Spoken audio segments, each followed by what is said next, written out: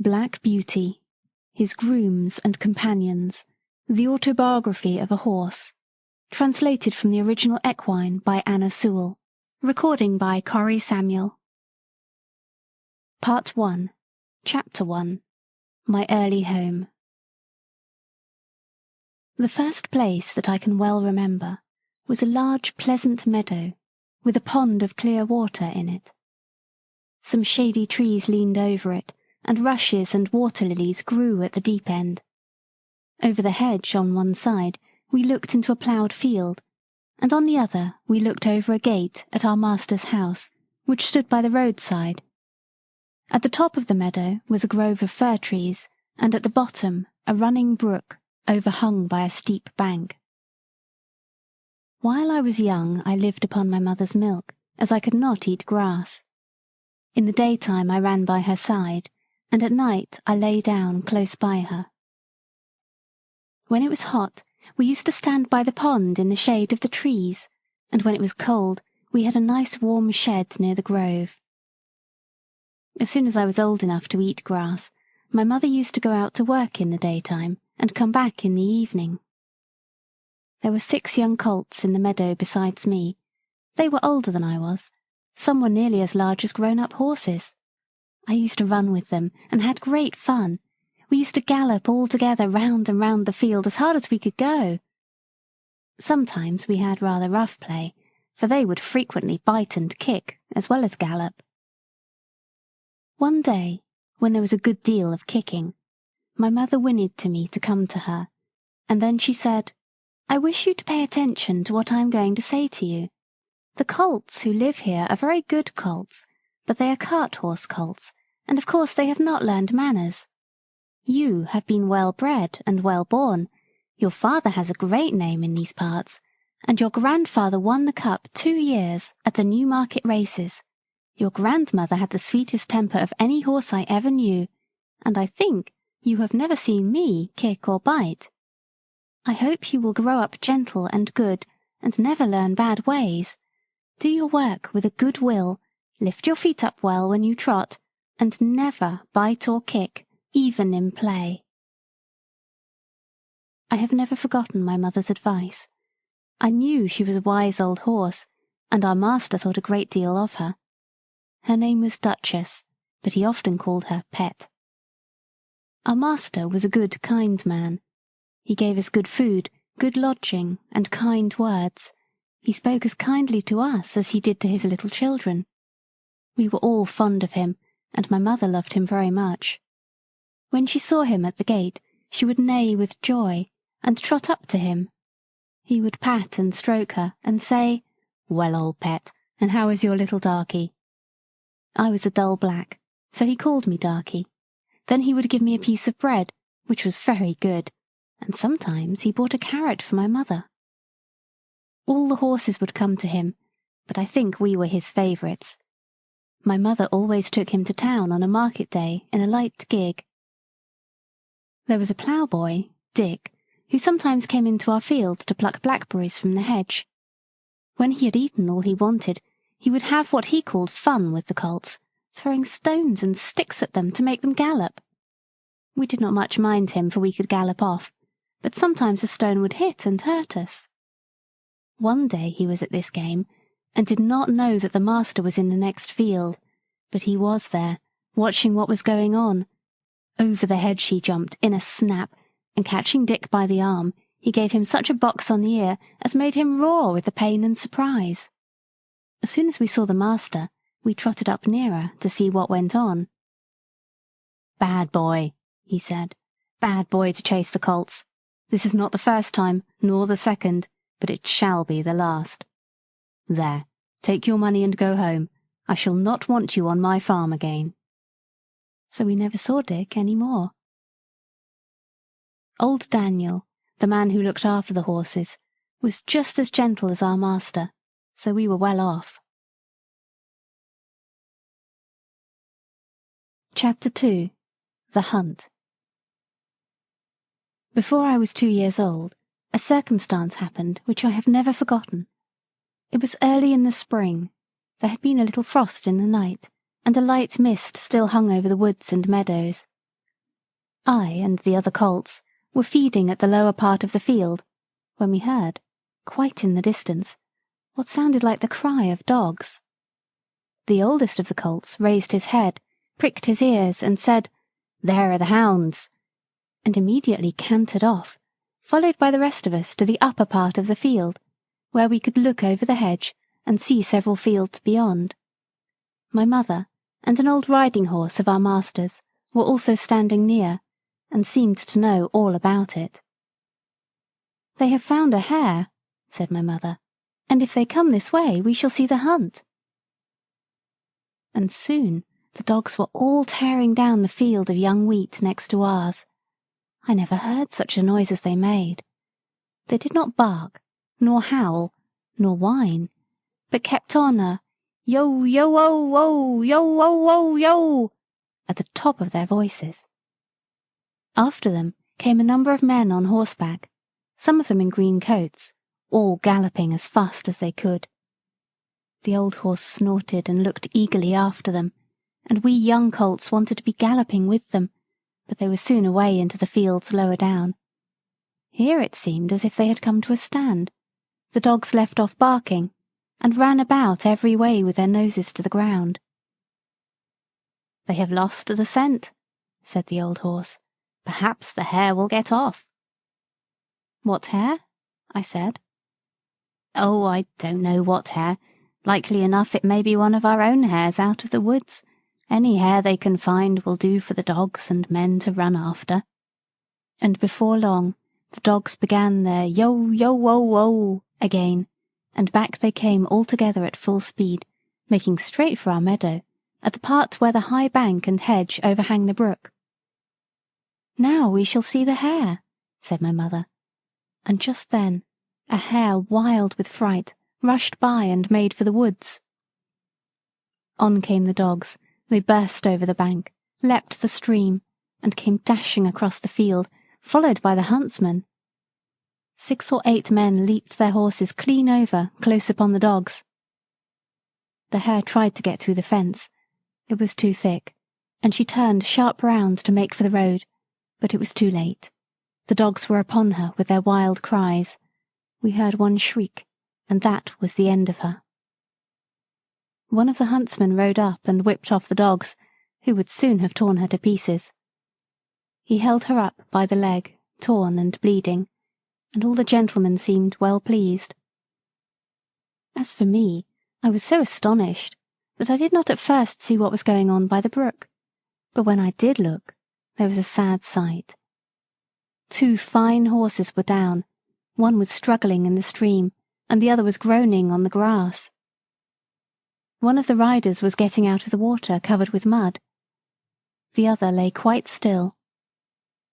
"His neck is broke," said my mother. "And serve him right too," said one of the colts. I thought the same, but my mother did not join in with us. "Well, no," she said, "you must not say that, but though I am an old horse and have seen and heard a great deal, I never yet could make out why men are so fond of this sport. They often hurt themselves, often spoil good horses, and tear up the fields, and all for a hare or a fox or a stag that they could get more easily some other way. But we are only horses and don't know." While my mother was saying this, we stood and looked on. Many of the riders had gone to the young man, but my master, who had been watching what was going on, was the first to raise him. His head fell back, and his arms hung down, and everyone looked very serious. There was no noise now. Even the dogs were quiet, and seemed to know that something was wrong. They carried him to our master's house. I heard afterward that it was young George Gordon, the squire's only son, a fine, tall young man, and the pride of his family. There was now riding off in all directions to the doctor's, to the farrier's, and no doubt to Squire Gordon's, to let him know about his son. When Mr. Bond, the farrier, came to look at the black horse that lay groaning on the grass, he felt him all over, and shook his head. One of his legs was broken. Then someone ran to our master's house, and came back with a gun. Presently there was a loud bang, and a dreadful shriek, and then all was still. The black horse moved no more. My mother seemed much troubled. She said she had known that horse for years, and that his name was Rob Roy. He was a good horse, and there was no vice in him. She would never go to that part of the field afterward. Not many days after, we heard the church bell tolling for a long time, and looking over the gate, we saw a long, strange black coach that was covered with black cloth and was drawn by black horses. After that came another, and another, and another, and all were black, while the bell kept tolling, tolling. They were carrying young Gordon to the churchyard to bury him. He would never ride again. What they did with Rob Roy I never knew, but 'twas all for one little hare. Chapter 3. My Breaking In. I was now beginning to grow handsome. My coat had grown fine and soft, and was bright black. I had one white foot, and a pretty white star on my forehead. I was thought very handsome. My master would not sell me until I was 4 years old. He said lads ought not to work like men, and colts ought not to work like horses till they were quite grown up. When I was 4 years old, Squire Gordon came to look at me. He examined my eyes, my mouth, and my legs. He felt them all down, and then I had to walk and trot and gallop before him. He seemed to like me, and said, "When he has been well broken in, he will do very well." My master said he would break me in himself, as he should not like me to be frightened or hurt, and he lost no time about it, for the next day we began. Everyone may not know what breaking in is, therefore I will describe it. It means to teach a horse to wear a saddle and bridle, and to carry on his back a man, woman, or child. To go just the way they wish, and to go quietly. Besides this, he has to learn to wear a collar, a crupper, and a breeching, and to stand still while they are put on. Then to have a cart or chaise fixed behind, so that he cannot walk or trot without dragging it behind him. And he must go fast or slow, just as his driver wishes. He must never start at what he sees, nor speak to other horses, nor bite, nor kick, nor have any will of his own, but always do his master's will, even though he be very tired or hungry. But the worst of all is, once his harness is on, he may neither jump for joy nor lie down for weariness. So you see, this breaking in is a great thing. I had of course long been used to a halter and a headstall, and to be led about in the fields and lanes quietly. But now I was to have a bit and bridle. My master gave me some oats as usual, and after a good deal of coaxing, he got the bit into my mouth and the bridle fixed, but it was a nasty thing. Those who have never had a bit in their mouths cannot think how bad it feels. A great piece of cold hard steel, as thick as a man's finger, to be pushed into one's mouth, between one's teeth and over one's tongue, with the ends coming out at the corner of your mouth, and held fast there by straps over your head, under your throat, round your nose, and under your chin, so that no way in the world can you get rid of the nasty hard thing. It is very bad. Yes, very bad. At least I thought so, but I knew my mother always wore one when she went out, and that all horses did when they were grown up, and so, what with the nice oats, and what with my master's pats, kind words, and gentle ways, I got to wear my bit and bridle. Next came the saddle, but that was not half so bad. My master put it on my back very gently, while old Daniel held my head. He then made the girths fast under my body, patting and talking to me all the time.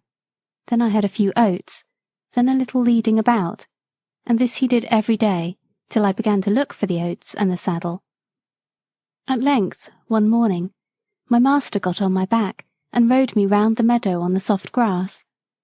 It certainly did feel queer, but I must say I felt rather proud to carry my master, and, as he continued to ride me a little every day, I soon became accustomed to it. The next unpleasant business was putting on the iron shoes. That too was very hard at first. My master went with me to the smith's forge to see that I was not hurt or got any fright. The blacksmith took my feet in his hand, one after the other, and cut away some of the hoof. It did not pain me, so I stood still on 3 legs till he had done them all. Then he took a piece of iron the shape of my foot, and clapped it on, and drove some nails through the shoe quite into my hoof, so that the shoe was firmly on. My feet felt very stiff and heavy, but in time I got used to it. And now, having got so far, my master went on to break me to harness. There were more new things to wear. First, a stiff, heavy collar just on my neck, and a bridle with great side pieces against my eyes called blinkers, and blinkers indeed they were, for I could not see on either side, but only straight in front of me.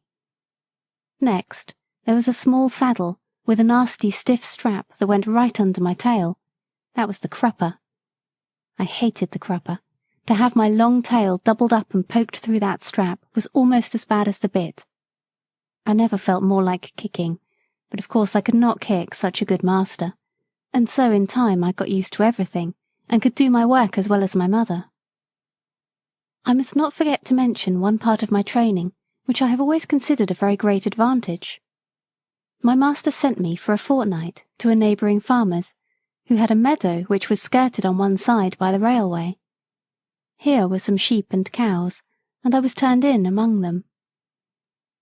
I shall never forget the first train that ran by. I was feeding quietly near the pales which separated the meadow from the railway, when I heard a strange sound at a distance, and before I knew whence it came, with a rush and a clatter and a puffing out of smoke, a long black train of something flew by, and was gone almost before I could draw my breath. I turned and galloped to the other side of the meadow as fast as I could go, and there I stood, snorting with astonishment and fear. In the course of the day, many other trains went by, some more slowly. These drew up at the station close by, and sometimes made an awful shriek and groan before they stopped. I thought it very dreadful, but the cows went on eating very quietly, and hardly raised their heads as the black frightful thing came puffing and grinding past.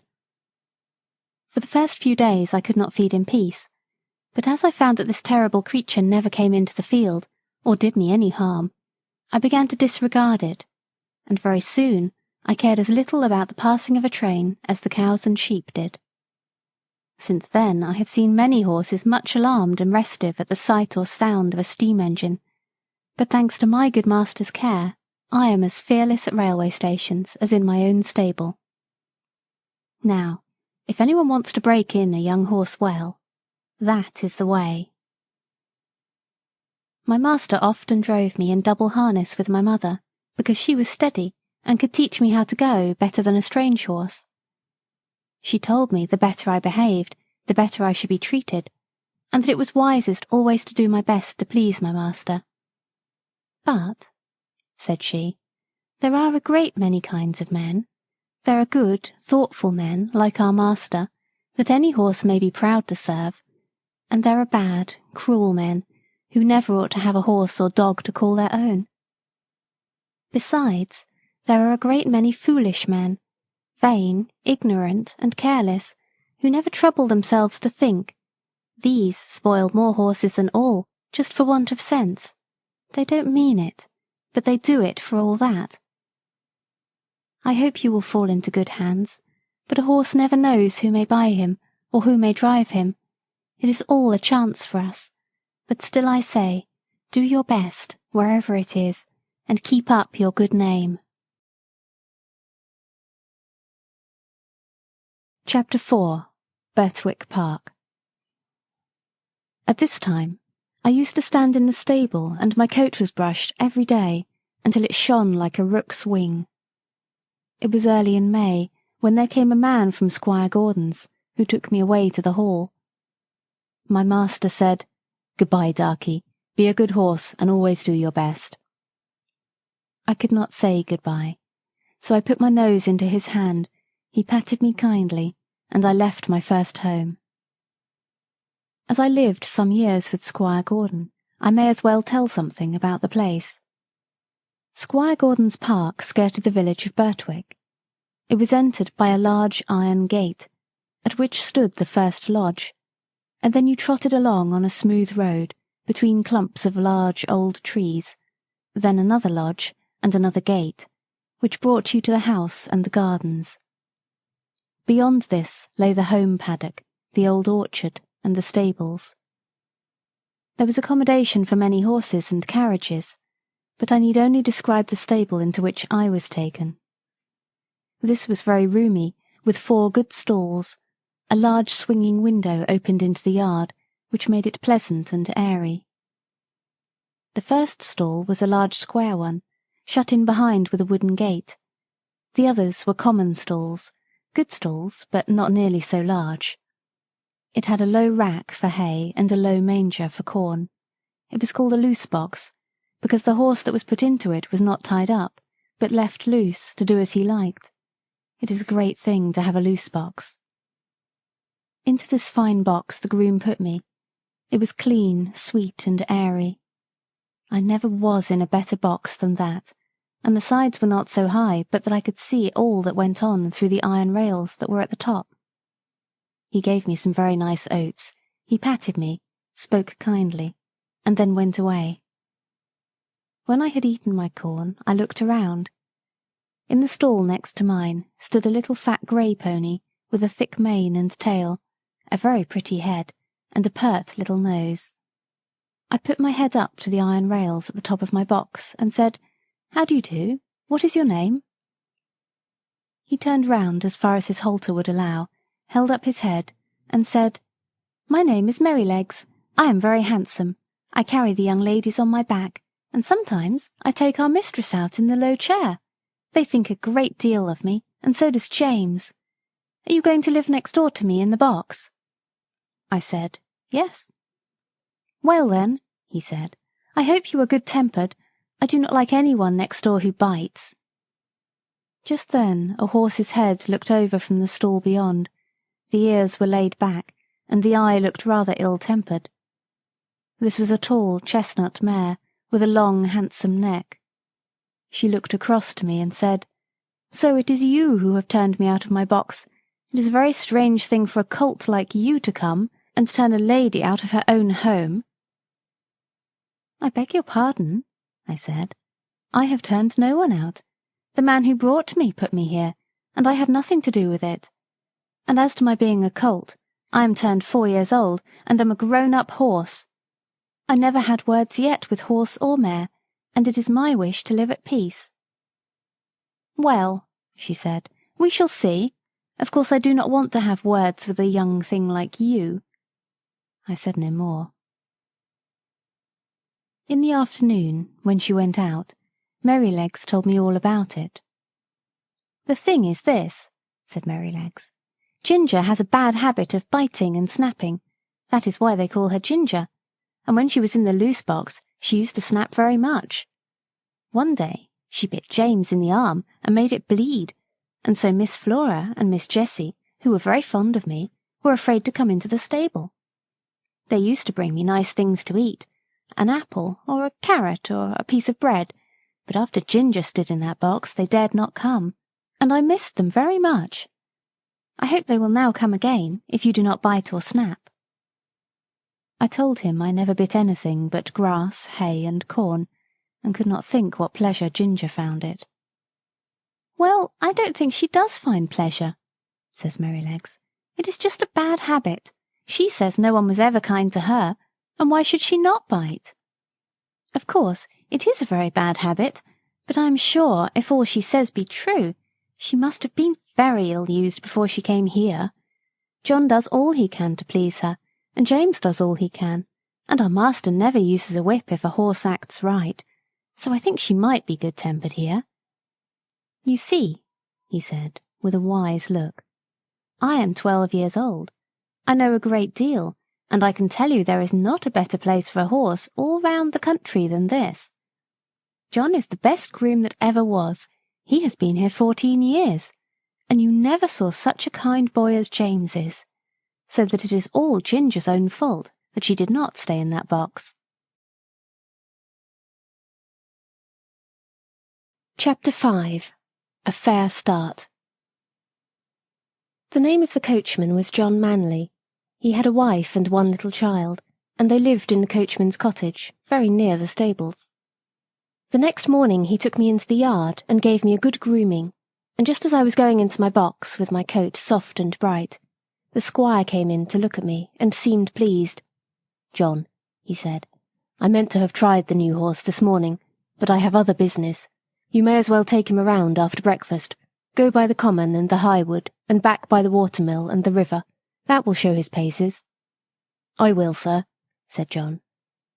After breakfast he came and fitted me with a bridle. He was very particular in letting out and taking in the straps to fit my head comfortably. Then he bought a saddle, but it was not broad enough for my back. He saw it in a minute and went for another, which fitted nicely.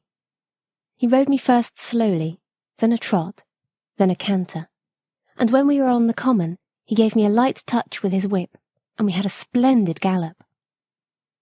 "Ho, ho, my boy," he said, as he pulled me up. "You would like to follow the hounds, I think." As we came back through the park, we met the squire and Mrs. Gordon walking. They stopped, and John jumped off. "Well, John, how does he go?" "First rate, sir," answered John. "He is as fleet as a deer, and has a fine spirit, too, but the lightest touch of the rein will guide him. Down at the end of the common we met one of those travelling carts, hung all over with baskets, rugs, and such like. You know, sir, many horses will not pass those carts quietly. He just took a good look at it, and then went on as quiet and pleasant as could be. They were shooting rabbits near the highwood, and a gun went off close by. He pulled up a little and looked, but did not stir a step to right or left. I just held the rein steady and did not hurry him, and it's my opinion he has not been frightened or ill-used while he was young." "That's well," said the squire. "I will try him myself tomorrow." The next day I was brought up for my master. I remembered my mother's counsel and my good old master's, and I tried to do exactly what he wanted me to do. I found he was a very good rider, and thoughtful for his horse too. When he came home, the lady was at the hall door as he rode up. "Well, my dear," she said, "how do you like him?" "He is exactly what John said," he replied. "A pleasanter creature I never wish to mount. What shall we call him?" "Would you like Ebony?" said she. "He is as black as ebony." "No, not Ebony." "Will you call him Blackbird, like your uncle's old horse?" "No, he is far handsomer than old Blackbird ever was." "Yes," she said, "he really is quite a beauty, and he has such a sweet, good-tempered face, and such a fine, intelligent eye. What do you say to calling him Black Beauty?" "Black Beauty? Why, yes, I think that is a very good name. If you like, it shall be his name." And so it was. When John went into the stable, he told James that master and mistress had chosen a good, sensible English name for me that meant something, not like Marengo or Pegasus or Abdallah. They both laughed, and James said, "If it was not for bringing back the past, I should have named him Robroy, for I never saw two horses more alike." "That's no wonder," said John. "Didn't you know that Farmer Gray's old Duchess was the mother of them both?" I had never heard that before, and so poor Robroy, who was killed at that hunt, was my brother. I did not wonder that my mother was so troubled. It seems that horses have no relations, at least they never know each other after they are sold. John seemed very proud of me. He used to make my mane and tail almost as smooth as a lady's hair, and he would talk to me a great deal. Of course I did not understand all he said, but I learned more and more to know what he meant, and what he wanted me to do. I grew very fond of him. He was so gentle and kind. He seemed to know just how a horse feels, and when he cleaned me, he knew the tender places and the ticklish places. When he brushed my head, he went as carefully over my eyes as if they were his own, and never stirred up any ill temper. James Howard, the stable boy, was just as gentle and pleasant in his way, so I thought myself well off. There was another man who helped in the yard, but he had very little to do with Ginger and me. A few days after this I had to go out with Ginger in the carriage. I wondered how we should get on together, but except laying her ears back when I was led up to her, she behaved very well. She did her work honestly, and did her full share, and I never wished to have a better partner in double harness. When we came to a hill, instead of slackening her pace, she would throw her weight right into the collar and pull away straight up.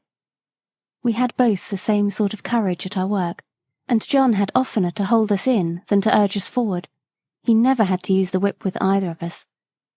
Then our paces were much the same, and I found it very easy to keep step with her when trotting, which made it pleasant, and master always liked it when we kept step well, and so did John.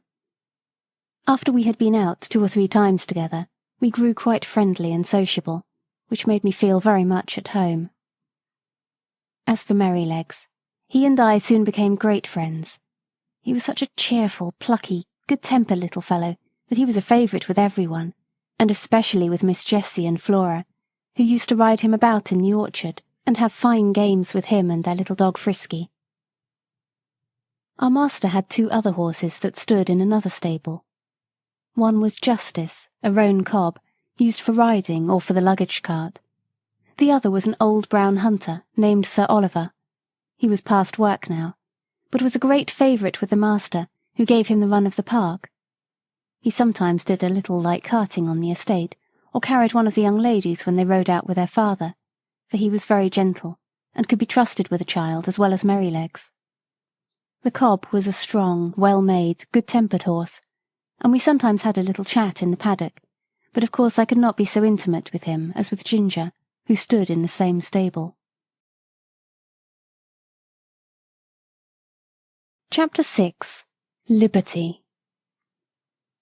I was quite happy in my new place, and if there was one thing I missed, it must not be thought I was discontented. All who had to do with me were good, and I had a light, airy stable, and the best of food. What more could I want? Why, liberty. For 3 years and a half of my life, I had had all the liberty I could wish for, but now, week after week, month after month, and no doubt year after year, I must stand up in a stable night and day, except when I am wanted, and then I must be just as steady and quiet as any old horse who has worked 20 years. Straps here and straps there, a bit in my mouth and blinkers over my eyes. Now, I am not complaining, for I know it must be so. I only mean to say that for a young horse, full of strength and spirits, who has been used to some large field or plain, where he can fling up his head and toss up his tail and gallop away at full speed, and then round and back again with a snort to his companions, I say it is hard never to have a bit more liberty to do as you like.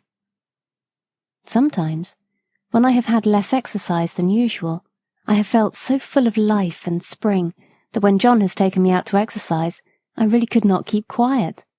Do what I would, it seemed as if I must jump or dance or prance, and many a good shake I know I must have given him, especially at the first, but he was always good and patient. "Steady, steady, my boy," he would say. "Wait a bit, and we will have a good swing and soon get the tickle out of your feet."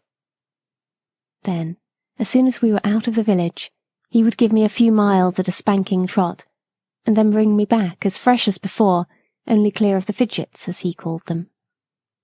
Spirited horses, when not enough exercised, are often called skittish, when it is only play, and some grooms will punish them.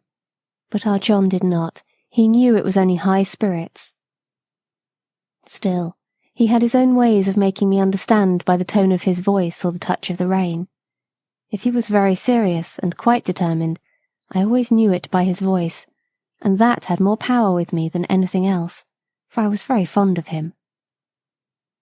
I ought to say that sometimes we had our liberty for a few hours. This used to be on fine Sundays in the summer-time. The carriage never went out on Sundays, because the church was not far off. It was a great treat to us to be turned out into the home paddock or the old orchard. The grass was so cool and soft to our feet, the air so sweet, and the freedom to do as we liked was so pleasant. To gallop, to lie down and roll over on our backs, or to nibble the sweet grass.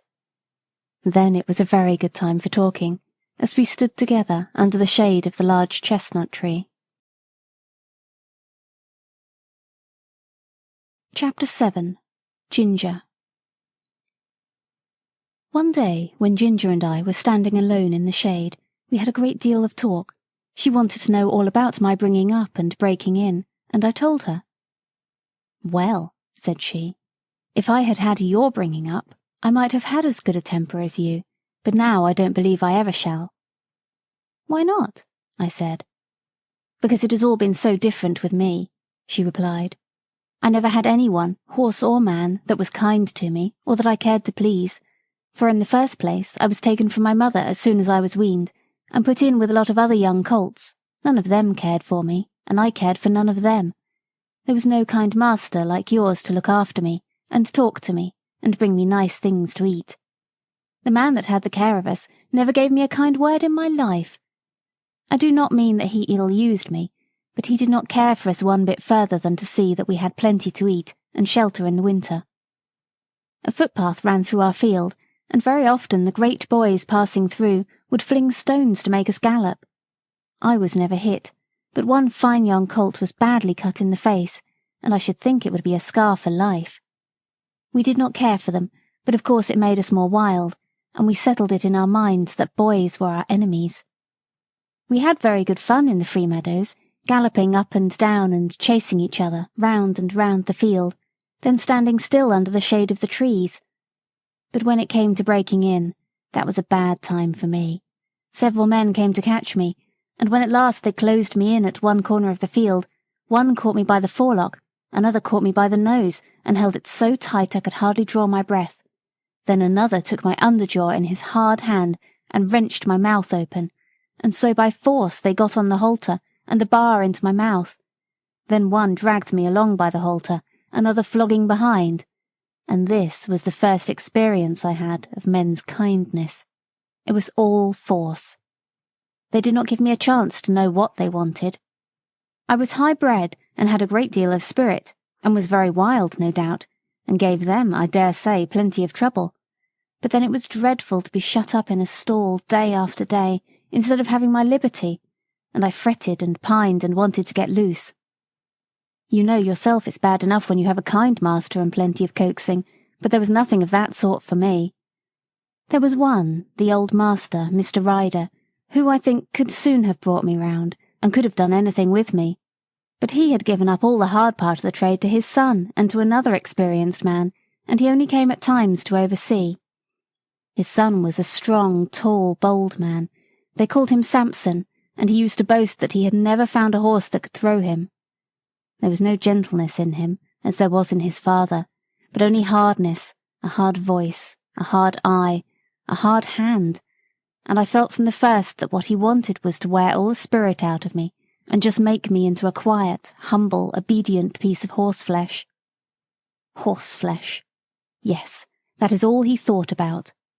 And Ginger stamped her foot, as if the very thought of him made her angry. Then she went on.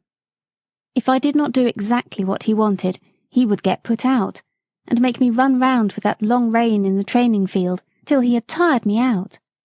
I think he drank a good deal, and I am quite sure that the oftener he drank, the worse it was for me. One day he had worked me hard in every way he could, and when I lay down I was tired and miserable and angry. It all seemed so hard.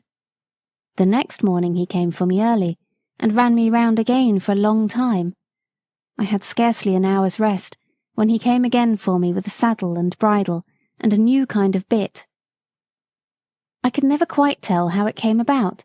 He had only just mounted me on the training ground, when something I did put him out of temper, and he chucked me hard with the rein. The new bit was very painful, and I reared up suddenly, which angered him still more, and he began to flog me. I felt my whole spirit set against him, and I began to kick and plunge and rear as I had never done before, and we had a regular fight. For a long time he stuck to the saddle, and punished me cruelly with his whip and spurs, but my blood was thoroughly up, and I cared for nothing he could do, if only I could get him off. At last, after a terrible struggle, I threw him off backward. I heard him fall heavily on the turf, and without looking behind me, I galloped off to the other end of the field. There I turned round, and saw my persecutor slowly rising from the ground, and going into the stable. I stood under an oak tree and watched, but no one came to catch me. The time went on, and the sun was very hot. The flies swarmed around me and settled on my bleeding flanks where the spurs had dug in. I felt hungry, for I had not eaten since the early morning, but there was not enough grass in that meadow for a goose to live on. I wanted to lie down and rest, but with the saddle strapped tightly on there was no comfort, and there was not a drop of water to drink. The afternoon wore on, and the sun got low. I saw the other colts led in, and I knew they were having a good feed. At last, just as the sun went down, I saw the old master come out with a sieve in his hand. He was a very fine old gentleman, with quite white hair, but his voice was what I should know him by among 1,000. It was not high, nor yet low, but full and clear and kind, and when he gave orders, it was so steady and decided that everyone knew, both horses and men, that he expected to be obeyed. He came quietly along, now and then shaking the oats about that he had in the sieve, and speaking cheerfully and gently to me. "Come along, lassie, come along, lassie, come along, come along." I stood still, and let him come up. He held the oats to me, and I began to eat without fear. His voice took all my fear away. He stood by, patting and stroking me while I was eating, and seeing the clots of blood on my side, he seemed very vexed. Poor lassie, it was a bad business, a bad business. Then he quietly took the rein and led me to the stable. Just at the door stood Samson. I laid my ears back and snapped at him. "Stand back," said the master, "and keep out of her way. You've done a bad day's work for this filly." He growled out something about a vicious brute. "Hark ye," said the father, "a bad-tempered man will never make a good-tempered horse. You've not learned your trade yet, Samson." Then he led me into my box, took off the saddle and bridle with his own hands, and tied me up. Then he called for a pail of warm water and a sponge, took off his coat, and while the stableman held the pail, he sponged my sides a good while, so tenderly that I was sure he knew how bruised and sore they were. "Whoa, my pretty one," he said, "stand still, stand still." His very voice did me good, and the bathing was very comfortable. The skin was so broken at the corners of my mouth that I could not eat the hay, the stalks hurt me. He looked closely at it, shook his head, and told the man to fetch a good bran mash and put some meal into it. How good that mash was, and so soft and healing to my mouth. He stood by all the time I was eating, stroking me and talking to the man. "If a high-mettled creature like this," said he, "can't be broken by fair means, she will never be good for anything." After that he often came to see me, and when my mouth was healed, the other breaker, Job they called him, went on training me. He was steady and thoughtful, and I soon learned what he wanted. Chapter 8. Ginger's Story Continued. The next time that Ginger and I were together at the paddock, she told me about her first place. "After my breaking in," she said, "I was bought by a dealer to match another chestnut horse. For some weeks he drove us together, and then we were sold to a fashionable gentleman and were sent up to London. I had been driven with a check rein by the dealer, and I hated it worse than anything else, but in this place we were reined far tighter, the coachman and his master thinking we looked more stylish so. We were often driven about in the park and other fashionable places. You, who have never had a check rein on, don't know what it is, but I can tell you it is dreadful. I like to toss my head about and hold it as high as any horse, but fancy now yourself, if you tossed your head up high and were obliged to hold it there, and that for hours together, not able to move it at all, except with a jerk still higher, your neck aching till you did not know how to bear it.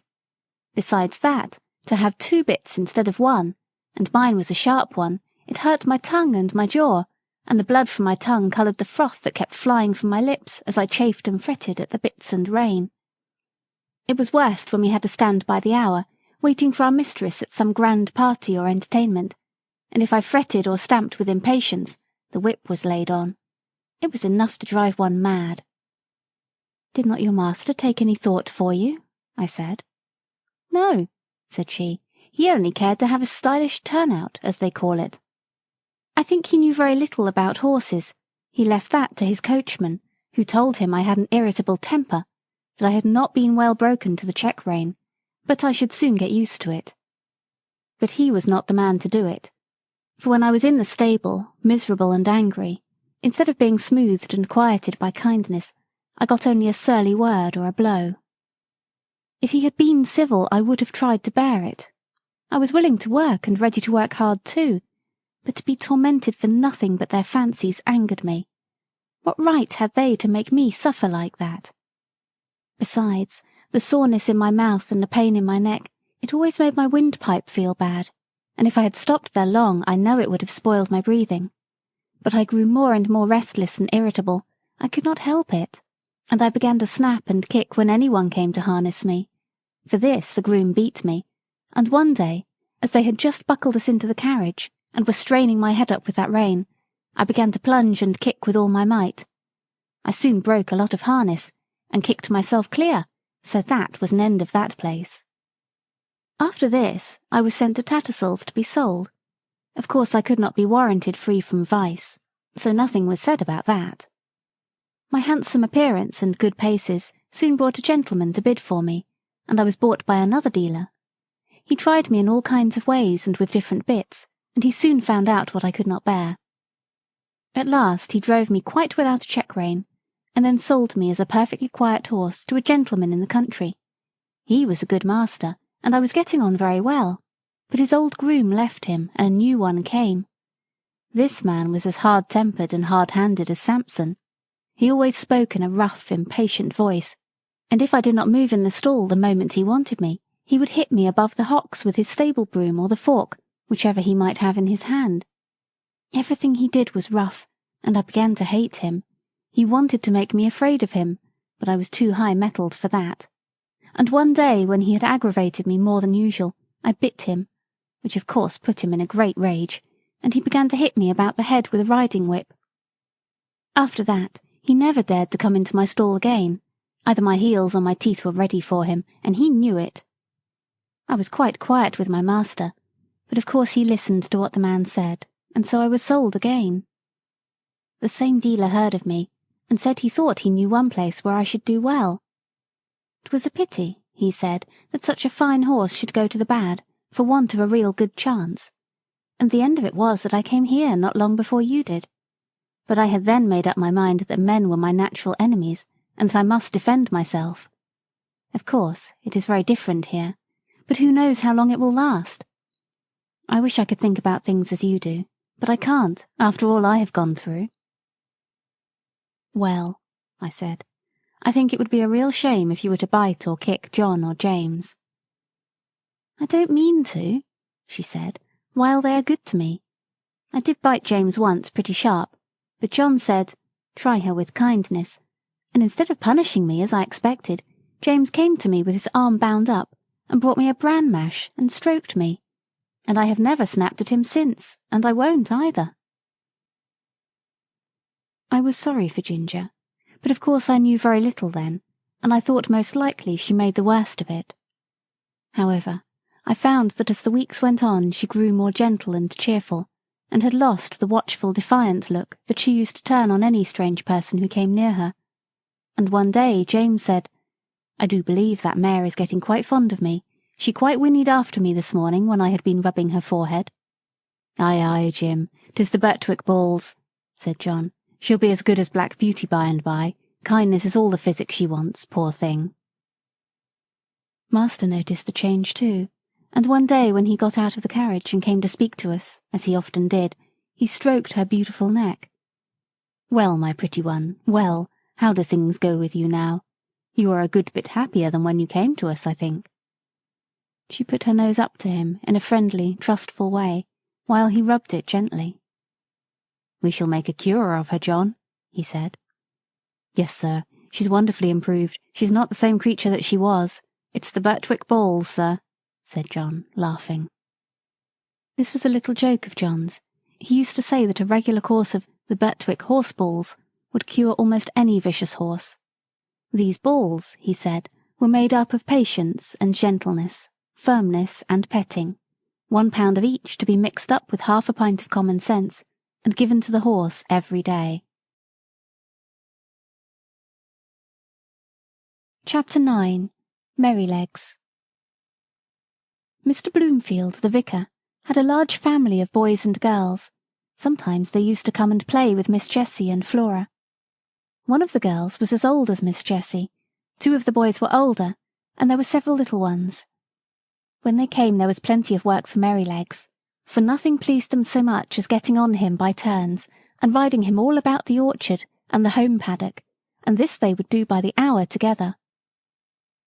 One afternoon he had been out with them a long time, and when James brought him in and put on his halter, he said, "There, you rogue, mind how you behave yourself, or we shall get into trouble." "What have you been doing, Merrylegs?" I asked. "Oh," said he, tossing his little head, "I have only been giving those young people a lesson. They did not know when they had had enough, nor when I had had enough, so I just pitched them off backward. That was the only thing they could understand." "What?" said I. "You threw the children off?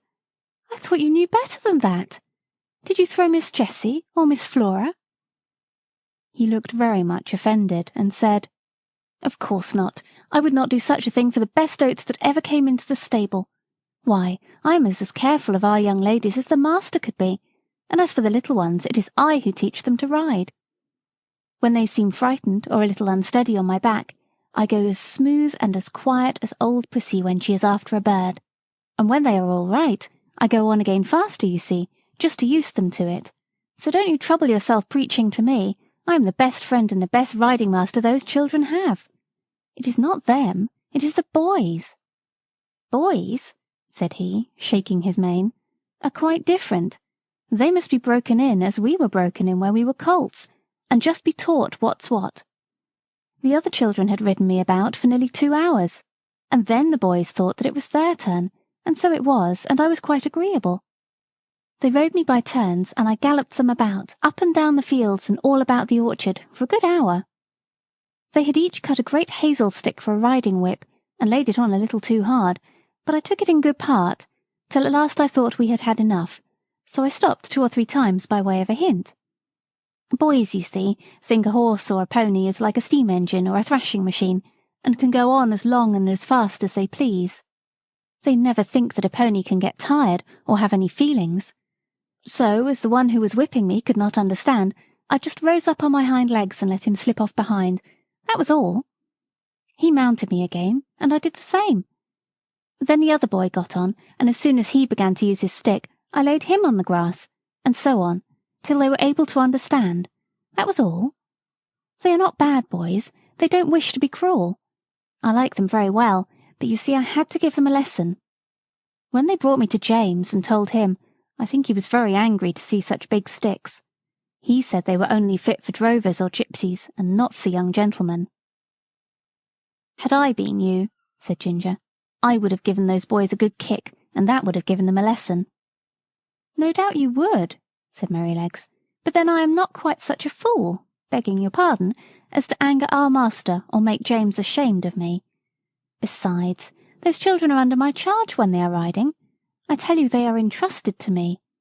Why, only the other day I heard our master say to Mrs. Bloomfield, 'My dear madam, you need not be anxious about the children. My old Merrylegs will take as much care of them as you or I could. I assure you I would not sell that pony for any money. He is so perfectly good-tempered and trustworthy. And do you think I am such an ungrateful brute as to forget all the kind treatment I've had here for 5 years, and all the trust that they place in me, and turn vicious because a couple of ignorant boys used me badly? No, no. You never had a good place where they were kind to you, and so you don't know, and I'm sorry for you. But I can tell you good places make good horses. I wouldn't vex our people for anything. I love them, I do," said Merrylegs, and he gave a low ho-ho-ho through his nose, as he used to do in the morning when he heard James's footstep at the door. "Besides," he went on, "if I took to kicking, where should I be? Why, sold off in a jiffy, and no character, and I might find myself slaved about under a butcher's boy, or worked to death at some seaside place where no one cared for me, except to find out how fast I could go, or be flogged along in some cart with 3 or 4 great men in it going out for a Sunday spree, as I have often seen in the place I lived in before I came here. "No," said he, shaking his head. "I hope I shall never come to that." Chapter 10. A Talk in the Orchard. Ginger and I were not of the regular tall carriage horse breed. We had more of the racing blood in us. We stood about 15½ hands high. We were therefore just as good for riding as we were for driving, and our master used to say that he disliked either horse or man that could do but one thing, and as he did not want to show off in London parks, he preferred a more active and useful kind of horse. As for us, our greatest pleasure was when we were saddled for a riding party, the master on Ginger, the mistress on me, and the young ladies on Sir Oliver and Merrylegs. It was so cheerful to be trotting and cantering all together that it always put us in high spirits. I had the best of it, for I always carried the mistress. Her weight was little, her voice was sweet, and her hand was so light on the rein that I was guided almost without feeling it. Oh, if people knew what a comfort to horses a light hand is, and how it keeps a good mouth and a good temper, they surely would not chuck and drag and pull at the rein as they often do. Our mouths are so tender that where they have not been spoiled or hardened with bad or ignorant treatment, they feel the slightest movement of the driver's hand, and we know in an instant what is required of us. My mouth has never been spoiled, and I believe that was why the mistress preferred me to Ginger, although her paces were certainly quite as good. She used often to envy me, and said it was all the fault of breaking in, and the gag bit in London, that her mouth was not so perfect as mine. And then old Sir Oliver would say, "There, there, don't vex yourself. You have the greatest honour. A mare that can carry a tall man of our master's weight, with all your spring and sprightly action, does not need to hold her head down because she does not carry the lady. We horses must take things as they come, and always be contented and willing so long as we are kindly used." I had often wondered how it was that Sir Oliver had such a very short tail. It was really only 6 or 7 inches long, with a tassel of hair hanging from it, and on one of our holidays in the orchard I ventured to ask him by what accident it was that he had lost his tail. "Accident!" he snorted, with a fierce look. "It was no accident. It was a cruel, shameful, cold-blooded act. When I was young, I was taken to a place where these cruel things were done. I was tied up and made fast so that I could not stir, and then they came and cut off my long and beautiful tail, through the flesh and through the bone, and took it away." "How dreadful!" I exclaimed. "Dreadful? Ah, it was dreadful, but it was not only the pain, though that was terrible and lasted a long time. It was not only the indignity of having my best ornament taken from me, though that was bad, but it was this: how could I ever brush the flies off my sides and my hind legs any more? You who have tails just whisk the flies off without thinking about it, and you can't tell what a torment it is to have them settle upon you and sting, and have nothing in the world to lash them off with. I tell you, it is a lifelong wrong and a lifelong loss, but thank heaven they don't do it now." "What do they do it for then?" said Ginger. "For fashion," said the old horse, with a stamp of his foot. "For fashion. If you know what that means, there was not a well-bred young horse in my time that had not his tail docked in that shameful way, just as if the good God that made us did not know what we wanted and what looked best." "I suppose it is fashion that makes them strap our heads up with those horrid bits that I was tortured with in London," said Ginger. "Of course it is," said he. "To my mind, fashion is one of the wickedest things in the world. Now look, for instance, at the way they serve dogs, cutting off their tails to make them look plucky, and shearing up their pretty little ears to a point to make them both look sharp, forsooth. I had a dear friend once, a brown terrier, Skye they called her. She was so fond of me that she would never sleep out of my stall.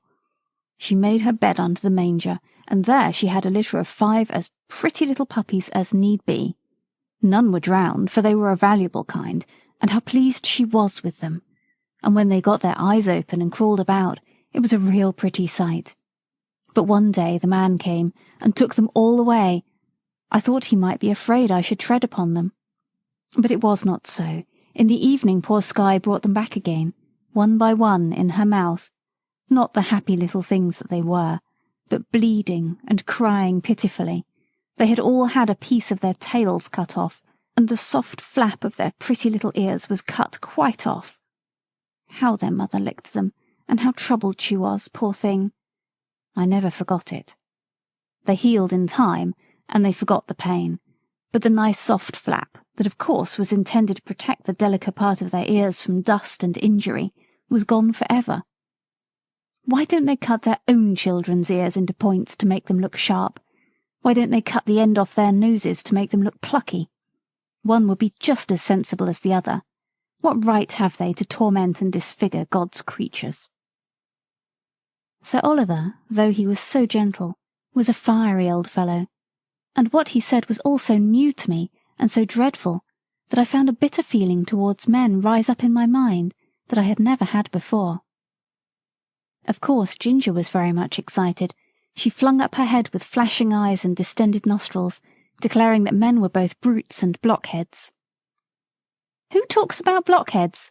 said Merrylegs, who had just come up from the old apple tree, where he had been rubbing himself against the low branch. "Who talks about blockheads? I believe that is a bad word." "Bad words were made for bad things," said Ginger, and she told him what Sir Oliver had said.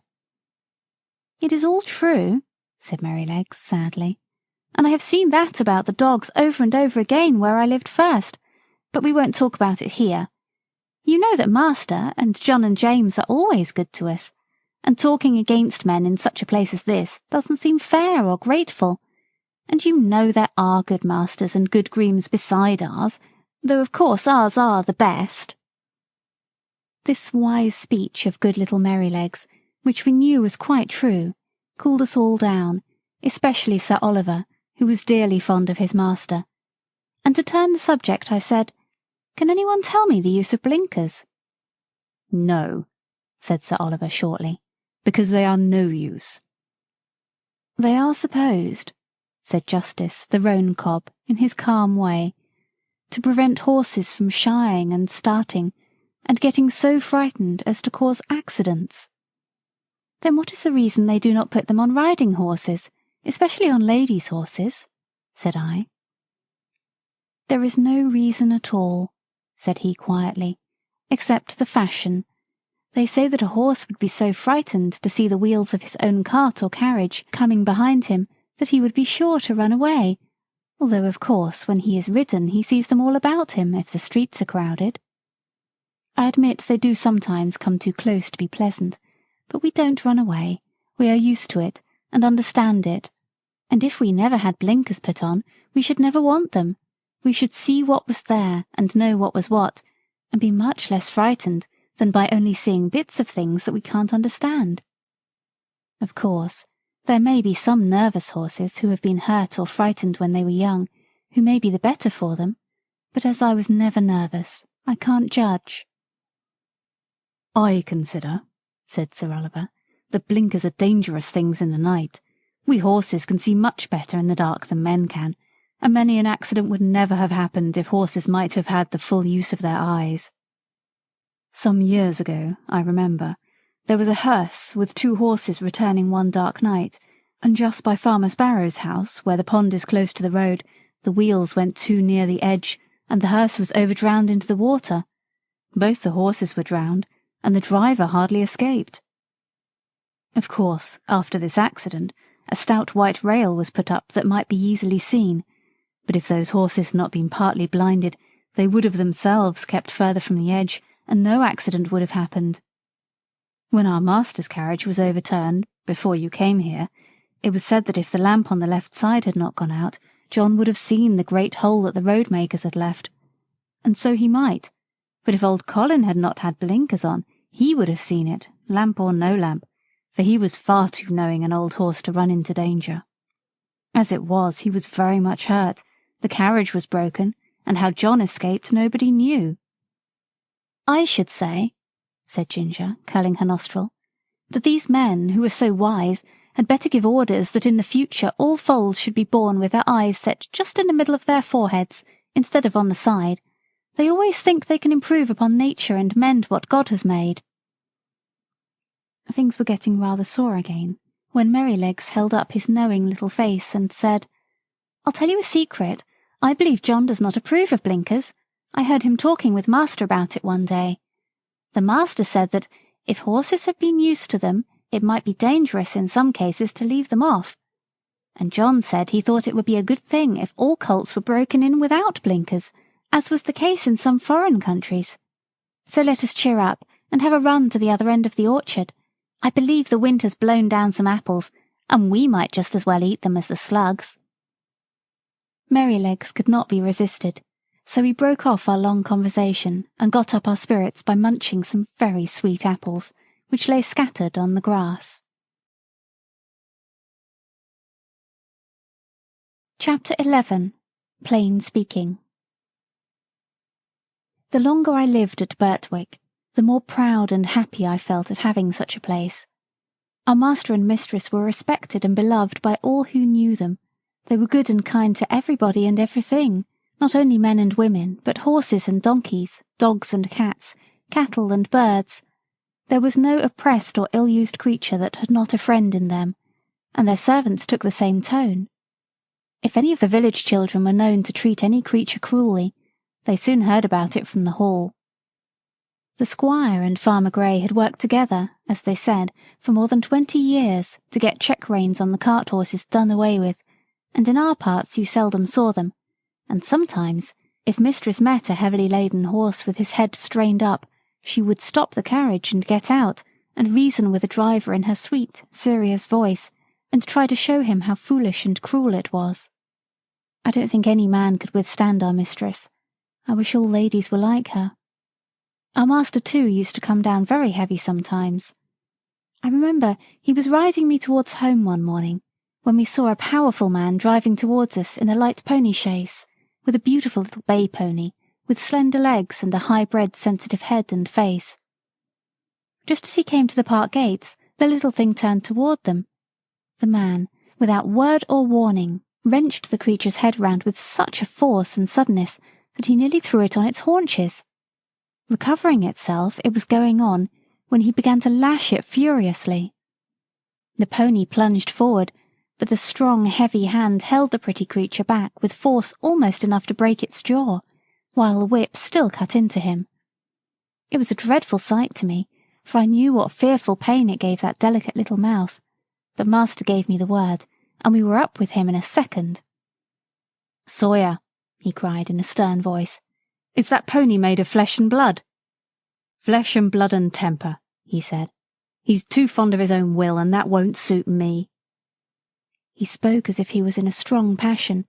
He was a builder, who had often been to the park on business. "And do you think," said master sternly, "that treatment like this will make him fond of your will?" "He had no business to make that turn. His road was straight on," said the man roughly. "You have often driven that pony up to my place," said master. "It only shows the creature's memory and intelligence. How did he know that you were not going there again? But that has little to do with it. I must say, Mr. Sawyer, that a more unmanly, brutal treatment of a little pony it was never my painful lot to witness, and by giving way to such passion you injure your own character as much, nay more than you injure your horse. And remember, we shall all have to be judged according to our works, whether they be toward man or toward beast." Master rode me home slowly, and I could tell by his voice how the thing had grieved him. He was just as free to speak to gentlemen of his own rank as to those below him, for another day, when we were out, we met a Captain Langley, a friend of our master's. He was driving a splendid pair of greys in a kind of break. After a little conversation, the captain said, "What do you think of my new team, Mr. Douglas? You know, you are the judge of horses in these parts, and I should like your opinion." The master backed me a little, so as to get a good view of them. "They are an uncommonly handsome pair," he said, "and if they are as good as they look, I am sure you need not wish for anything better. But I see you still hold that pet scheme of yours for worrying your horses and lessening their power." "What do you mean?" said the other. "The check-reins? Oh, I know that's a hobby of yours. Well, the fact is I like to see my horses hold their head up." "So do I," said master, "as well as any man, but I don't like to see them held up. That takes all the shine out of it. Now, you are a military man, Langley, and no doubt like to see your regiment look well on parade, heads up and all that. But you would not take much credit for your drill if all your men had their heads tied to a backboard. It might not be much harm on parade, except to worry and fatigue them, but how would it be in a bayonet charge against the enemy, when they want the free use of every muscle, and all their strength thrown forward? I would not give much for their chance of victory. And it is just the same with horses. You fret and worry their tempers, and decrease their power. You will not let them throw their weight against their work, and so they have to do too much with their joints and muscles, and of course it wears them up faster. You may depend upon it, horses were intended to have their heads free as men's are, and if we could all act a little more according to common sense, and a good deal less according to fashion, we should find many things work easier. Besides, you know as well as I that if a horse makes a false step, he has much less chance of recovering himself if his head and neck are fastened back. And now, said the master, laughing, I have given my hobby a good trot out. Can't you make up your mind to mount him too, Captain? Your example would go a long way. I believe you are right in theory, said the other, and that's rather a hard hit about the soldiers, but, well, I'll think about it. And so they parted. Chapter 12. A Stormy Day. One day, late in the autumn, my master had a long journey to go on business. I was put into the dog-cart, and John went with his master. I always liked to go in the dog-cart. It was so light, and the high wheels ran along so pleasantly. There had been a great deal of rain, and now the wind was very high, and blew the dry leaves across the road in a shower. We went along merrily till we came to the toll-bar and the low wooden bridge. The river-banks were rather high, and the bridge, instead of rising, went across just level, so that in the middle, if the river was full, the water would be nearly up to the woodwork and planks. But as there were good substantial rails on each side, people did not mind it. The man at the gate said the river was rising fast, and he feared it would be a bad night. Many of the meadows were under water, and in one low part of the road the water was halfway up to my knees. The bottom was good, and master drove gently, so it was no matter. When we got to the town, of course, I had a good bait, but as the master's business engaged him a long time, we did not start for home until rather late in the afternoon. The wind was then much higher, and I heard the master say to John that he had never been out in such a storm, and so I thought, as we went along the skirts of a wood, where the great branches were swaying about like twigs, and the rushing sound was terrible. I wish we were well out of this wood, said my master. Yes, sir, said John. It would be rather awkward if one of these branches came down on us. The words were scarcely out of his mouth, when there was a groan, and a crack, and a splitting sound, and tearing, crashing down among the other trees came an oak, torn up by the roots, and it fell right across the road just before us. I will never say I was not frightened, for I was. I stopped still, and I believe I trembled. Of course I did not turn round or run away. I was not brought up to that. John jumped out, and was in a moment at my head. That was a very near touch, said my master. What's to be done now? Well, sir, we can't drive over that tree, nor yet get round it. There will be nothing for it but to go back to the 4 crossways, and that will be a good 6 miles before we get round to the wooden bridge again. It will make us late, but the horse is fresh. So back we went and round by the crossroads, but by the time we got to the bridge it was very nearly dark. We could just see that the water was over the middle of it, but as that happened sometimes when the floods were out, master did not stop. We were going along at a good pace, but the moment my feet touched the first part of the bridge, I felt sure there was something wrong. I dare not go forward, and I made a dead stop. Go on, Beauty, said my master, and he gave me a touch with the whip, but I dare not stir. He gave me a sharp cut. I jumped, but I dare not go forward. "There's something wrong, sir," said John, and he sprang out of the dog-cart and came to my head, and looked all about. He tried to lead me forward. "Come on, Beauty, what's the matter?" Of course I could not tell him, but I knew very well that the bridge was not safe. Just then the man at the toll-gate on the other side ran out of the house, tossing a torch about like one mad. "Hoi, hoi, hoi! Halloo! Stop!" he cried. "What's the matter?" shouted my master. "The bridge is broken in the middle, and part of it is carried away. If you come on, you'll be into the river." "Thank God," said my master. "You beauty," said John, and took the bridle and gently turned me round to the right-hand road by the riverside. The sun had set some time. The wind seemed to have lulled off since that furious blast which tore up the tree. It grew darker and darker, stiller and stiller. I trotted quietly along, the wheels hardly making a sound on the soft road. For a good while neither master nor John spoke, and then master began, in a serious voice. I could not understand much of what they said, but I found they thought if I had gone on as the master wanted me, most likely the bridge would have given way under us, and horse, chaise, master and man would have fallen into the river, and as the current was flowing very strongly, and there was no light, and no help at hand, it was more than likely we should all have been drowned. Master said God had given men reason by which they could find out things for themselves, but he had given animals knowledge which did not depend on reason, and which was much more prompt and perfect in its way, and by which they had often saved the lives of men. John had many stories to tell of dogs and horses and the wonderful things they had done. He thought people did not value their animals half enough, nor make friends of them as they ought to do. I am sure he makes friends of them if ever a man did. At last we came to the park gates, and found the gardener looking out for us. He said that mistress had been in a dreadful way ever since dark, fearing some accident had happened, and that she had sent James off on Justice, the roan cob, toward the wooden bridge to make inquiry after us.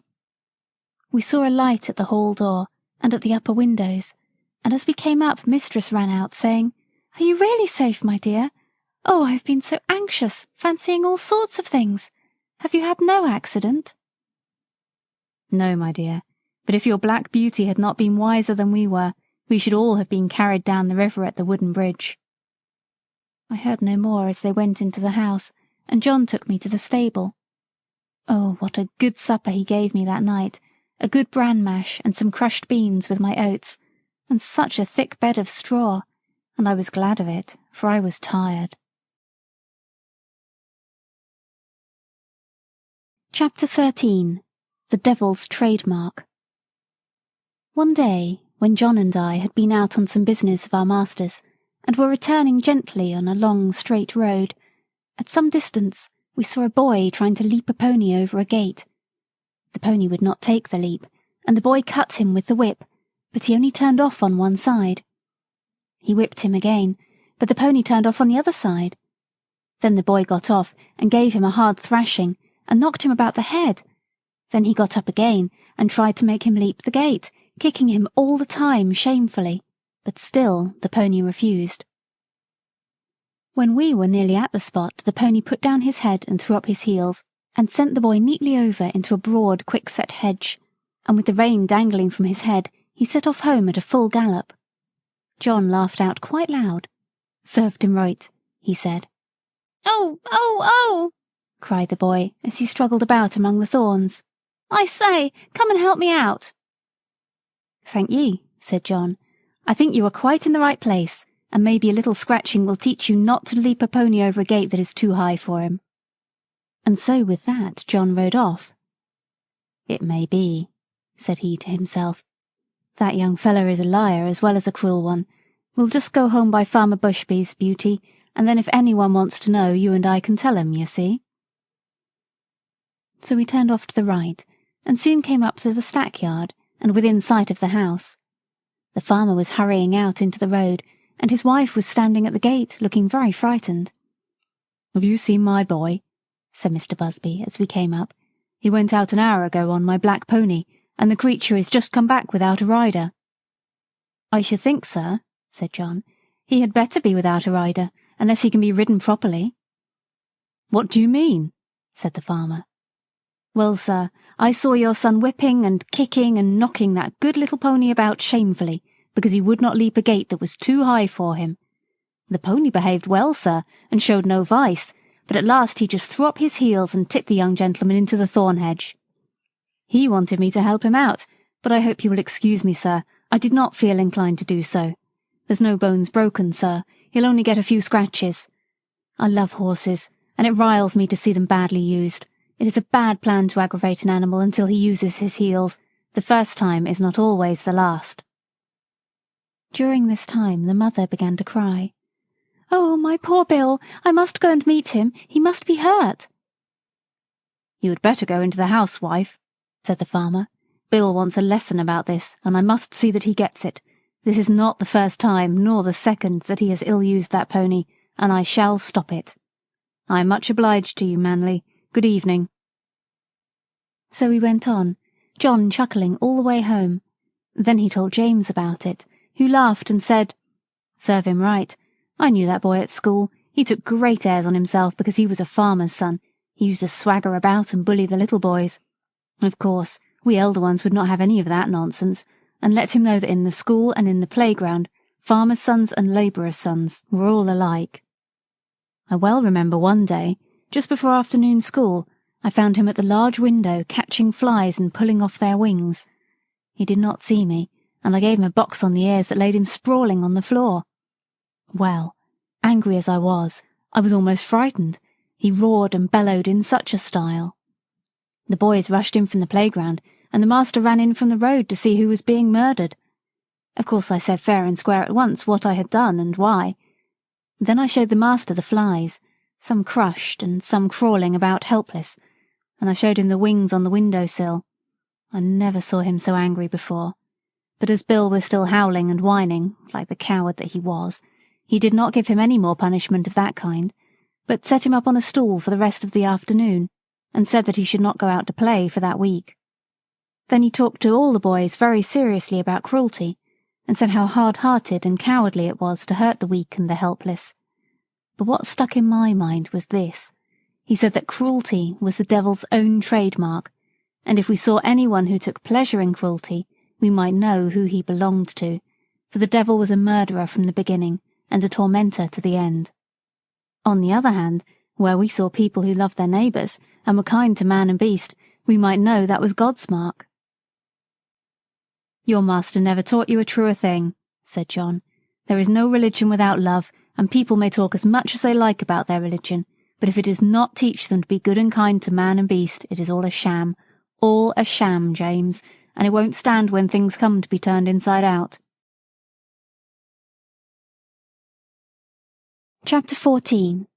James Howard. Early one morning in December, John had just led me into my box after my daily exercise, and was strapping my cloth on, and James was coming in from the corn chamber with some oats, when the master came into the stable. He looked rather serious, and held an open letter in his hand.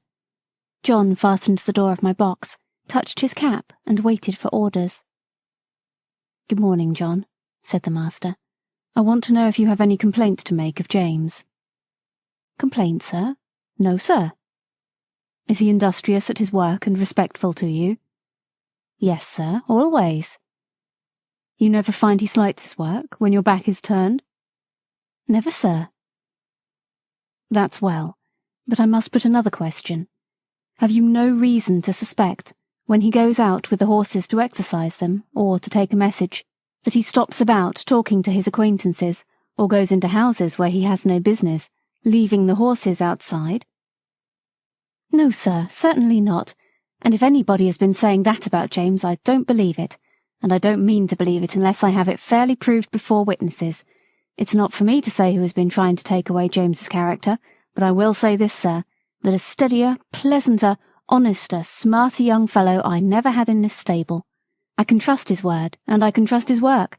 He is gentle and clever with the horses, and I would rather have them in charge with him than with half the young fellows I know of in laced hats and liveries, and whoever wants a character of James Howard," said John, with a decided jerk of his head, "let them come to John Manley."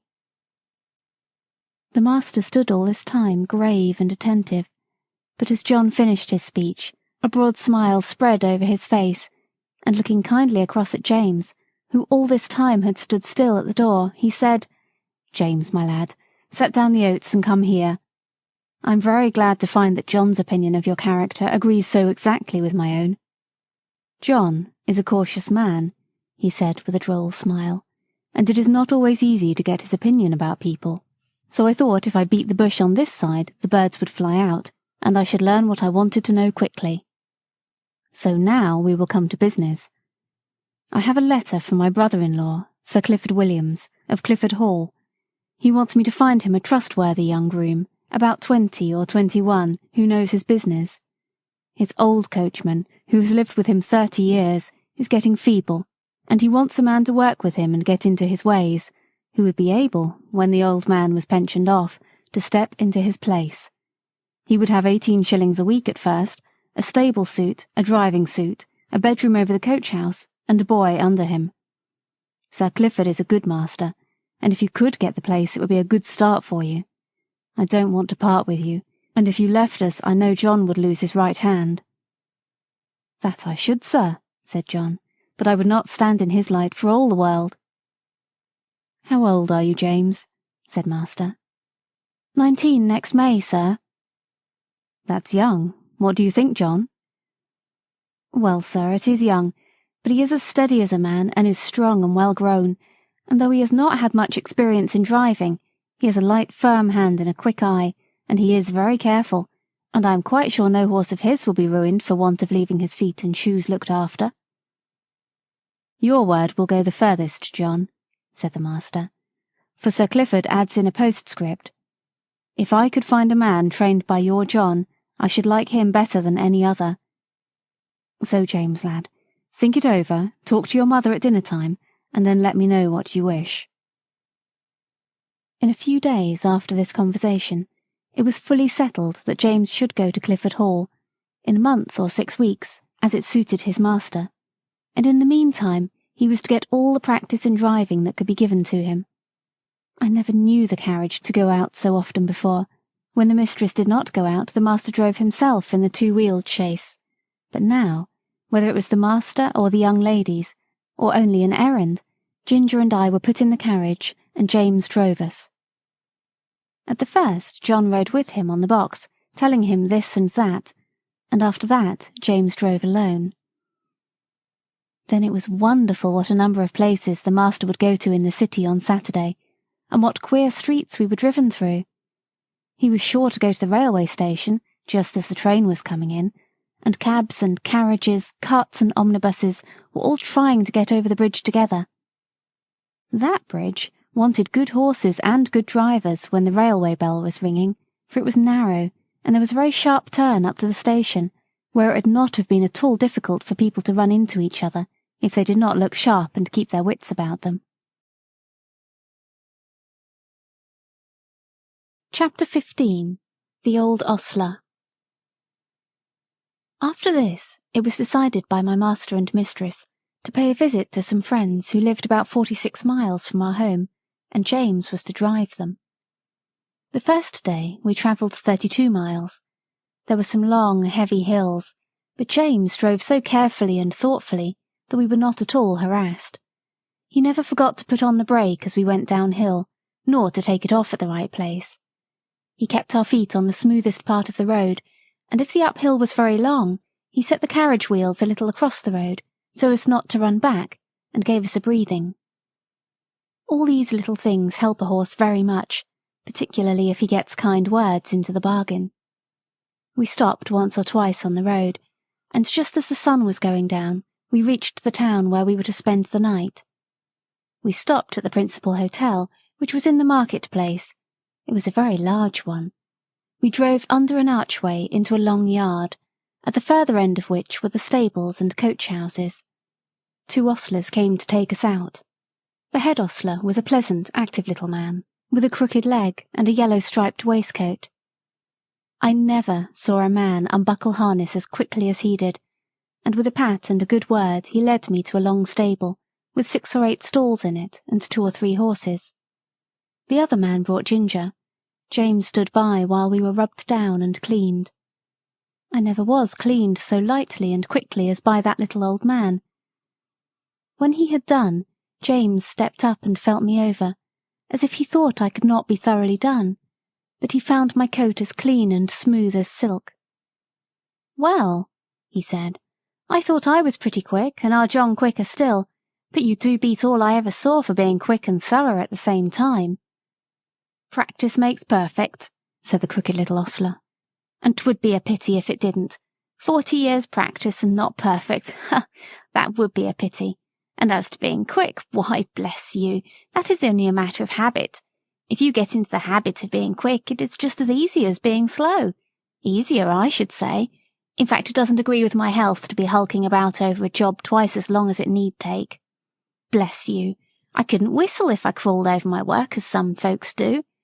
You see, I have been about horses ever since I was 12 years old, in hunting stables and racing stables, and being small, you see, I was jockey for several years.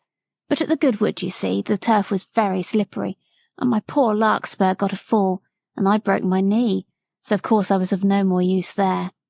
But I could not live without horses, of course I couldn't, so I took to the hotels, and I can tell ye it is a downright pleasure to handle an animal like this, well-bred, well-mannered, well cared for. Bless ye, I can tell how a horse is treated. Give me the handling of a horse for 20 minutes and I'll tell you what sort of groom he has had. Look at this one.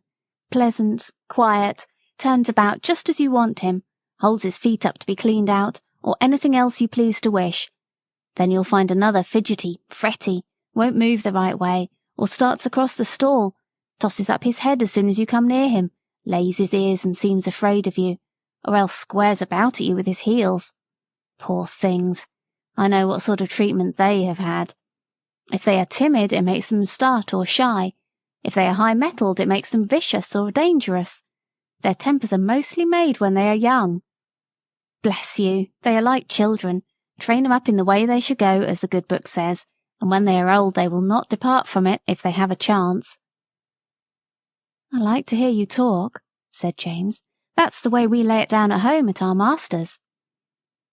"Who is your master, young man, if it be a proper question? I should judge he is a good one from what I see." "He is Squire Gordon of Birtwick Park, the other side of the Beacon Hills," said James. "Ah, so, I've heard tell of him. Fine judge of horses, ain't he? The best rider in the county." "I believe he is," said James, "but he rides very little now, since the poor young master was killed." "Ah, poor gentleman. I read all about it in the paper at the time. A fine horse killed too, wasn't there?" "Yes," said James. "He was a splendid creature, brother to this one, and just like him." Pity, said the old man. "'Twas a bad place to leap, if I remember. A thin fence at top, a steep bank down to the stream, wasn't it?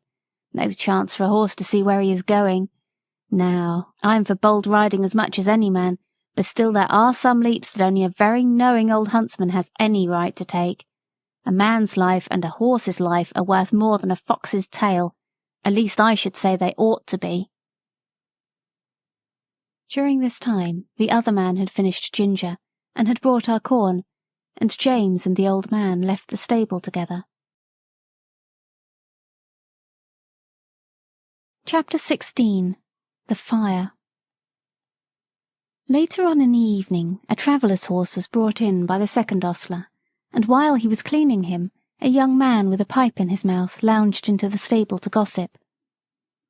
"I say, Towler," said the ostler, "just run up the ladder into the loft and put some hay down into this horse's rack, would you? Only lay down your pipe." "All right," said the other, and went up through the trap-door, and I heard him step across the floor overhead and put down the hay. James came in to look at us the last thing, and then the door was locked. I cannot say how long I had slept, nor what time in the night it was, but I woke up very uncomfortable, though I hardly knew why. I got up. The air seemed all thick and choking. I heard Ginger coughing, and one of the other horses seemed very restless.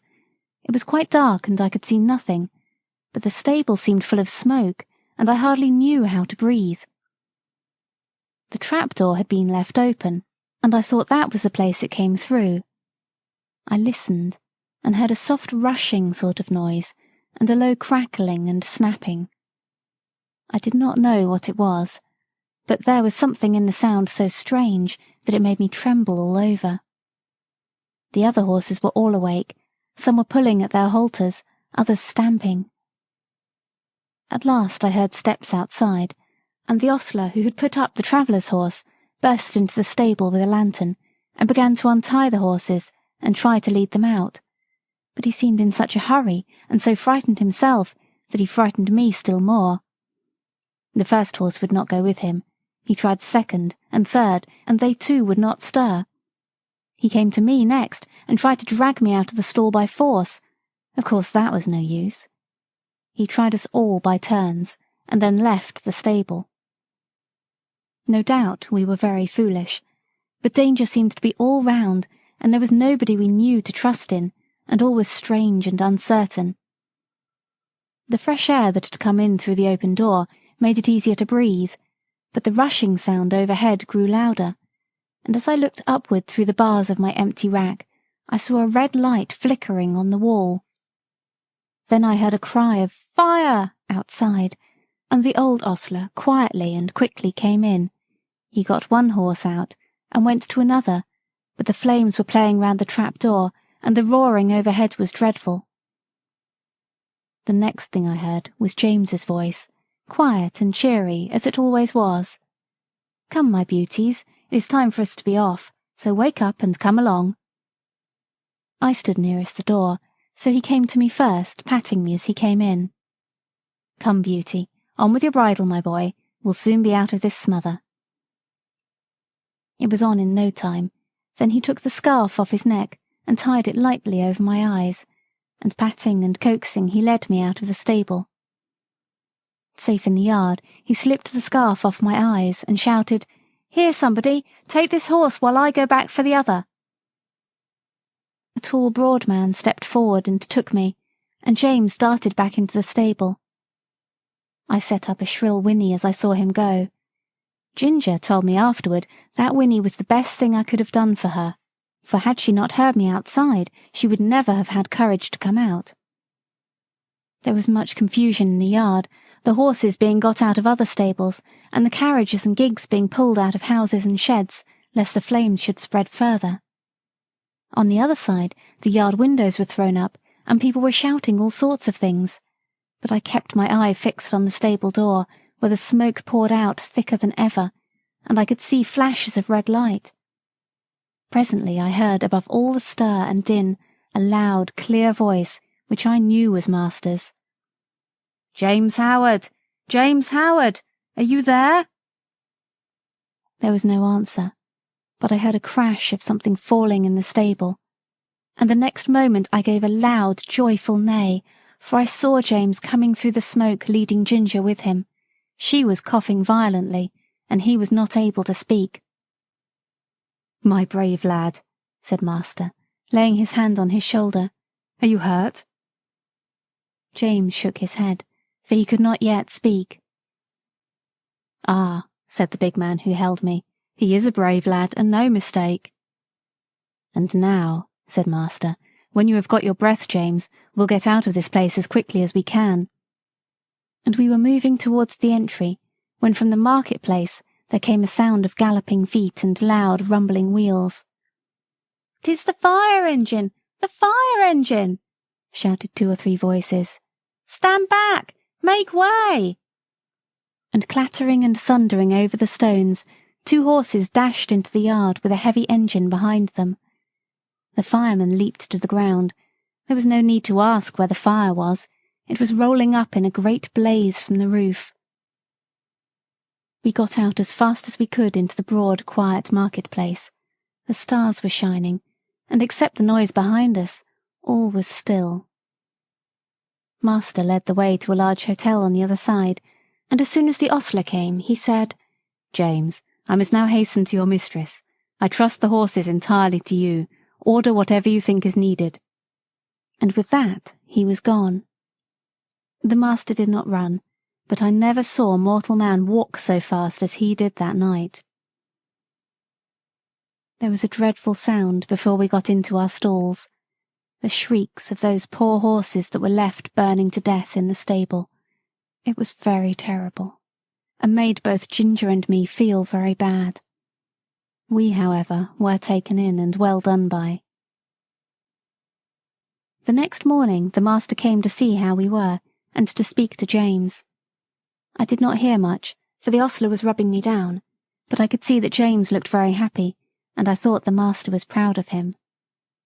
Our mistress had been so much alarmed in the night that the journey was put off till the afternoon, so James had the morning on hand, and went first to the inn to see about our harness and the carriage, and then to hear more about the fire. When he came back, we heard him tell the ostler about it. At first, no one could guess how the fire had been caused, but at last a man said he saw Dick Towler go into the stable with a pipe in his mouth, and when he came out he had not one, and went to the tap for another. Then the under ostler said that he had asked Dick to go up the ladder to put down some hay, but told him to lay down his pipe first. Dick denied taking the pipe with him, but no one believed him. I remember our John Manley's rule never to allow a pipe in the stable, and thought it ought to be the rule everywhere. James said the roof and floor had all fallen in, and that only the black walls were standing. The two poor horses that could not be got out were buried under the burnt rafters and tiles. Chapter 17. John Manley's Talk. The rest of our journey was very easy, and a little after sunset we reached the house of my master's friend.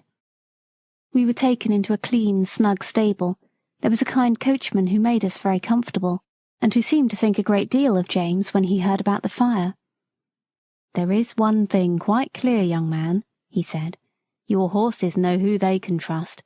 It is one of the hardest things in the world to get horses out of a stable when there is either fire or flood. I don't know why they won't come out, but they won't, not 1 in 20. We stopped 2 or 3 days at this place, and then returned home. All went well on the journey.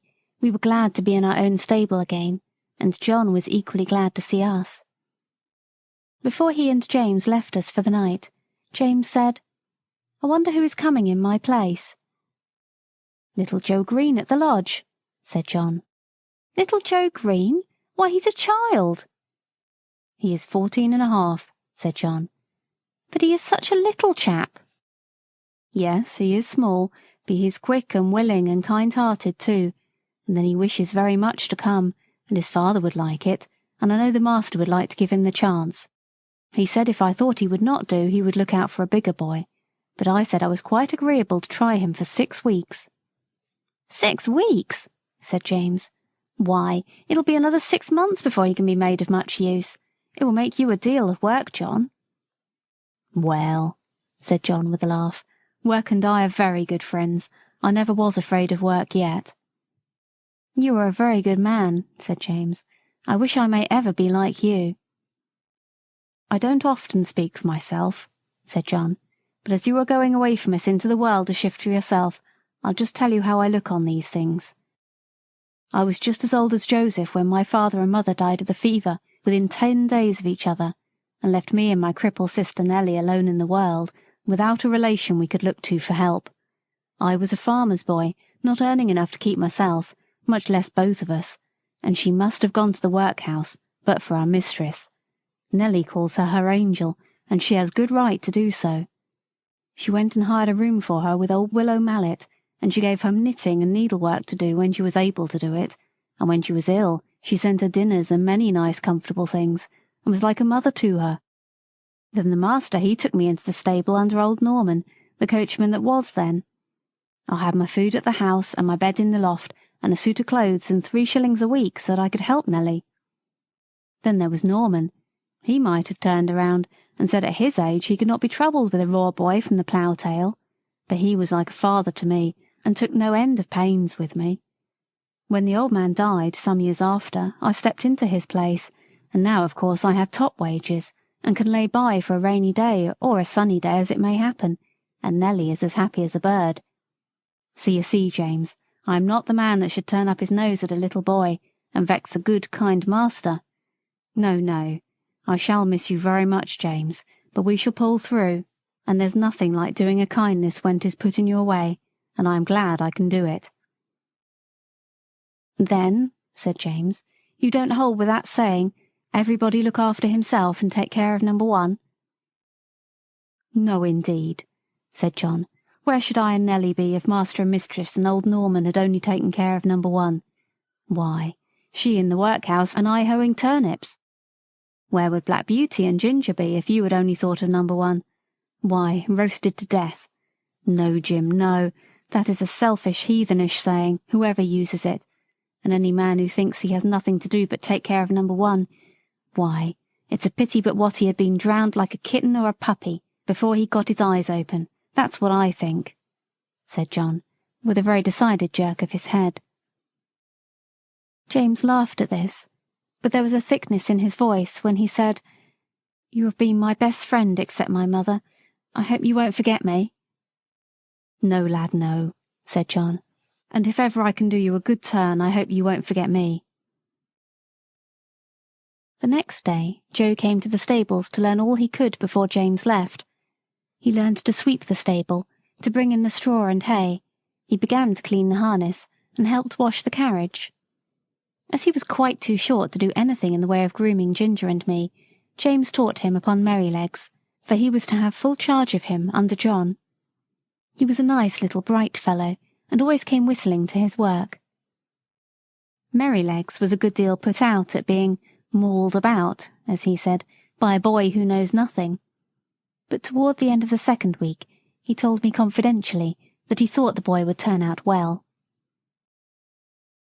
At last the day came when James had to leave us. Cheerful as he always was, he looked quite downhearted that morning. "You see," he said to John, "I'm leaving a great deal behind. My mother and Betsy and you and a good master and mistress, and then the horses, and my old Merrylegs. At the new place there will not be a soul that I shall know. If it were not that I shall get a higher place, and be able to help my mother better, I don't think I should have made up my mind to it. It is a real pinch, John." "Ay, James, lad, that it is, but I should not think so much of you if you could leave your home for the first time and not feel it.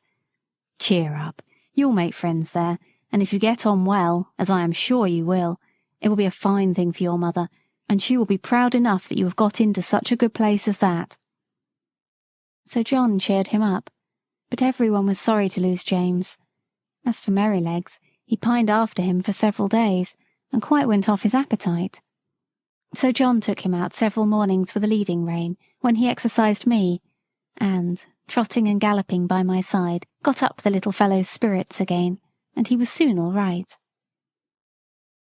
Joe's father would often come in and give a little help, as he understood the work, and Joe took a great deal of pains to learn, and John was quite encouraged about him. Chapter 18. Going for the Doctor. One night, a few days after James had left, I had eaten my hay and was lying down in my straw fast asleep, when I was suddenly roused by the stable bell ringing very loud. I heard the door of John's house open, and his feet running up to the hall. He was back again in no time. He unlocked the stable door and came in, calling out, "Wake up, Beauty, you must go well now, if ever you did." And almost before I could think, he had got the saddle on my back and the bridle on my head. He just ran round for his coat, and then took me at a quick trot up to the hall door. The squire stood there with a lamp in his hand. "Now, John," he said, "ride for your life, that is, for your mistress's life. There is not a moment to lose. Give this note to Dr. White, give your horse a rest at the inn, and be back as soon as you can." John said, "Yes, sir," and was on my back in a minute. The gardener who lived at the lodge had heard the bell ring, and was ready with the gate open, and away we went through the park and through the village, and down the hill till we came to the toll gate. John called very loud and thumped upon the door. The man was soon out and flung open the gate. "Now," said John. "Do you keep the gate open for the doctor. Here's the money." And off he went again. There was before us a long piece of level road by the riverside. John said to me, "Now, Beauty, do your best." And so I did. I wanted no whip nor spur, and for 2 miles I galloped as fast as I could lay my feet to the ground. I don't believe that my old grandfather, who won the race at Newmarket, could have gone faster. When we came to the bridge, John pulled me up a little and patted my neck. "Well done, Beauty. Good old fellow," he said. He would have let me go slower, but my spirit was up, and I was off again as fast as before. The air was frosty, the moon was bright, it was very pleasant. We came through a village, then through a dark wood, then uphill, then downhill, till after 8 miles' run we came to the town, through the streets and into the market-place. It was all quite still except the clatter of my feet on the stones. Everybody was asleep. The church clock struck 3 as we drew up at Dr. White's door. John rang the bell twice, and then knocked at the door like thunder. A window was thrown up, and Dr. White, in his nightcap, put his head out and said, "What do you want?" "Mrs. Gordon is very ill, sir. Master wants you to go at once. He thinks she will die if you cannot get there. Here is a note." "Wait," he said, "I will come." He shut the window and was soon at the door. "The worst of it is," he said, "that my horse has been out all day and is quite done up. My son has just been sent for, and he has taken the other. What is to be done? Can I have your horse?" "He has come at a gallop nearly all the way, sir, and I was to give him a rest here, but I think my master would not be against it, if you think fit, sir." "All right," he said, "I will soon be ready." John stood by me and stroked my neck. I was very hot. The doctor came out with his riding whip. "You need not take that, sir," said John. "Black Beauty will go until he drops. Take care of him, sir, if you can. I should not like any harm to come to him." "No, no, John," said the doctor. "I hope not." And in a minute we had left John far behind. I will not tell about our way back. The doctor was a heavier man than John, and not so good a rider. However, I did my very best. The man at the toll gate had it open. When we came to the hill, the doctor drew me up. "Now, my good fellow," he said, "take some breath." I was glad he did, for I was nearly spent, but that breathing helped me on, and soon we were in the park. Joe was at the lodge gate, my master was at the hall door, for he had heard us coming. He spoke not a word. The doctor went into the house with him, and Joe led me to the stable. I was glad to get home. My legs shook under me, and I could only stand and pant. I had not a dry hair on my body, the water ran down my legs, and I steamed all over, Joe used to say, like a pot on the fire. Poor Joe! He was young and small, and as yet he knew very little, and his father, who would have helped him, had been sent to the next village. But I am sure he did the very best he knew. He rubbed my legs and my chest, but he did not put my warm cloth on me. He thought I was so hot I should not like it. Then he gave me a pail full of water to drink. It was cold and very good, and I drank it all. Then he gave me some hay and some corn, and thinking he had done right, he went away. Soon I began to shake and tremble, and turned deadly cold. My legs ached, my loins ached, and my chest ached, and I felt sore all over. Oh, how I wished for my warm, thick cloth, as I stood and trembled. I wished for John, but he had 8 miles to walk, so I lay down in my straw and tried to go to sleep. After a long while I heard John at the door. I gave a low moan, for I was in great pain. He was at my side in a moment, stooping down by me. I could not tell him how I felt, but he seemed to know it all. He covered me up with 2 or 3 warm cloths, and then ran to the house for some hot water. He made me some warm gruel, which I drank, and then I think I went to sleep. John seemed to be very much put out. I heard him say to himself over and over again, stupid boy, no cloth put on, and I dare say the water was cold too. Boys are no good." But Joe was a good boy, after all. I was now very ill. A strong inflammation had attacked my lungs, and I could not draw my breath without pain. John nursed me night and day. He would get up 2 or 3 times in the night to come to me. My master, too, often came to see me. "My poor Beauty," he said one day. "My good horse, you saved your mistress's life, Beauty. Yes, you saved her life." I was very glad to hear that, for it seems the doctor had said if we had been a little longer it would have been too late. John told my master he never saw a horse go so fast in his life. It seemed as if the horse knew what was the matter. Of course I did, though John thought not.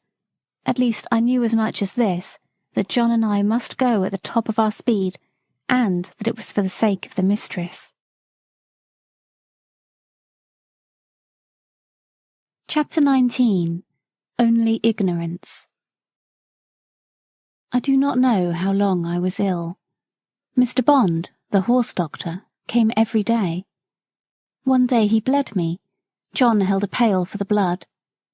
I felt very faint after it, and thought I should die, and I believe they all thought so too.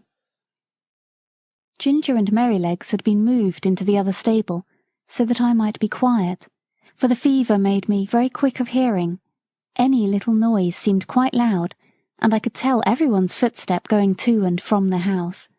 I knew all that was going on. One night, John had to give me a draught. Thomas Green came in to help him. After I had taken it and John had made me as comfortable as he could, he said he should stay half an hour to see how the medicine settled. Thomas said he would stay with him, so they went and sat down on a bench that had been brought into Merrylegs' stall, and put down the lantern at their feet, that I might not be disturbed with the light. For a while both men sat silent, and then Tom Green said in a low voice, "I wish, John, you'd say a bit of a kind word to Joe. The boy is quite broken-hearted. He can't eat his meals, and he can't smile. He says he knows it was all his fault, though he is sure he did the best he knew, and he says if Beauty dies, no one will ever speak to him again. It goes to my heart to hear him. I think you might give him just a word. He's not a bad boy." After a short pause, John said slowly, "You must not be too hard upon me, Tom. I know he meant no harm. I never said he did. I know he is not a bad boy. But you see, I am sore myself. That horse is the pride of my heart, to say nothing of his being such a favourite with the master and mistress. And to think that his life may be flung away in this manner is more than I can bear. But if you think I am hard on the boy, I will try to give him a good word tomorrow. That is, I mean, if Beauty is better." "Well, John, thank you. I knew you did not wish to be too hard, and I'm glad you see it was only ignorance." John's voice almost startled me as he answered, "Only ignorance? Only ignorance? How can you talk about only ignorance? Don't you know that it is the worst thing in the world next to wickedness, and which does the most mischief heaven only knows? If people can say, 'Oh, I did not know, I did not mean any harm,' they think it is all right. I suppose Martha Mulwash did not mean to kill that baby when she dosed it with Dalby and soothing syrups, but she did kill it, and was tried for manslaughter." "And serve her right too," said Tom. "A woman should not undertake to nurse a tender little child without knowing what is good and what is bad for it." "Bill Starkey," continued John, "did not mean to frighten his brother into fits when he dressed up like a ghost and ran after him in the moonlight, but he did, and that bright, handsome little fellow, that might have been the pride of any mother's heart, is just no better than an idiot, and never will be if he lives to be 80 years old. You were a good deal cut up yourself, Tom, 2 weeks ago, when those young ladies left your hothouse door open, with a frosty east wind blowing right in. You said it killed a good many of your plants." "A good many," said Tom. "There was not one of the tender cuttings that was not nipped off. I shall have to strike all over again, and the worst of it is that I don't know where to go to get fresh ones. I was nearly mad when I came in and saw what was done." "And yet," said John, "I'm sure the young ladies did not mean it. It was only ignorance." I heard no more of this conversation, for the medicine did well and sent me to sleep, and in the morning I felt much better. But I often thought of John's words when I came to know more of the world. Chapter 20. Joe Green. Joe Green went on very well. He learned quickly, and was so attentive and careful that John began to trust him in many things. But, as I have said, he was small of his age, and it was seldom that he was allowed to exercise either Ginger or me. But it so happened one morning that John was out with Justice in the luggage cart, and the master wanted a note to be taken immediately to a gentleman's house about 3 miles distant, and sent his orders for Joe to saddle me and take it, adding the caution that he was to ride steadily. The note was delivered, and we were quietly returning when we came to the brick field. Here we saw a cart heavily laden with bricks. The wheels had stuck fast in the stiff mud of some deep ruts, and the carter was shouting and flogging the 2 horses unmercifully. Joe pulled up. It was a sad sight. There were the 2 horses straining and struggling with all their might to drag the cart out, but they could not move it. The sweat streamed from their legs and flanks, their sides heaved, and every muscle was strained, while the man, fiercely pulling at the head of the 4-horse, swore and lashed most brutally. "Hold hard," said Joe. "Don't go on flogging the horses like that. The wheels are so stuck that they cannot move the cart." The man took no heed, but went on lashing. "Stop! Pray stop!" said Joe. "I'll help you to lighten the cart. They can't move it now." "Mind your own business, you impudent young rascal, and I'll mind mine." The man was in a towering passion, and the worse for drink, and laid on the whip again. Joe turned my head, and the next moment we were going at a round gallop towards the house of the master brickmaker. I cannot say if John would have approved of our pace, but Joe and I were both of one mind, and so angry that we could not have gone slower. The house stood close by the roadside.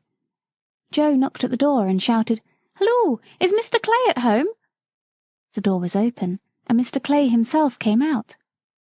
"Halloo, young man, you seem in a hurry. Any orders from the squire this morning?"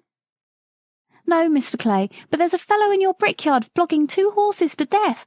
I told him to stop and he wouldn't. I said I'd help him to lighten the cart and he wouldn't. So I have come to tell you. Pray, sir, go." Joe's voice shook with excitement.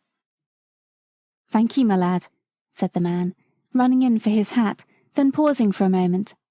"Will you give evidence of what you saw if I should bring the fellow up before a magistrate?" "That I will," said Joe, "and glad too." The man was gone, and we were on our way home at a smart trot. "Why, what's the matter with you, Joe? You look angry all over," said John, as the boy flung himself from the saddle. "I am angry all over, I can tell you," said the boy, and then in hurried, excited words he told all that had happened. Joe was usually such a quiet, gentle little fellow that it was wonderful to see him so roused. "Right, Joe, you did right, my boy, whether the fellow gets a summons or not. Many folks would have ridden by and said it was not their business to interfere. Now I say that with cruelty and oppression it is everybody's business to interfere when they see it. You did right, my boy." Joe was quite calm by this time, and proud that John approved of him, and cleaned out my feet and rubbed me down with a firmer hand than usual. They were just going home to dinner when the footman came down to the stable to say that Joe was wanted directly in master's private room. There was a man brought up for ill-using horses, and Joe's evidence was wanted. The boy flushed up to his forehead, and his eyes sparkled. "They shall have it," said he. "Put yourself a bit straight," said John. Joe gave a pull at his necktie and a twitch at his jacket, and was off in a moment. Our master being one of the county magistrates, cases were often brought to him to settle, or say what should be done. In the stable we heard no more for some time, as it was the men's dinner hour, but when Joe came next into the stable, I saw he was in high spirits. He gave me a good-natured slap and said, "We won't see such things done, will we, old fellow?" We heard afterward that he had given his evidence so clearly, and the horses were in such an exhausted state, bearing marks of such brutal usage, that the carter was committed to take his trial, and might possibly be sentenced to 2 or 3 months in prison. It was wonderful what a change had come over Joe. John laughed and said he had grown an inch taller in that week, and I believe he had. He was just as kind and gentle as before, but there was more purpose and determination in all that he did, as if he had jumped at once from a boy into a man. Chapter 21. The Parting. Now I had lived in this happy place 3 years, but sad changes were about to come over us. We heard from time to time that our mistress was ill. The doctor was often at the house, and the master looked grave and anxious. Then we heard that she must leave her home at once and go to a warm country for 2 or 3 years. The news fell upon the household like the tolling of a death bell. Everybody was sorry, but the master began directly to make arrangements for breaking up his establishment and leaving England. We used to hear it talked about in our stable. Indeed, nothing else was talked about. John went about his work silent and sad, and Joe scarcely whistled. There was a great deal of coming and going. Ginger and I had full work. The first of the party who went were Miss Jessie and Flora, with their governess. They came to bid us good-bye. They hugged poor Merrylegs like an old friend, and so indeed he was. Then we heard what had been arranged for us. Master had sold Ginger and me to his old friend, the Earl of... for he thought we should have a good place there. Merrylegs he had given to the vicar, who was wanting a pony for Mrs. Bloomfield, but it was on the condition that he should never be sold, and that when he was past work he should be shot and buried. Joe was engaged to take care of him, and to help in the house, so I thought that Merrylegs was well off. John had the offer of several good places, but he said he should wait a little and look round. The evening before they left, the master came into the stable to give some directions, and to give his horses the last pat. He seemed very low-spirited. I knew that by his voice. I believe we horses can tell more by the voice than many men can. "Have you decided what to do, John?" he said. "I find you have not accepted either of those offers." "No, sir. I have made up my mind that if I could get a situation with some first-rate colt-breaker and horse-trainer, it would be the right thing for me. Many young animals are frightened and spoiled by wrong treatment, which need not be if the right man took them in hand. I always get on well with horses, and if I could help some of them to a fair start, I should feel as if I were doing some good. What do you think of it, sir?" "I don't know a man anywhere," said master, "that I should think so suitable for it as yourself. You understand horses, and somehow they understand you, and in time you might set up for yourself. I think you could not do better. If in any way I can help you, write to me. I shall speak to my agent in London, and leave your character with him." Master gave John the name and address, and then he thanked him for his long and faithful service, but that was too much for John. "Pray don't, sir. I can't bear it. You and my dear mistress have done so much for me that I could never repay it. But we shall never forget you, sir, and please God we may some day see mistress back again like herself. We must keep up hope, sir." Master gave John his hand, but he did not speak, and they both left the stable. The last sad day had come. The footman and the heavy luggage had gone off the day before, and there was only master and mistress and her maid. Ginger and I brought the carriage up to the hall door for the last time. The servants brought out cushions and rugs and many other things, and when all were arranged, master came down the steps, carrying the mistress in his arms. I was on the side next to the house, and could see all that went on. He placed her carefully in the carriage, while the house servants stood round crying. "Good-bye again," he said. "We shall not forget any of you." And he got in. "Drive on, John." Joe jumped up, and we trotted slowly through the park and through the village, where the people were standing on their doors to have a last look and to say, "God bless them." When we reached the railway station, I think mistress walked from the carriage to the waiting-room. I heard her say in her own sweet voice, "Good-bye, John. God bless you." I felt the rein twitch, but John made no answer. Perhaps he could not speak. As soon as Joe had taken the things out of the carriage, John called him to stand by the horses while he went on the platform. Poor Joe. He stood close up to our heads to hide his tears. Very soon the train came puffing up into the station, then 2 or 3 minutes, and the doors were slammed to, the guard whistled, and the train glided away, leaving behind it only clouds of white smoke and some very heavy hearts. When it was quite out of sight, John came back. "We shall never see her again," he said. "Never." He took the reins, mounted the box, and with Joe drove slowly home, but it was not our home now. Chapter 22. Earlshall. The next morning after breakfast, Joe put Merrylegs into the mistress's low chaise to take him to the vicarage. He came first and said good-bye to us, and Merrylegs neighed to us from the yard.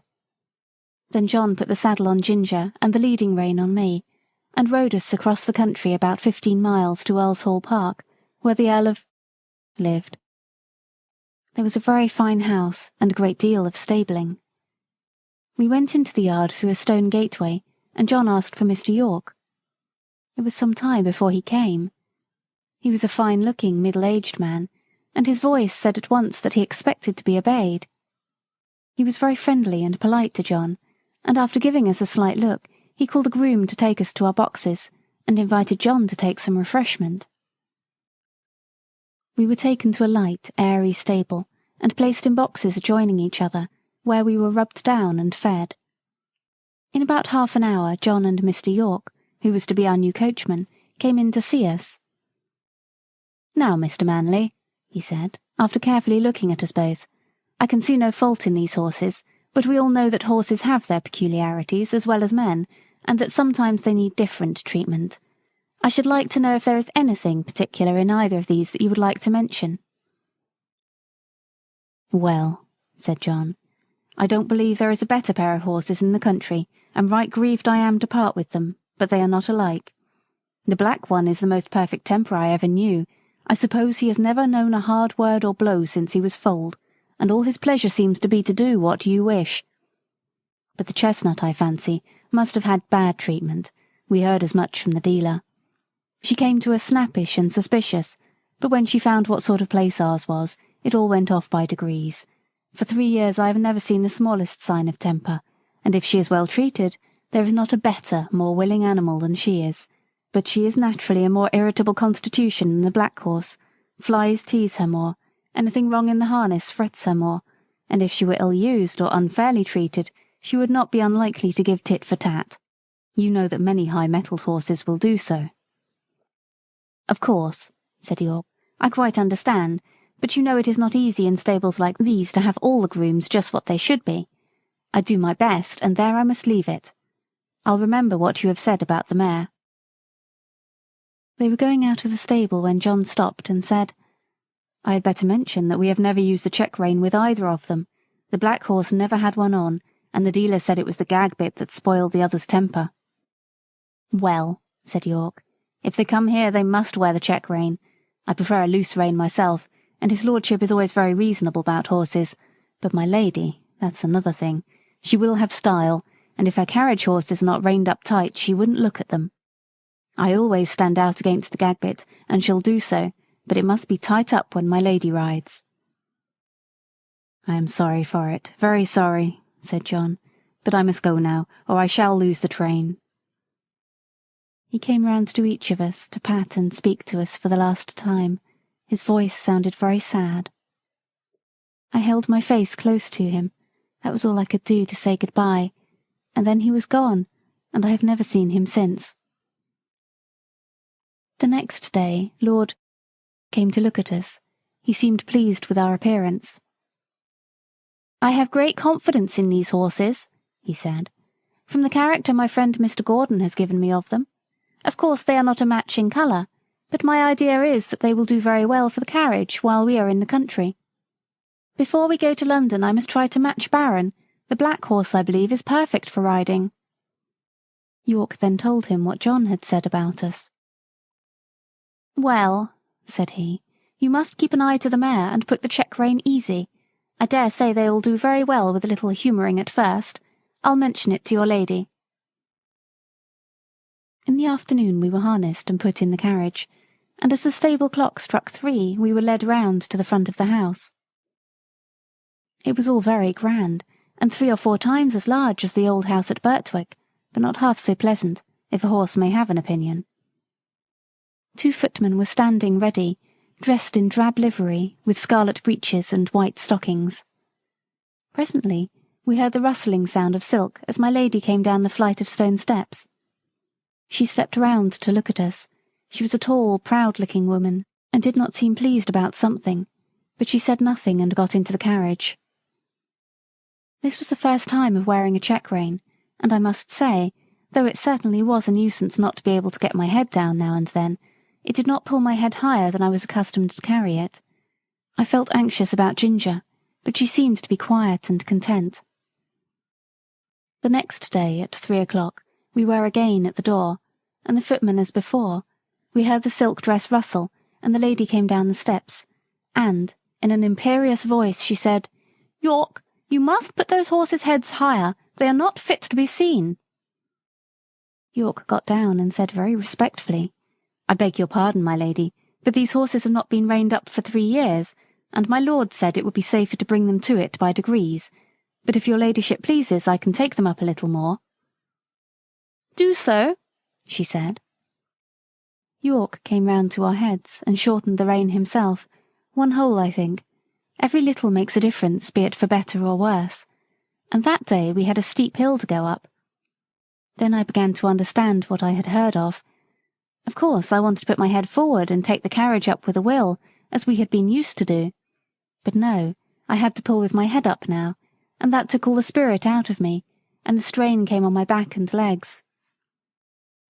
When we came in, Ginger said, "Now you see what it is like, but this is not bad, and if it does not get much worse than this I shall say nothing about it, for we are very well treated here, but if they strain me up tight, why let them look out. I can't bear it, and I won't." Day by day, hole by hole, our bearing reins were shortened, and instead of looking forward with pleasure to having my harness put on, as I used to do, I began to dread it. Ginger, too, seemed restless, though she said very little. At last I thought the worst was over. For several days there was no more shortening, and I determined to make the best of it and do my duty, though it was now a constant harass instead of a pleasure. But the worst was not yet come. Chapter 23. A Strike for Liberty. One day my lady came down later than usual, and the silk rustled more than ever. "Drive to the Duchess of B.'s," she said, and then, after a pause, "Are you never going to get those horses' heads up, York? Raise them at once, and let us have no more of this humouring and nonsense." York came to me first, while the groom stood at Ginger's head. He drew my head back and fixed the rein so tight that it was almost intolerable. Then he went to Ginger, who was impatiently jerking her head up and down against the bit, as was her way now. She had a good idea of what was coming, and the moment York took the rein off the terret in order to shorten it, she took her opportunity, and reared up so suddenly that York had his nose roughly hit and his hat knocked off. The groom was nearly thrown off his legs.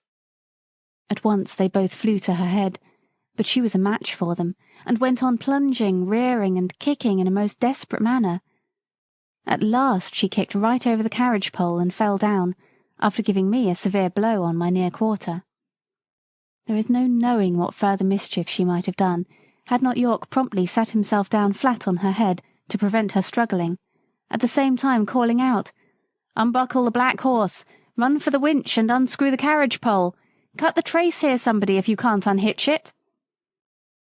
One of the footmen ran for the winch, and another brought a knife from the house.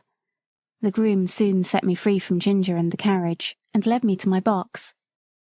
He just turned me in as I was, and ran back to York. I was much excited by what had happened, and if I had ever been used to kick or rear, I am sure I should have done it then, but I never had, and there I stood, angry, sore in my leg, my head still strained up to the terret on the saddle, and no power to get it down. I was very miserable, and felt much inclined to kick the first person who came near me. Before long, however, Ginger was led in by 2 grooms, a good deal knocked about and bruised. York came with her and gave his orders, and then came to look at me. In a moment he let down my head. "Confound these check reins," he said to himself. "I thought we should have some mischief soon. Master will be sorely vexed. But there, if a woman's husband can't rule her, of course a servant can't, so I wash my hands of it. And if she can't get to the Duchess's garden party, I can't help it." York did not say this before the men. He always spoke respectfully when they were by. Now he felt me all over, and soon found the place above my hock where I had been kicked. It was swelled and painful. He ordered it to be sponged with hot water, and then some lotion was put on. Lord was much put out when he learned what had happened. He blamed York for giving way to his mistress, to which he replied that in future he should much prefer to receive his orders only from his lordship. But I think nothing came of it, for things went on the same as before. I thought York might have stood up better for his horses, but perhaps I am no judge. Ginger was never put into the carriage again, but when she was well of her bruises, one of the Lord's younger sons said he would like to have her. He was sure she would make a good hunter. As for me, I was obliged still to go in the carriage, and had a fresh partner called Max. He had always been used to the tight rein. I asked him how he bore it. "Well," he said, "I bear it because I must, but it is shortening my life, and it will shorten yours too if you have to stick to it." "Do you think," I said, "that our masters know how bad it is for us?" "I can't say," he replied, "but the dealers and the horse doctors know it very well. I was at a dealer's once, who was training me and another horse to go in as a pair. He was getting our heads up, as he said, a little higher and a little higher every day. A gentleman who was there asked him why he did so. "Because," said he, "people won't buy them unless we do. The London people always want their horses to carry their heads high, and to step high. Of course it is very bad for the horses, but then it is good for trade. The horses soon wear up, or get diseased, and they come for another pair." "That," said Max, "is what he said in my hearing, and you can judge for yourself." What I suffered with that rein for 4 long months in my lady's carriage, it would be hard to describe, but I am quite sure that, had it lasted much longer, either my health or my temper would have given way. Before that I never knew what it was to foam at the mouth, but now the action of the sharp bit on my tongue and jaw, and the constrained position of my head and throat, always caused me to froth at the mouth more or less. Some people think it very fine to see this, and say, "What fine, spirited creatures!" But it is just as unnatural for horses as for men to foam at the mouth. It is a sure sign of some discomfort, and should be attended to. Besides this, there was a pressure on my windpipe, which often made my breathing very uncomfortable. When I returned from my work, my neck and chest were strained and painful, my mouth and tongue tender, and I felt worn and depressed. In my old home, I always knew that John and my master were my friends. But here, although in many ways I was well treated, I had no friend. York might have known, and very likely did know, how that rein harassed me, but I suppose he took it as a matter of course that it could not be helped. At any rate, nothing was done to relieve me. Chapter 24. The Lady Anne, or A Runaway Horse. Early in the spring, Lord and part of his family went up to London, and took York with them. I and Ginger and some other horses were left at home for use, and the head groom was left in charge. The Lady Harriet, who remained at the Hall, was a great invalid, and never went out in a carriage, and the Lady Anne preferred riding on horseback with her brother or cousins. She was a perfect horsewoman, and as gay and gentle as she was beautiful. She chose me for her horse, and named me Black Ostler. I enjoyed these rides very much in the clear cold air, sometimes with Ginger, sometimes with Lizzie. This Lizzie was a bright bay mare, almost thoroughbred, and a great favourite with a gentleman, on account of her fine action and lively spirit. But Ginger, who knew more of her than I did, told me she was rather nervous. There was a gentleman of the name of Blantyre staying at the Hall. He always rode Lizzie, and praised her so much that one day Lady Anne ordered the side saddle to be put on her, and the other saddle on me. When we came to the door, the gentleman seemed very uneasy. "How is this?" he said. "Are you tired of your good Black Auster?" "Oh, no, no, not at all," she replied. "But I am amiable enough to let you ride him for once, and I will try your charming Lizzie. You must confess that in size and appearance she is far more like a lady's horse than my own favourite." "Do let me advise you not to mount her," he said. "She is a charming creature, but she is too nervous for a lady. I assure you, she is not perfectly safe. Let me beg you to have the saddles changed." "My dear cousin," said Lady Anne, laughing, "pray do not trouble your good careful head about me. I have been a horsewoman ever since I was a baby, and I have followed the hounds a great many times, though I know you do not approve of ladies hunting, but still that is the fact, and I intend to try this Lizzie that you gentlemen are all so fond of, so please help me to mount, like a good friend as you are." There was no more to be said. He placed her carefully on the saddle, looked to the bit and curb, gave the reins gently into her hand, and then mounted me.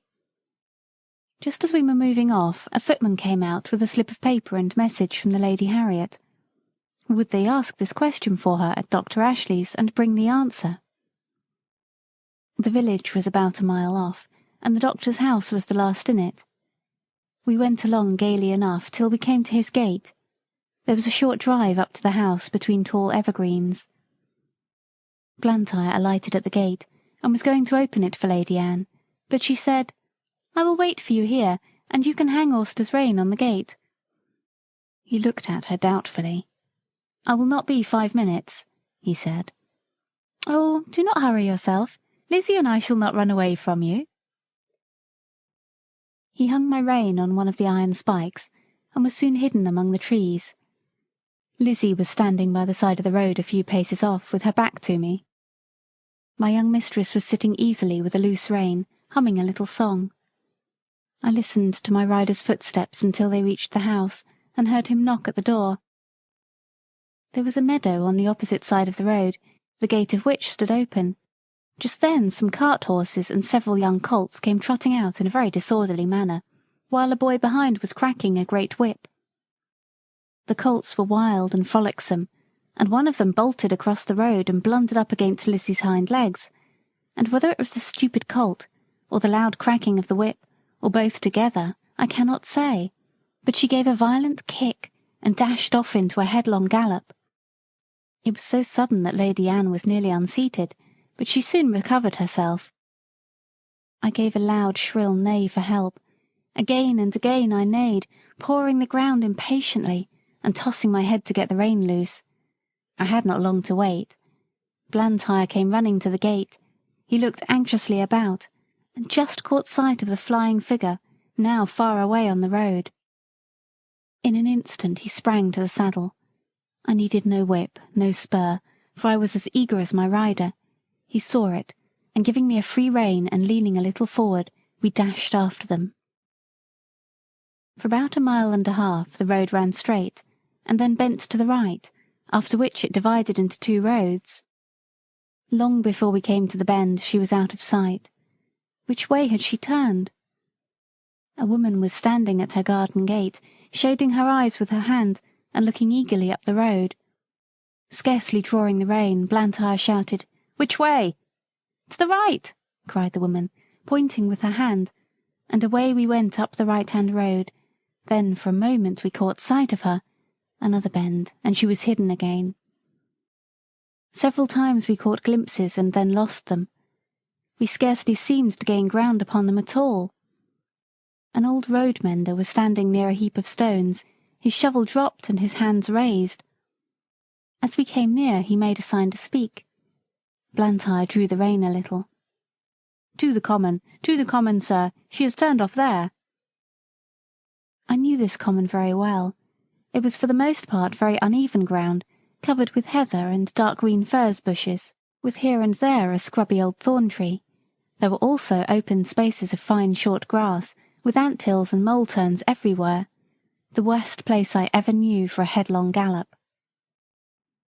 We had hardly turned on to the common when we caught sight again of the green habit flying on before us. My lady's hat was gone, and her long brown hair was streaming behind her. Her head and body were thrown back, as if she were pulling with all her remaining strength, and as if that strength were nearly exhausted. It was clear that the roughness of the ground had very much lessened Lizzie's speed, and there seemed a chance that we might overtake her. While we were on the high road, Blantyre had given me my head, but now, with a light hand and a practised eye, he guided me over the ground in such a masterly manner that my pace was scarcely slackened, and we were decidedly gaining on them. About halfway across the heath, there had been a wide dyke recently cut, and the earth from the cutting was cast up roughly on the other side. Surely this would stop them. But no, with scarcely a pause Lizzie took the leap, stumbled among the rough clods and fell. Blantyre groaned. "Now, Auster, do your best." He gave me a steady rein. I gathered myself well together, and with one determined leap cleared both dyke and bank. Motionless among the heather, with her face to the earth, lay my poor young mistress. Blantyre kneeled down and called her name. There was no sound. Gently he turned her face upward. It was ghastly white, and the eyes were closed. "Annie, dear Annie, do speak." But there was no answer. He unbuttoned her habit, loosened her collar, felt her hands and wrist, then started up and looked wildly round him for help. At no great distance there were two men cutting turf, who, seeing Lizzie running wild without a rider, had left their work to catch her. Blantyre's halloo soon brought them to the spot. The foremost man seemed much troubled at the sight, and asked what he could do.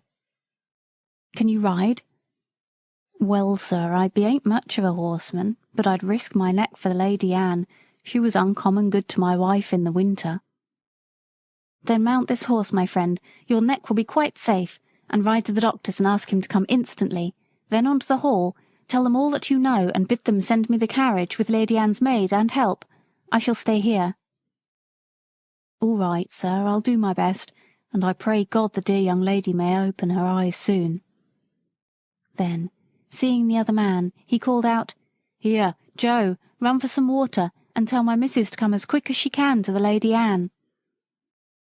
He then somehow scrambled into the saddle, and with a "Gee up!" and a clap on my sides with both his legs, he started on his journey, making a little circuit to avoid the dyke. He had no whip, which seemed to trouble him, but my pace soon cured that difficulty, and he found the best thing he could do was to stick to the saddle and hold me in, which he did manfully. I shook him as little as I could help, but once or twice on the rough ground he called out, "Steady! Whoa! Steady!" On the high road we were all right, and at the doctor's and the hall he did his errand like a good man and true. They asked him in to take a drop of something. "No, no," he said, "I'll be back to 'em again by a short cut through the fields, and be there afore the carriage." There was a great deal of hurry and excitement after the news became known. I was just turned into my box, the saddle and bridle were taken off, and a cloth thrown over me. Ginger was saddled and sent off in great haste for Lord George, and I soon heard the carriage roll out of the yard. It seemed a long time before Ginger came back, and before we were left alone, and then she told me all that she had seen. "I can't tell much," she said. "We went a gallop nearly all the way, and got there just as the doctor rode up. There was a woman sitting on the ground with a lady's head in her lap. The doctor poured something into her mouth, but all that I heard was, 'She is not dead.' Then I was led off by a man to a little distance. After a while she was taken to the carriage, and we came home together. I heard my master say to a gentleman who stopped him to inquire that he hoped no bones were broken, but that she had not spoken yet." When Lord George took Ginger for hunting, York shook his head. He said it ought to be a steady hand to train a horse for the first season, and not a random rider like the Lord George. Ginger used to like it very much, but sometimes, when she came back, I could see that she had been very much strained, and now and then she gave a short cough. She had too much spirit to complain, but I could not help feeling anxious about her. 2 days after the accident, Blantyre paid me a visit. He patted me and praised me very much. He told Lord George that he was sure the horse knew of Annie's danger as well as he did. "I could not have held him in if I would," said he. "She ought never to ride any other horse." I found by their conversation that my young mistress was now out of danger, and would soon be able to ride again. This was good news to me, and I looked forward to a happy life. Chapter 25. Reuben Smith. Now I must say a little about Reuben Smith, who was left in charge of the stables when York went to London. No one more thoroughly understood his business than he did, and when he was all right there could not be a more faithful or valuable man. He was gentle and very clever in his management of horses, and could doctor them almost as well as a farrier, for he had lived 2 years with a veterinary surgeon. He was a first-rate driver. He could take a 4 in hand or a tandem as easily as a pair. He was a handsome man, a good scholar, and had very pleasant manners. I believe everybody liked him. Certainly the horses did. The only wonder was that he should be in an under situation, and not in the place of a head coach like York, but he had one great fault, and that was the love of drink. He was not like some men, always at it. He used to keep steady for weeks or months together, and then he would break out and have a bout of it, as York called it, and be a disgrace to himself, a terror to his wife, and a nuisance to all that had to do with him. He was, however, so useful that 2 or 3 times York had hushed the matter up and kept it from the Earl's knowledge. But one night, when Reuben had to drive a party home from a ball, he was so drunk that he could not hold the reins, and a gentleman of the party had to mount the box and drive the ladies home. Of course this could not be hidden, and Reuben was at once dismissed. His poor wife and the little children had to turn out of the pretty cottage by the park gate and go where they could. Old Max told me all this, for it happened a good while ago, but shortly before Ginger and I came, Smith had been taken back again. York had interceded for him with the Earl, who is very kind-hearted, and the man had promised faithfully that he would never taste another drop as long as he lived there. He had kept his promise so well that York thought he might safely be trusted to fill his place while he was away, and he was so clever and honest that no one else seemed so well fitted for it. It was now early in April, and the family was expected home sometime in May. The light brown was to be fresh done up, and as Colonel Blantyre was obliged to return to his regiment, it was arranged that Smith would drive him to the town in it and ride back. For this purpose he took the saddle with him, and I was chosen for the journey. At the station the Colonel put some money into Smith's hand and bid him good-bye, saying, "Take care of your young mistress, Reuben, and don't let Black Auster be hacked about by any random young prig that wants to ride him. Keep him for the lady." We left the carriage at the maker's, and Smith rode me to the White Lion, and ordered the hostler to feed me well, and have me ready for him at 4 o'clock. A nail in one of my front shoes had started as I came along, but the hostler did not notice it till just about 4 o'clock. Smith did not come into the yard till 5, and then he said he should not leave till 6, as he had met with some old friends. The man then told him of the nail, and asked if he should have the shoe looked to. "No," said Smith, "that will be all right until we get home." He spoke in a very loud, off-hand way, and I thought it very unlike him not to see about the shoe, as he was generally wonderfully particular about loose nails in our shoes. He did not come at 6, nor 7, nor 8, and it was nearly 9 o'clock before he called for me, and then it was with a loud, rough voice. He seemed in a very bad temper, and abused the hostler, though I could not tell what for. The landlord stood at the door and said, "Have a care, Mr. Smith." But he answered angrily with an oath, and almost before he was out of the town he began to gallop, frequently giving me a sharp cut with his whip, though I was going at full speed. The moon had not yet risen, and it was very dark. The roads were stony, having been recently mended. Going over them at this pace, my shoe became looser, and as we neared the turnpike gate, it came off. If Smith had been in his right senses, he would have been sensible of something wrong in my pace, but he was too drunk to notice. Beyond the turnpike was a long piece of road, upon which fresh stones had just been laid, large, sharp stones, over which no horse could be driven quickly without risk of danger. Over this road, with one shoe gone, I was forced to gallop at my utmost speed, my rider meanwhile cutting into me with his whip, and with wild curses urging me to go still faster. Of course my shoeless foot suffered dreadfully. The hoof was broken and split down to the very quick, and the inside was terribly cut by the sharpness of the stones. This could not go on. No horse could keep his footing under such circumstances. The pain was too great. I stumbled, and fell with violence on both my knees. Smith was flung off by my fall, and owing to the speed I was going at, he must have fallen with great force. I soon recovered my feet, and limped to the side of the road, where it was free from stones. The moon had just risen above the hedge, and by its light I could see Smith lying a few yards beyond me. He did not rise. He made one slight effort to do so, and then there was a heavy groan. I could have groaned too, for I was suffering intense pain, both from my feet and knees, but horses are used to bear their pain in silence.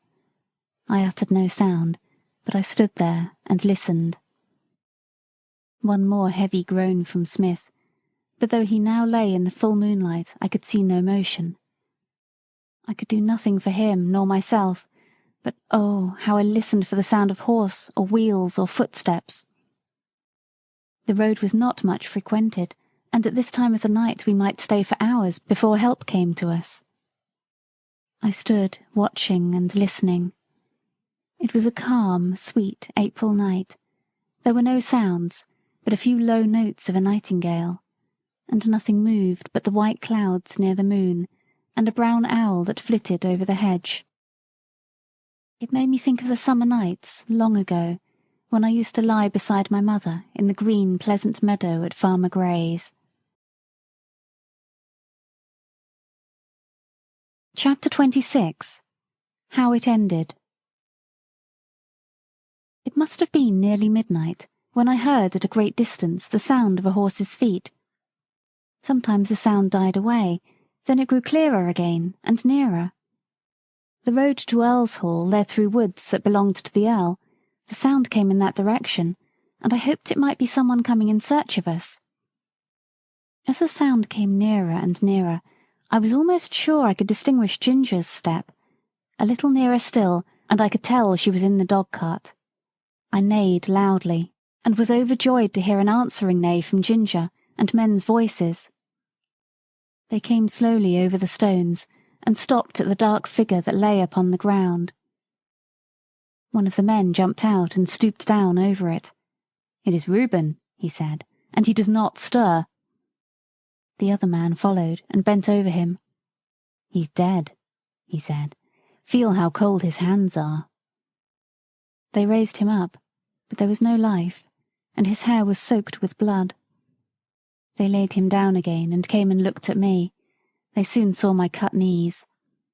"Why, the horse has been down and thrown him. Who would have thought the black horse would have done that?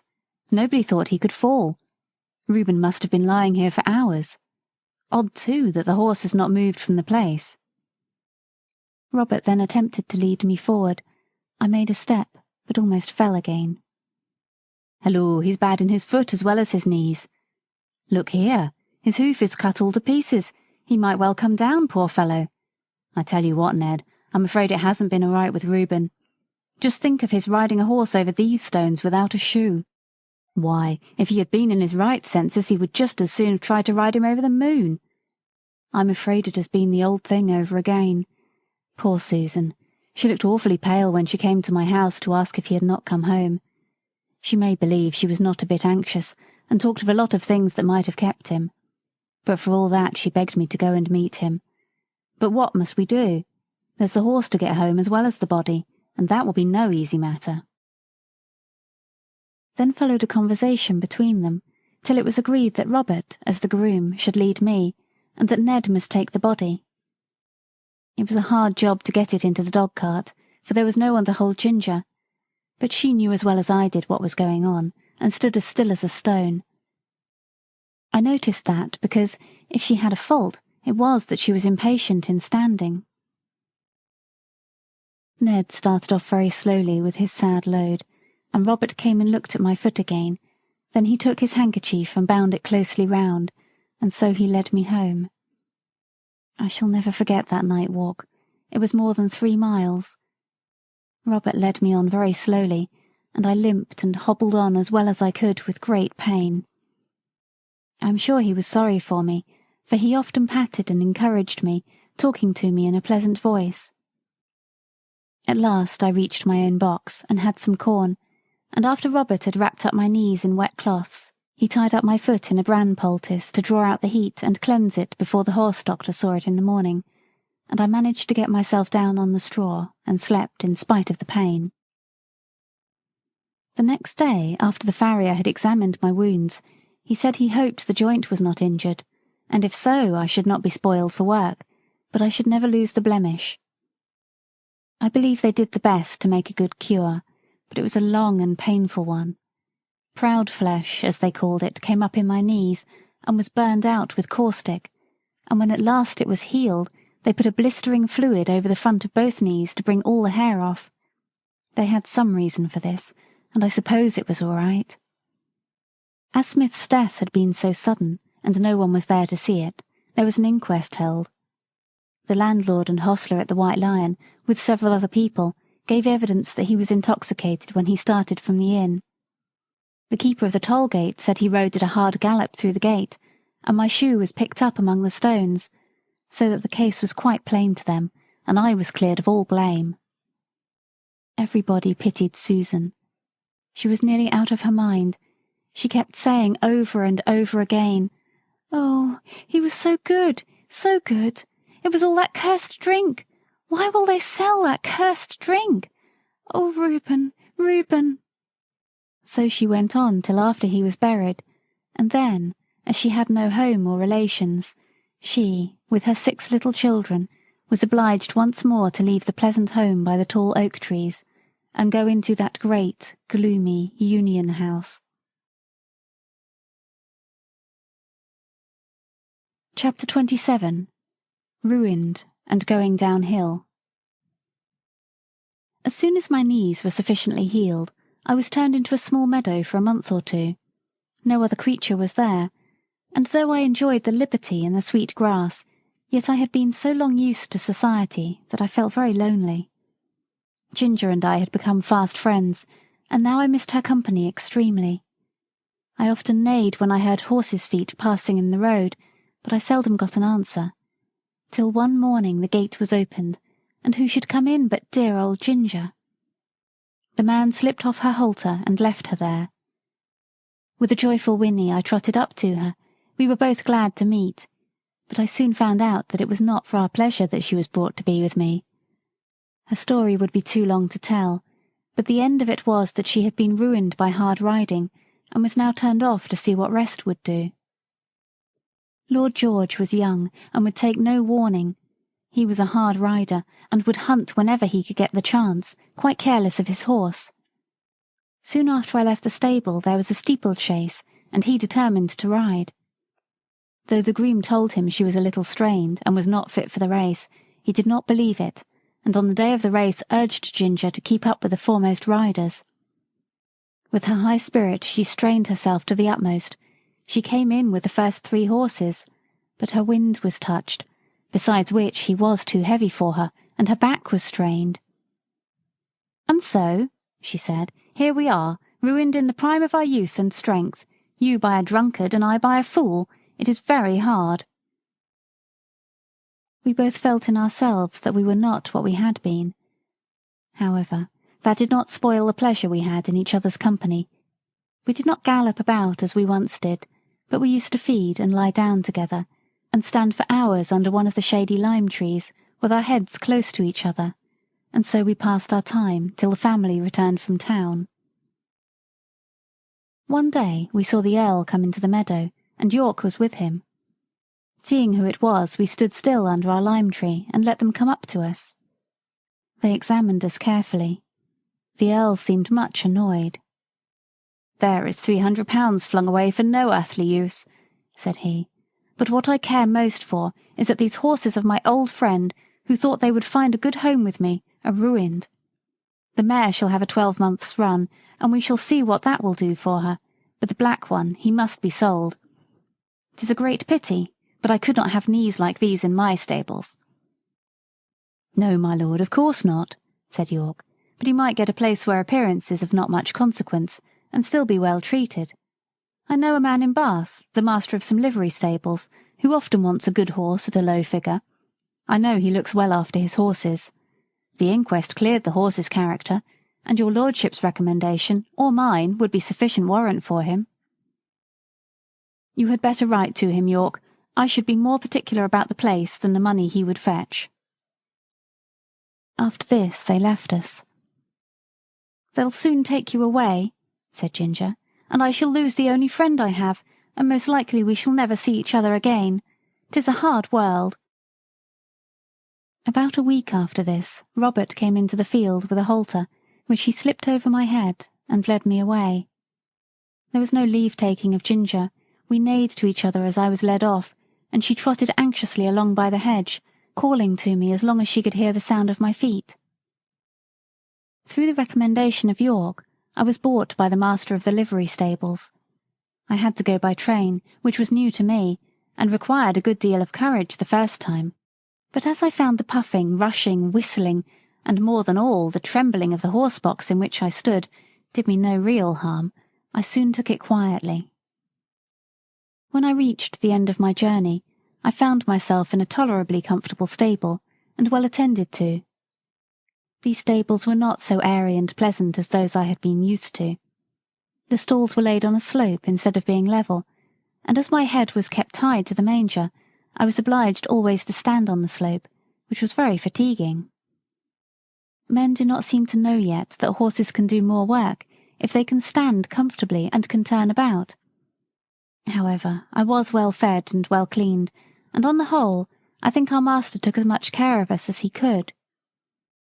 He kept a good many horses and carriages of different kinds for hire. Sometimes his own men drove them, at others the horse and chaise were let to gentlemen or ladies who drove themselves. Chapter 28. A Job Horse and His Drivers.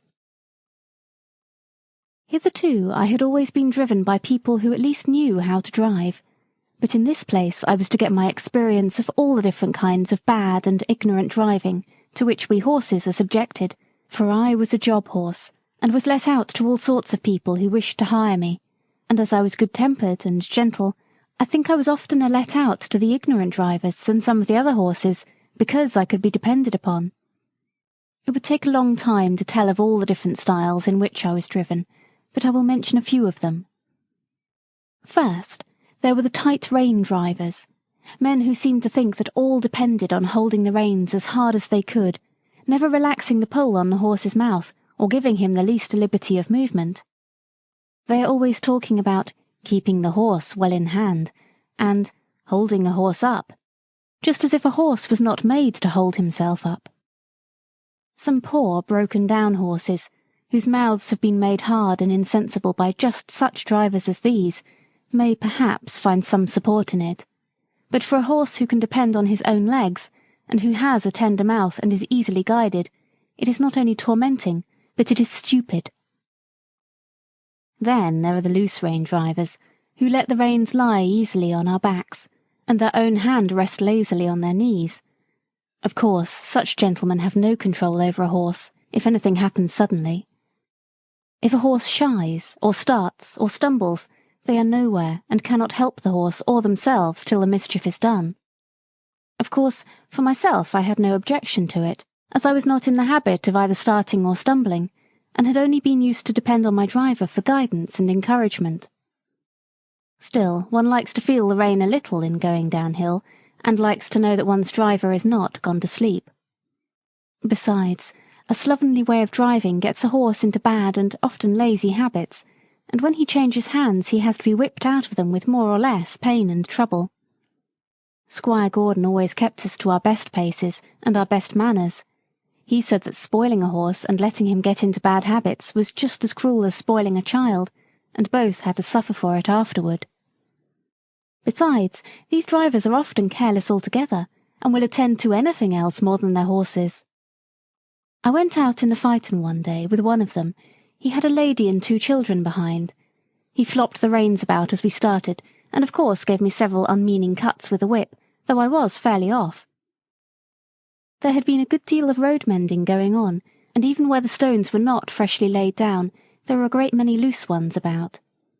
My driver was laughing and joking with the lady and the children, and talking about the country to the right and the left, but he never thought it worth while to keep an eye on his horse, or to drive on the smoothest parts of the road. And so it easily happened that I got a stone into one of my forefeet.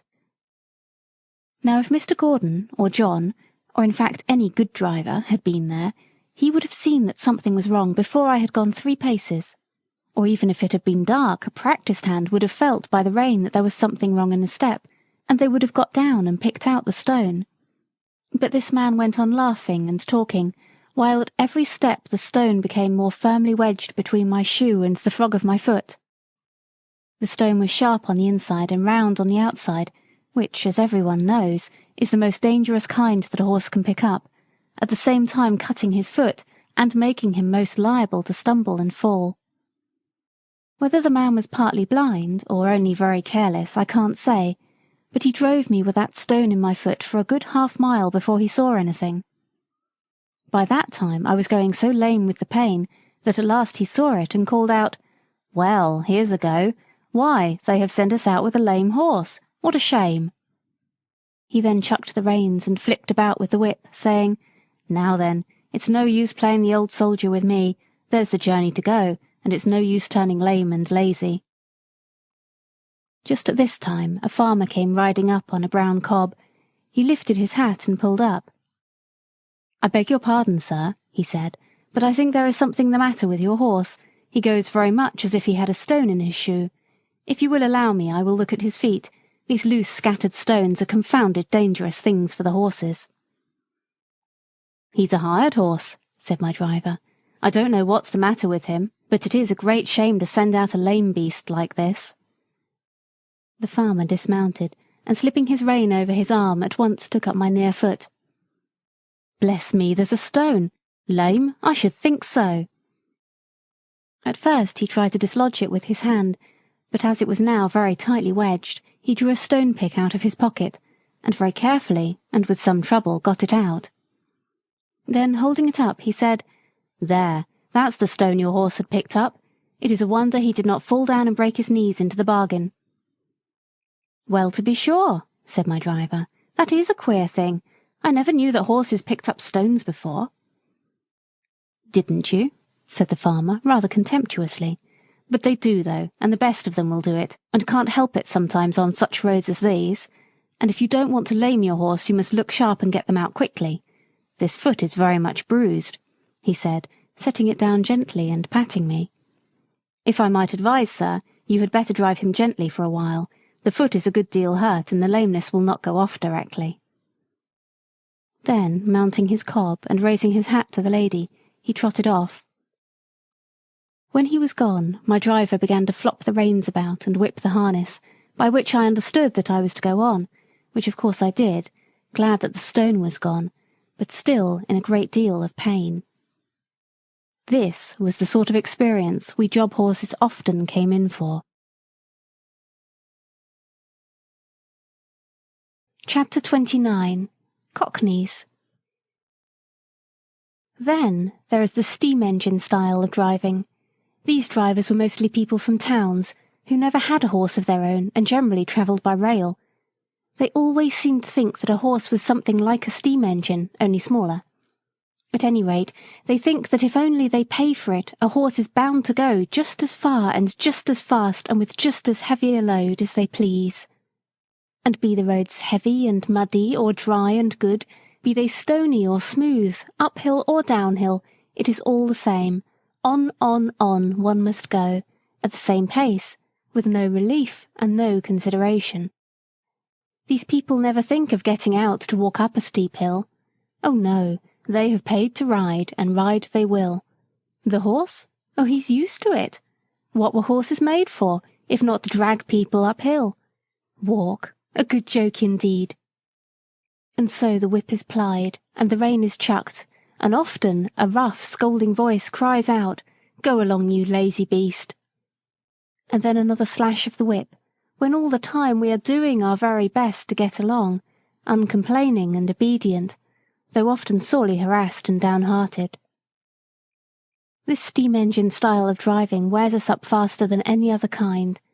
I would far rather go 20 miles with a good considerate driver than I would go 10 with some of these. It would take less out of me. Another thing, they scarcely ever put on the brake, however steep the downhill may be, and thus bad accidents sometimes happen, or if they do put it on, they often forget to take it off at the bottom of the hill, and more than once I have had to pull halfway up the next hill, with one of the wheels held by the brake, before my driver chose to think about it, and that is a terrible strain on a horse. Then these Cockneys, instead of starting at an easy pace, as a gentleman would do, generally set off at full speed from the very stable yard, and when they want to stop, they first whip us, then pull up so suddenly that we are nearly thrown on our haunches, and our mouths jagged with the bit. They call that pulling up with a dash, and when they turn a corner, they do it as sharply as if there were no right side or wrong side of the road. I well remember one spring evening I and Rory had been out for the day. Rory was the horse that mostly went with me when a pair was ordered, and a good honest fellow he was. We had our own driver, and as he was always considerate and gentle with us, we had a very pleasant day. We were coming home at a good smart pace about twilight. Our road turned sharp to the left, but as we were close to the hedge on our own side, and there was plenty of room to pass, our driver did not pull us in. As we neared the corner, I heard a horse and 2 wheels coming rapidly down the hill toward us. The hedge was high, and I could see nothing, but the next moment we were upon each other. Happily for me, I was on the side next the hedge. Rory was on the left side of the pole, and had not even a shaft to protect him. The man who was driving was making straight for the corner, and when he came in sight of us, he had no time to pull over to his own side. The whole shock came upon Rory. The gig shaft ran right into the chest, making him stagger back with a cry that I shall never forget.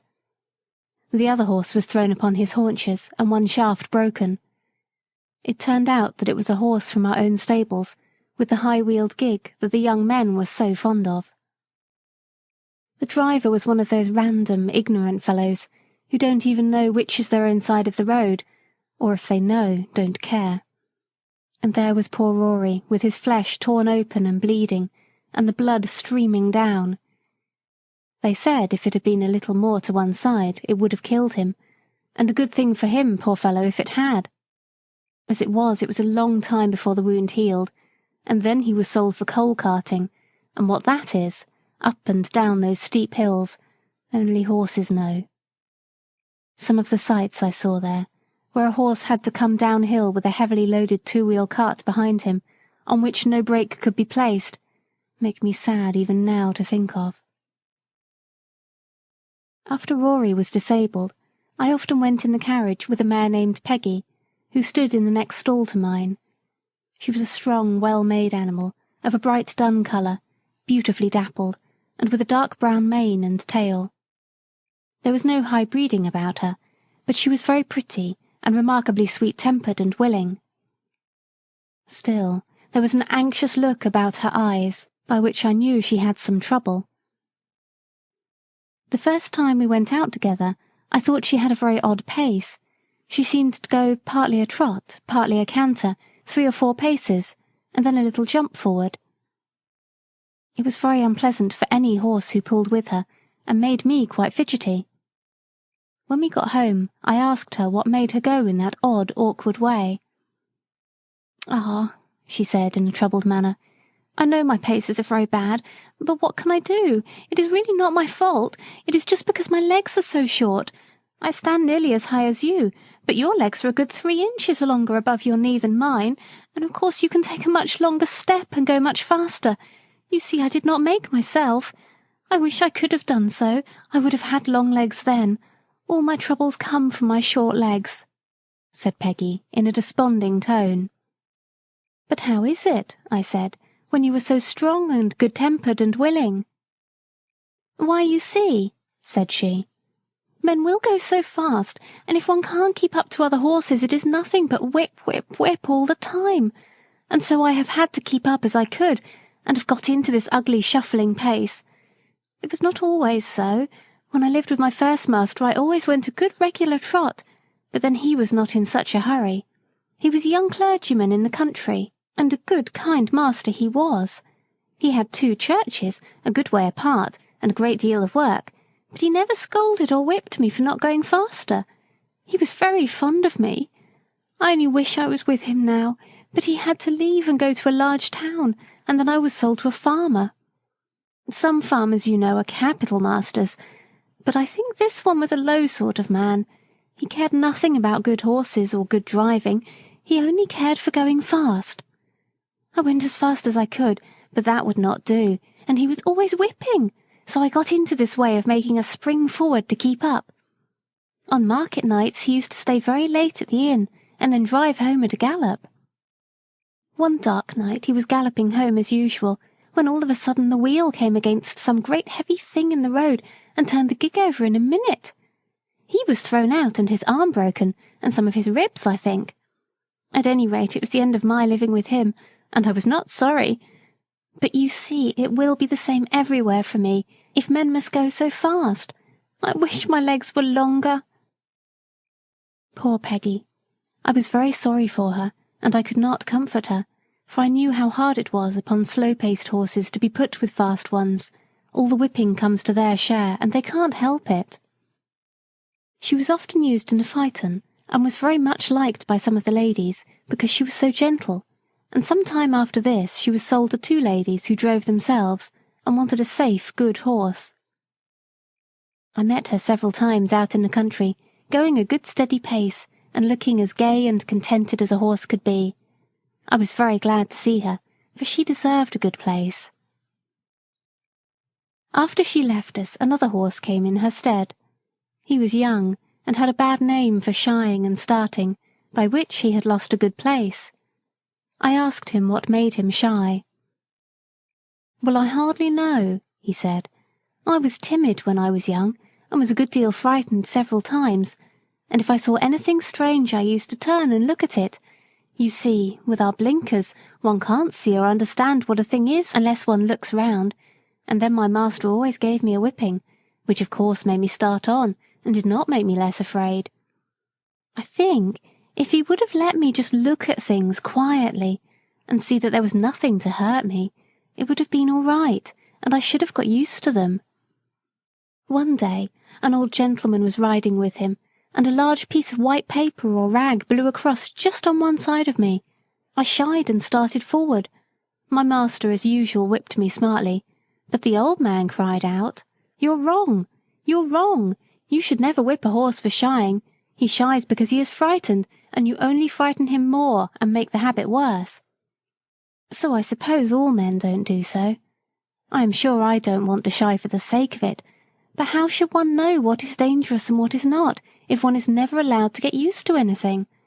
I am never afraid of what I know. Now, I was brought up on a park where there were deer. Of course I knew them as well as I did a sheep or a cow, but they are not common, and I know many sensible horses who are frightened at them, and who kick up quite a shindy before they will pass a paddock where there are deer. I knew what my companion said was true, and I wished that every young horse had as good masters as Farmer Grey and Squire Gordon.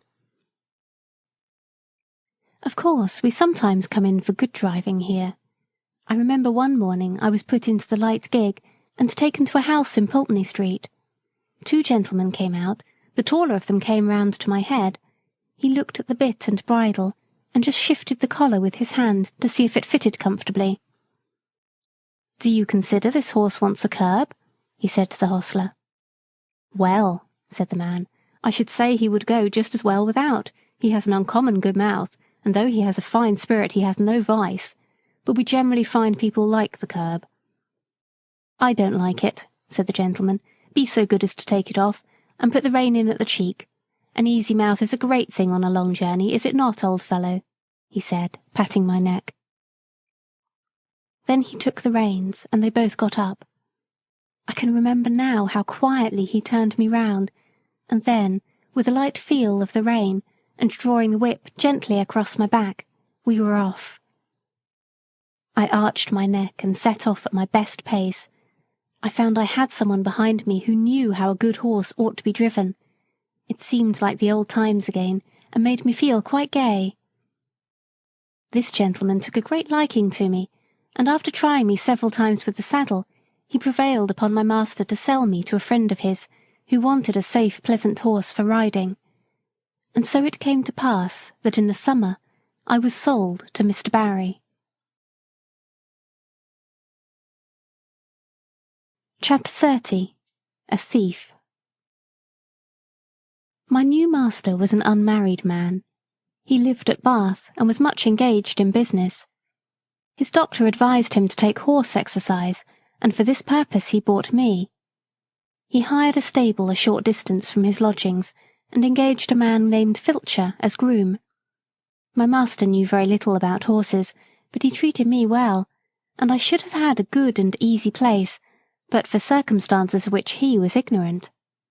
He ordered the best hay with plenty of oats, crushed beans and bran, with vetches or rye-grass as the man might think needful. I heard the master give the order, so I knew there was plenty of good food, and I thought I was well off. For a few days all went on well.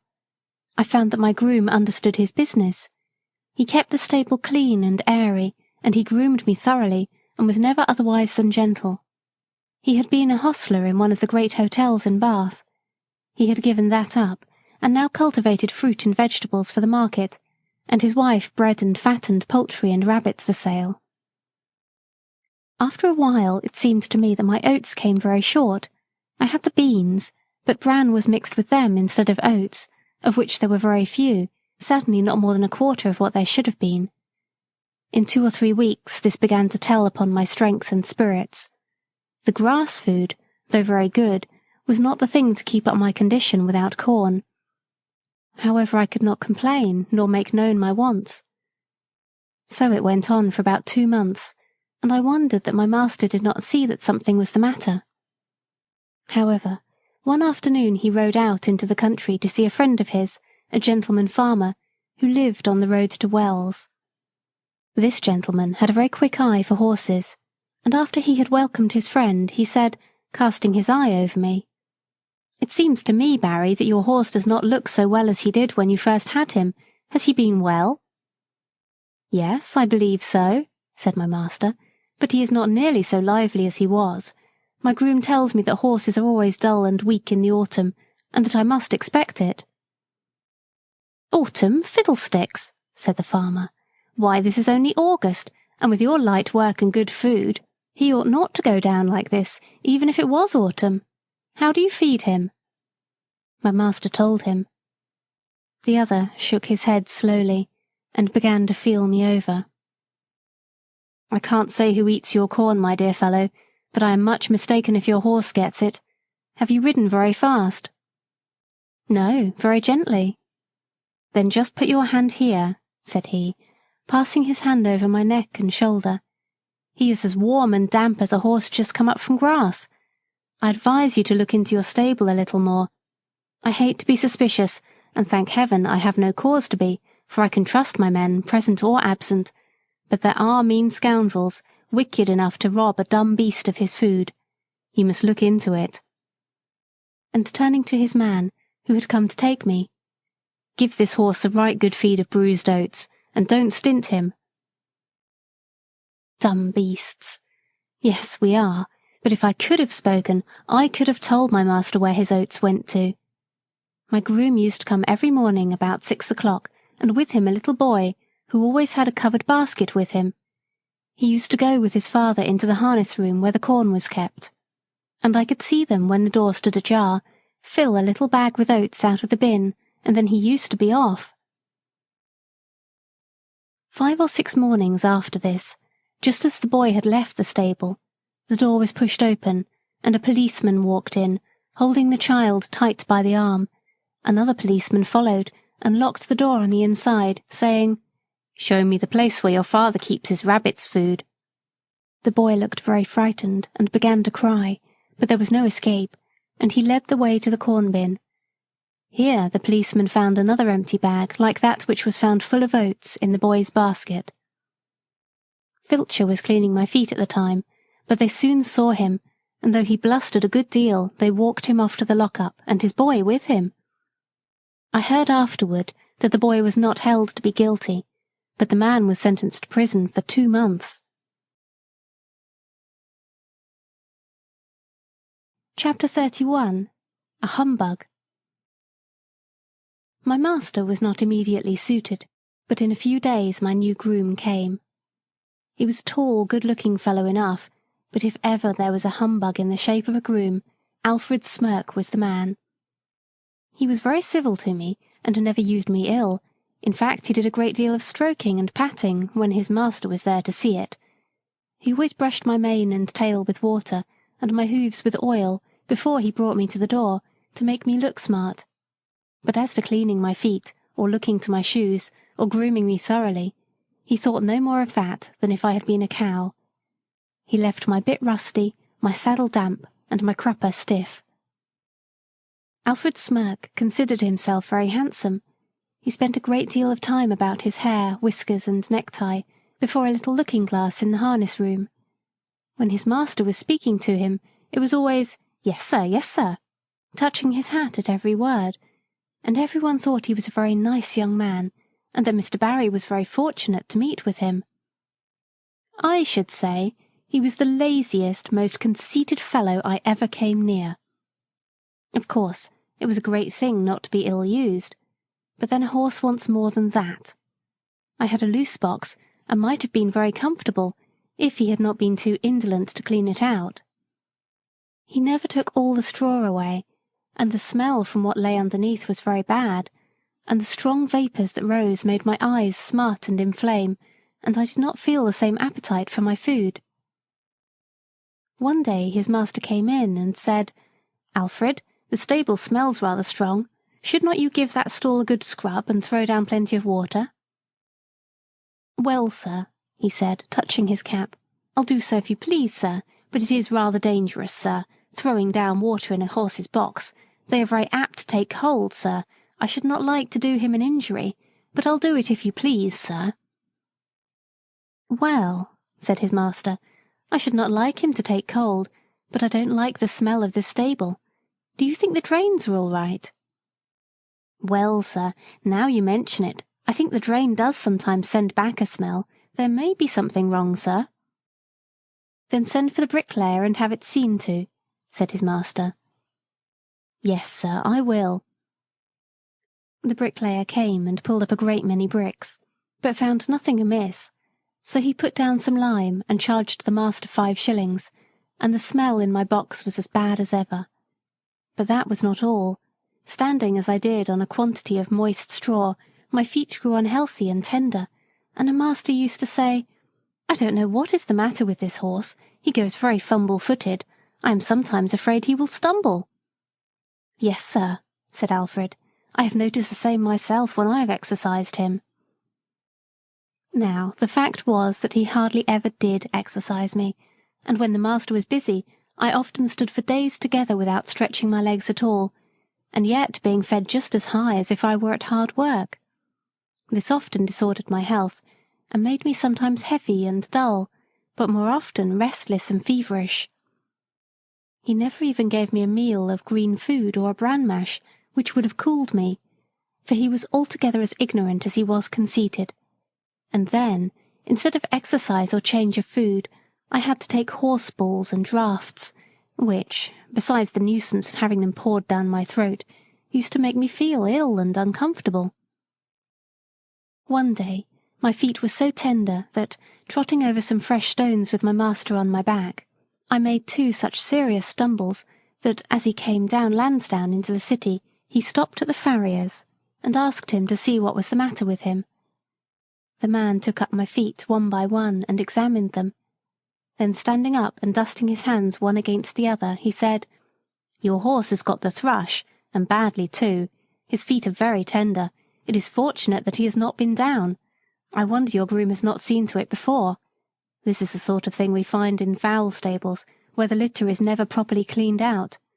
If you will send him here tomorrow, I will attend to the hoof, and I will direct your man how to apply the liniment which I will give him." The next day I had my feet thoroughly cleaned, and stuffed with tow soaked in some strong lotion, and an unpleasant business it was. The farrier ordered all the litter to be taken out of my box day by day, and the floor kept very clean. Then I was to have bran mashes, a little green food, and not so much corn, till my feet were well again.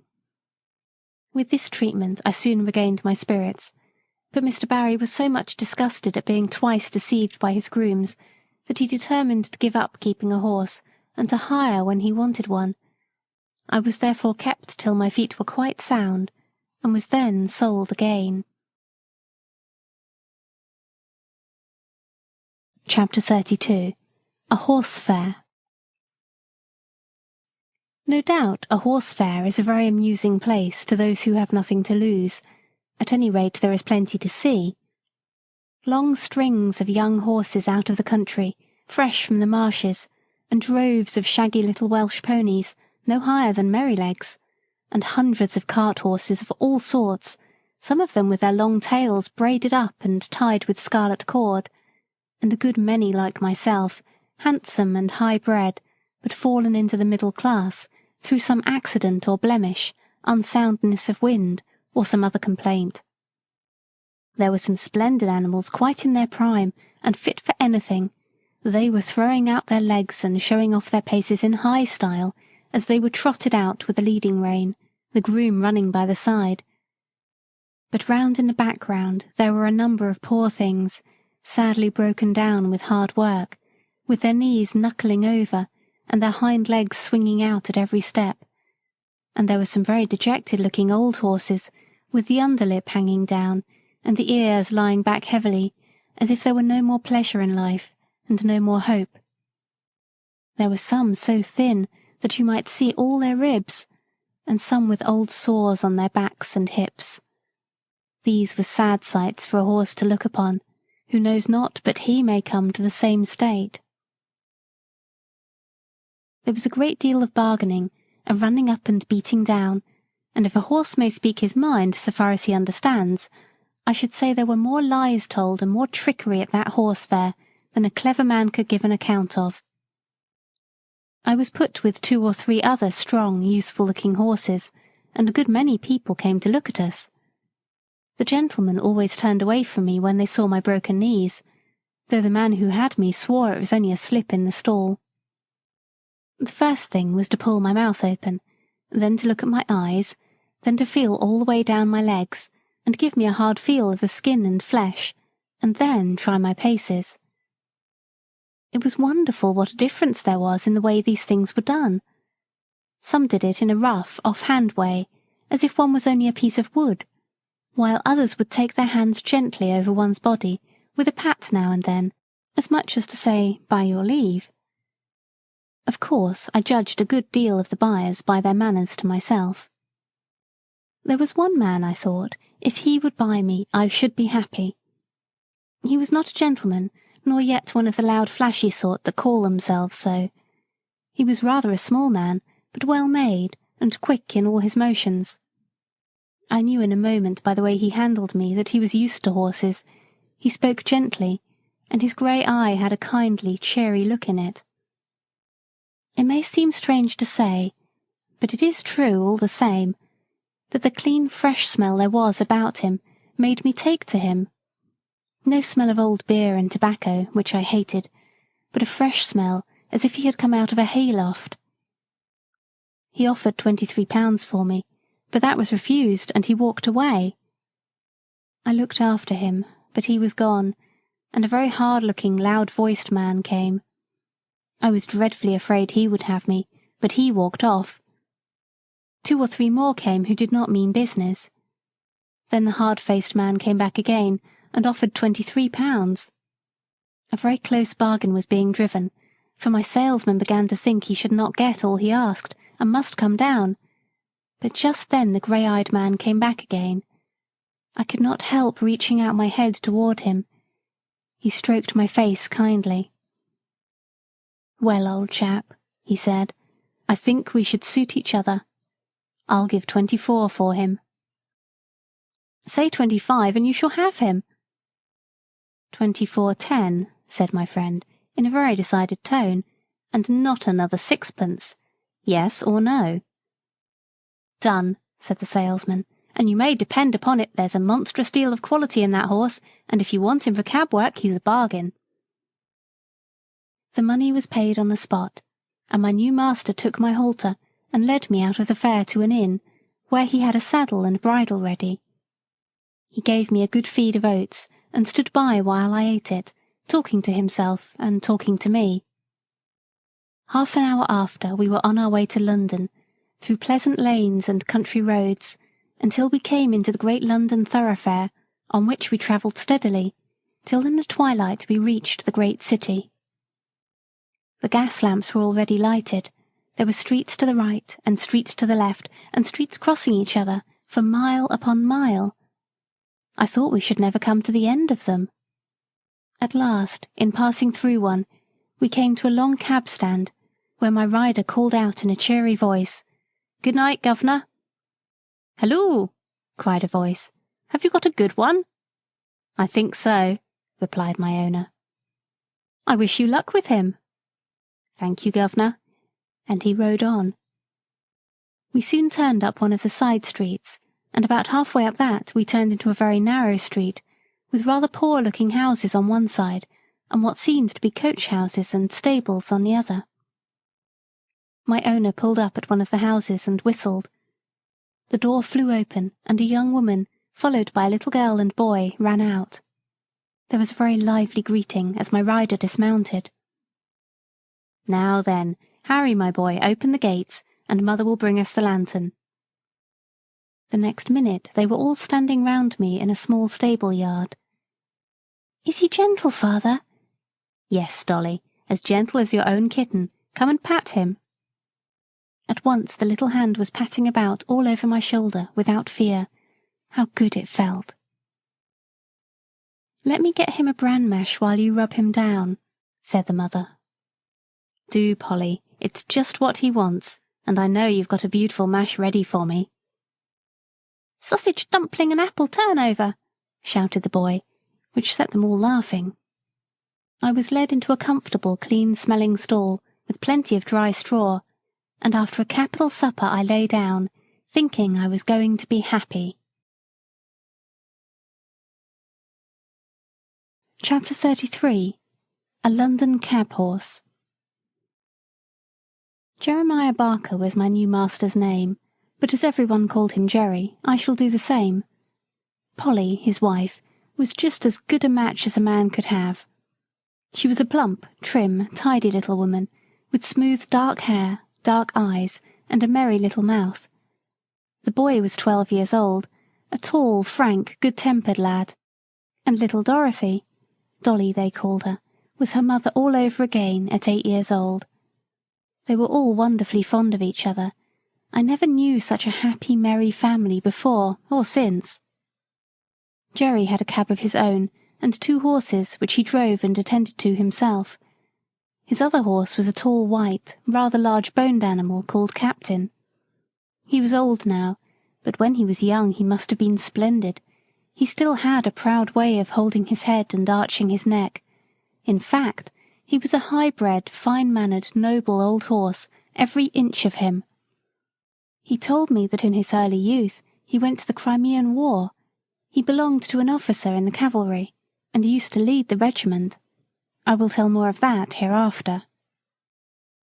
The next morning, when I was well groomed, Polly and Dolly came into the yard to see me and make friends. Harry had been helping his father since the early morning, and had stated his opinion that I should turn out to be a regular brick. Polly brought me a slice of apple, and Dolly a piece of bread, and made just as much of me as if I had been the Black Beauty of olden time. It was a great treat to be petted again, and talked to in a gentle voice, and I let them see as well as I could that I wished to be friendly. Polly thought I was very handsome, and a great deal too good for a cab, if it were not for the broken knees. "Of course, there's no one to tell us whose fault that was," said Jerry, "and as long as I don't know, I shall give him the benefit of the doubt, for a firmer, neater stepper I never rode. We'll call him Jack, after the old one, shall we, Polly?" "Do," she said, "for I like to keep a good name going." Captain went out in a cab all morning. Harry came in after school to feed me and give me water. In the afternoon I was put into the cab. Jerry took as much pains to see if the collar and bridle fitted comfortably as if he had been John Manley over again. When the crupper was let out a hole or two, it all fitted well.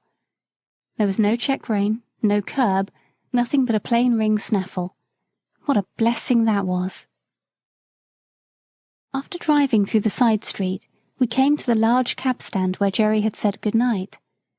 On one side of this wide street were high houses with wonderful shop fronts, and on the other was an old church and churchyard surrounded by iron palisades. Alongside these iron rails a number of cabs were drawn up, waiting for passengers. Bits of hay were lying about on the ground. Some of the men were standing together talking, some were sitting on their boxes reading the newspaper, and one or two were feeding their horses with bits of hay and giving them a drink of water. We pulled up in the rank at the back of the last cab. 2 or 3 men came round and began to look at me and pass their remarks. "Very good for a funeral," said one. "Too smart-looking," said another, shaking his head in a very wise way. "You'll find out something wrong one of these fine mornings, or my name isn't Jones." "Well," said Jerry pleasantly, "I suppose I need not find it out until it finds me out, eh? And if so, I'll keep up my spirits a little longer." Then there came up a broad-faced man, dressed in a great grey coat with great grey cape and great white buttons, a grey hat and a blue comforter loosely tied around his neck.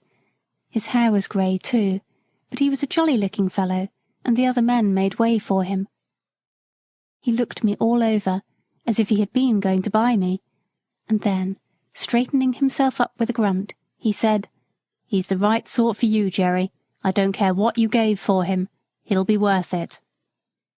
Thus my character was established on the stand. This man's name was Grant, but he was called Grey Grant, or Governor Grant. He had been the longest on that stand of any of the men, and he took it upon himself to settle matters and stop disputes. He was generally a good-humoured, sensible man, but if his temper was a little out, as it was sometimes when he had drunk too much, nobody liked to come too near his fist, for he could deal a very heavy blow.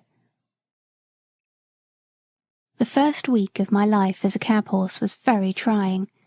I had never been used to London, and the noise, the hurry, the crowds of horses, carts, and carriages that I had to make my way through made me feel anxious and harassed. But I soon found that I could perfectly trust my driver, and then I made myself easy and got used to it. Jerry was as good a driver as I have ever known, and what was better, he took as much thought for his horses as he did for himself. He soon found out that I was willing to work and do my best, and he never laid the whip on me unless it was gently drawing the end of it over my back when I was to go on. But generally I knew this quite well by the way in which he took up the reins, and I believe his whip was more frequently stuck up by his side than in his hand. In a short time I and my master understood each other as well as horse and man can do. In the stable, too, he did all that he could for our comfort. The stalls were the old-fashioned style, too much on the slope, but he had 2 movable bars fixed across the back of our stalls, so that at night, and when we were resting, he just took off our halters and put up the bars, and thus we could turn about and stand whichever way we pleased, which is a great comfort. Jerry kept us very clean, and gave us as much change of food as he could, and always plenty of it. And not only that, but he always gave us plenty of fresh, clean water, which he allowed to stand by us both night and day, except, of course, when we came in warm. Some people say that a horse ought not to drink all he likes, but I know if we are allowed to drink when we want, we drink only a little at a time, and it does us a good deal more good than swallowing down half a bucketful at a time, because we have been left without till we are thirsty and miserable. Some grooms will go home to their beer, and leave us for hours with our dry hay and oats, and nothing to moisten them. Then, of course, we gulp down too much at once, which helps to spoil our breathing, and sometimes chills our stomachs. But the best thing we had here was our Sundays for rest. We worked so hard in the week that I do not think we could have kept up to it but for that day. Besides, we had then time to enjoy each other's company. It was on these days that I learned my companion's history. Chapter 34. An Old Warhorse. Captain had been broken in and trained for an army horse. His first owner was an officer of cavalry going out to the Crimean War. He said he quite enjoyed the training with all the other horses, trotting together, turning together to the right hand or the left, halting at the word of command, or dashing forward at full speed at the sound of the trumpet or signal of the officer. He was, when young, a dark, dappled iron grey, and considered very handsome. His master, a young, high-spirited gentleman, was very fond of him, and treated him from the first with the greatest care and kindness.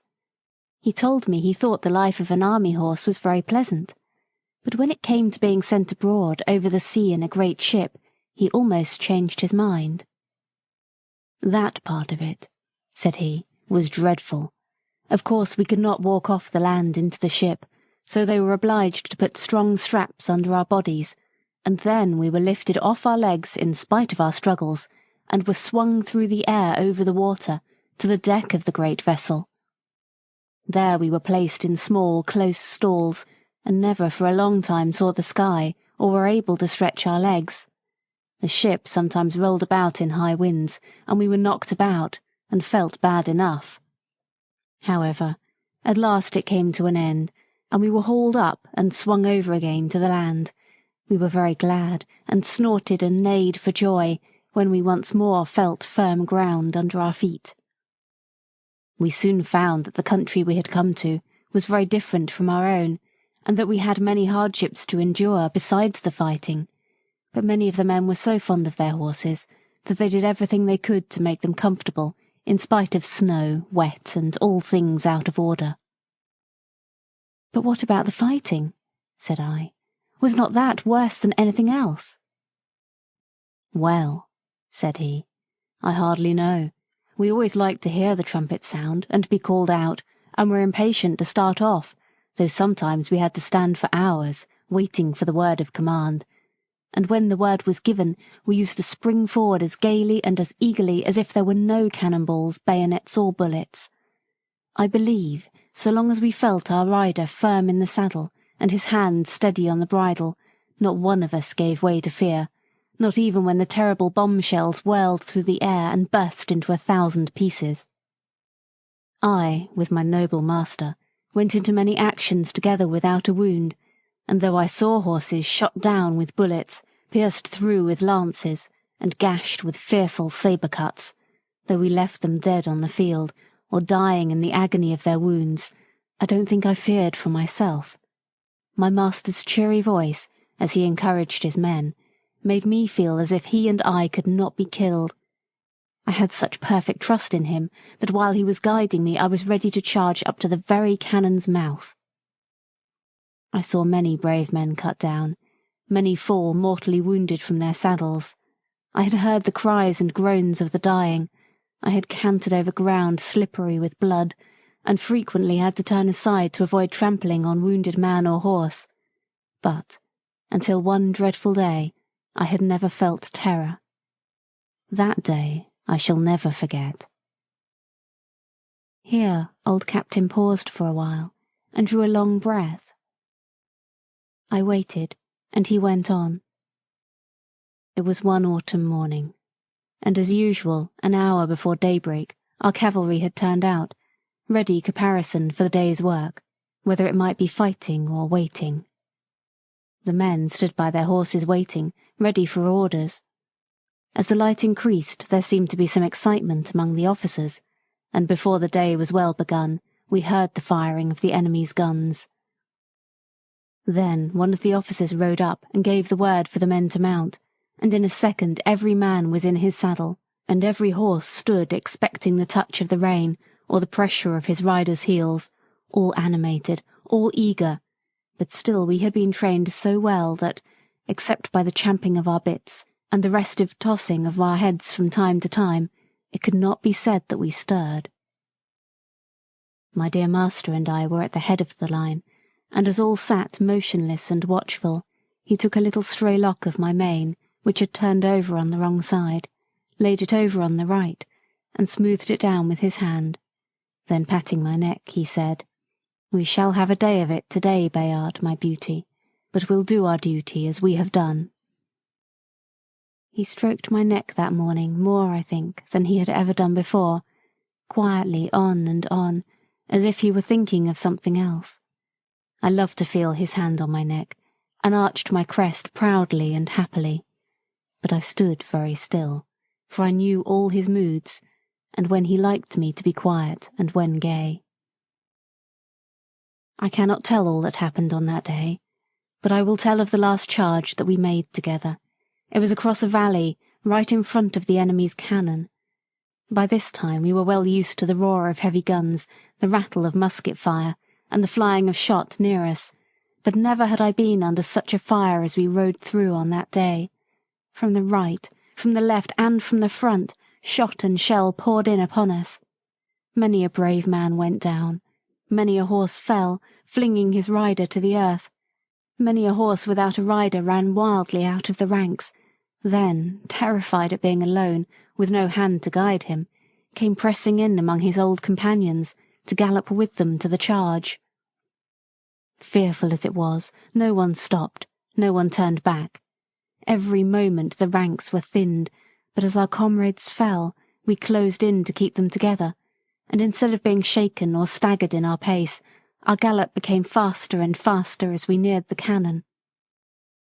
My master, my dear master, was cheering on his comrades with his right arm raised on high, when one of the balls whizzing close to my head struck him. I felt him stagger with the shock, though he uttered no cry. I tried to check my speed, but the sword dropped from his right hand, the rein fell loose from the left, and sinking backward from the saddle he fell to the earth. The other riders swept past us, and by the force of their charge I was driven from the spot. I wanted to keep my place by his side and not leave him under that rush of horses' feet, but it was in vain, and now, without a master or a friend, I was alone on that great slaughter ground. Then fear took hold on me too, and I trembled as I had never trembled before, and I too, as I had seen other horses do, tried to join in the ranks and gallop with them, but I was beaten off by the swords of the soldiers. Just then a soldier whose horse had been killed under him caught at my bridle and mounted me, and with this new master I was again going forward, but our gallant company was cruelly overpowered, and those who remained alive after the fierce fight for the guns came galloping back over the same ground. Some of the horses had been so badly wounded that they could scarcely move from the loss of blood. Other noble creatures were trying on 3 legs to drag themselves along, and others were struggling to rise on their forefeet when their hind legs had been shattered by shot. After the battle the wounded men were brought in, and the dead were buried. "And what about the wounded horses?" I said. "Were they left to die?" "No. The army farriers went over the fields with their pistols and shot all that were ruined. Some that had only slight wounds were brought back and attended to, but the greater part of the noble, willing creatures that went out that morning never came back. In our stables there was only about 1 in 4 that returned. I never saw my dear master again. I believe he fell dead from the saddle. I never loved any other master so well. I went into many other engagements, but was only once wounded, and then not seriously. And when the war was over, I came back again to England, as sound and strong as when I went out." I said, I have heard people talk about war as if it were a very fine thing." "Ah," said he, "I should think they never saw it. No doubt it is very fine when there is no enemy, when it is just exercise and parade and sham fight. Yes, it is very fine then. But when thousands of good, brave men and horses are killed or crippled for life, it has a very different look." "Do you know what they fought about?" said I. "No," he said, "that is more than a horse can understand. But the enemy must have been awfully wicked people, if it was right to go all that way over the sea on purpose to kill them." Chapter 35. Jerry Barker. I never knew a better man than my new master. He was kind and good, and as strong for the right as John Manley, and so good-tempered and merry that very few people could pick a quarrel with him. He was very fond of making little songs and singing them to himself. One he was very fond of was this: "Come father and mother, and sister and brother, come all of you, turn to, and help one another." And so they did. Harry was as clever at stable work as a much older boy, and always wanted to do what he could. Then Polly and Dolly used to come in the morning to help with the cab, to brush and beat the cushions and rub the glass, while Jerry was giving us a cleaning in the yard, and Harry was rubbing the harness. There used to be a great deal of laughing and fun between them, and it put Captain and me in much better spirits than if we had heard scolding and hard words. They were always early in the morning, for Jerry would say, "If you in the morning throw minutes away, you can't pick them up in the course of a day. You may hurry and scurry, and flurry and worry, you've lost them forever, forever and aye." He could not bear any careless loitering and waste of time, and nothing was so near making him angry as to find people who were always late wanting a cab horse to be driven hard to make up for their idleness. One day, 2 wild-looking young men came out of a tavern close to the stand and called Jerry. "Here, cabby, look sharp, we are rather late. Put on the steam, will you, and take us to the Victoria in time for the 1 o'clock train. You shall have a shilling extra." "I will take you at the regular pace, gentlemen. Shillings don't pay for putting on the steam like that." Larry's cab was standing next to ours. He flung open the door and said, "I'm your man, gentlemen. Take my cab, my horse will get you there all right." And as he shut them in, with a wink toward Jerry, said, "It's against his conscience to go beyond a jog trot." Then slashing his jaded horse, he set off as hard as he could. Jerry patted me on the neck. "No, Jack, a shilling would not pay for that sort of thing, would it, old boy?" Although Jerry was determinedly set against hard driving to please careless people, he always went a good fair pace, and was not against putting on the steam, as he said, if only he knew why. I well remember one morning, as we were on the stand waiting for a fare, that a young man, carrying a heavy portmanteau, trod on a piece of orange peel which lay on the pavement, and fell down with great force. Jerry was the first to run and lift him up. He seemed much stunned, and as they led him into a shop he walked as if he were in great pain. Jerry, of course, came back to the stand, but in about 10 minutes one of the shopmen called him, so he drew up to the pavement. "Can you take me to the South Eastern Railway?" said the young man. "This unlucky fall has made me late, I fear, but it is of great importance that I should not lose the 12 o'clock train. I should be most thankful if you could get me there in time, and will gladly pay you an extra fare." "I'll do my very best," said Jerry heartily, "if you think you are well enough, sir," for he looked dreadfully white and ill. "I must go," he said earnestly. "Please to open the door, and let us lose no time." The next minute Jerry was on the box, with a cheery chirrup to me and a twitch of the rein that I well understood. "Now then, Jack, my boy," said he, "spin along, we'll show them how we can get over the ground, if we only know why."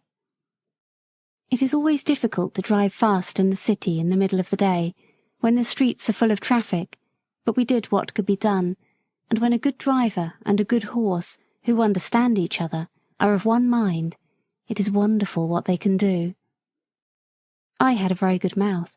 That is, I could be guided by the slightest touch of the rein, and that is a great thing in London, among carriages, omnibuses, carts, vans, trucks, cabs, and great wagons creeping along at a walking pace, some going one way, some another, some going slowly, others wanting to pass them, omnibuses stopping short every few minutes to take up a passenger, obliging the horse that is coming behind to pull up too, or to pass and get before them. Perhaps you try to pass, but just then something else comes dashing in through the narrow opening, and you have to keep in behind the omnibus again. Presently you think you see a chance, and manage to get to the front, going so near the wheels on each side that half an inch nearer and they would scrape. Well, you get along for a bit, but soon find yourself in a long train of carts and carriages, all obliged to go at a walk. Perhaps you come to a regular block-up, and have to stand still for minutes together, till something clears out into a side street, or the policeman interferes. You have to be ready for any chance, to dash forward if there be an opening, and be quick as a rat dog to see if there be room, and if there be time, lest you get your own wheels locked or smashed, or the shaft of some other vehicle run into your chest or shoulder. All this is what you have to be ready for. If you want to get through London fast in the middle of the day, it wants a deal of practice.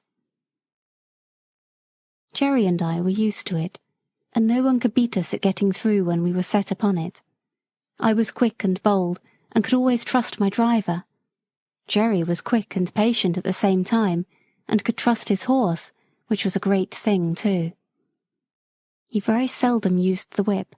I knew by his voice, and his click-click, when he wanted to get on fast, and by the rein where I was to go, so there was no need for whipping. But I must go back to my story. The streets were very full that day, but we got on pretty well as far as the bottom of Cheapside, where there was a block for 3 or 4 minutes. The young man put his head out and said anxiously, "I think I had better get out and walk. I shall never get there if this goes on." "I shall do all that can be done, sir," said Jerry. "I think we shall be in time. This block-up cannot last much longer, and your luggage is very heavy for you to carry, sir." Just then the cart in front of us began to move on, and then we had a good turn. In and out we went, as fast as horseflesh could do it, and for a wonder had a good clear time on London Bridge, for there was a whole train of cabs and carriages all going our way at a quick trot, perhaps wanting to catch that very train. At any rate, we whirled into the station with many more, just as the great clock pointed 8 minutes to 12 o'clock. "Thank God, we are in time," said the young man. "And thank you too, my friend, and your good horse. You have saved me more than money can ever pay for. Take this extra half-crown." "No, sir, no. Thank you all the same. So glad we hit the time, sir. But don't stay now, sir, the bell is ringing. Here, porter, take this gentleman's luggage. Dover line, 12 o'clock train, that's it."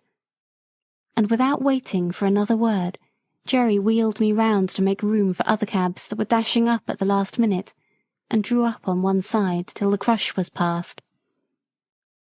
"So glad," he said, "so glad. Poor young fellow. I wonder what it was that made him so anxious." Jerry often talked to himself quite loud enough for me to hear when we were not moving. On Jerry's return to the rank, there was a good deal of laughing and chaffing at him for driving hard to the train for an extra fare, as they said, all against his principles, and they wanted to know how much he had pocketed.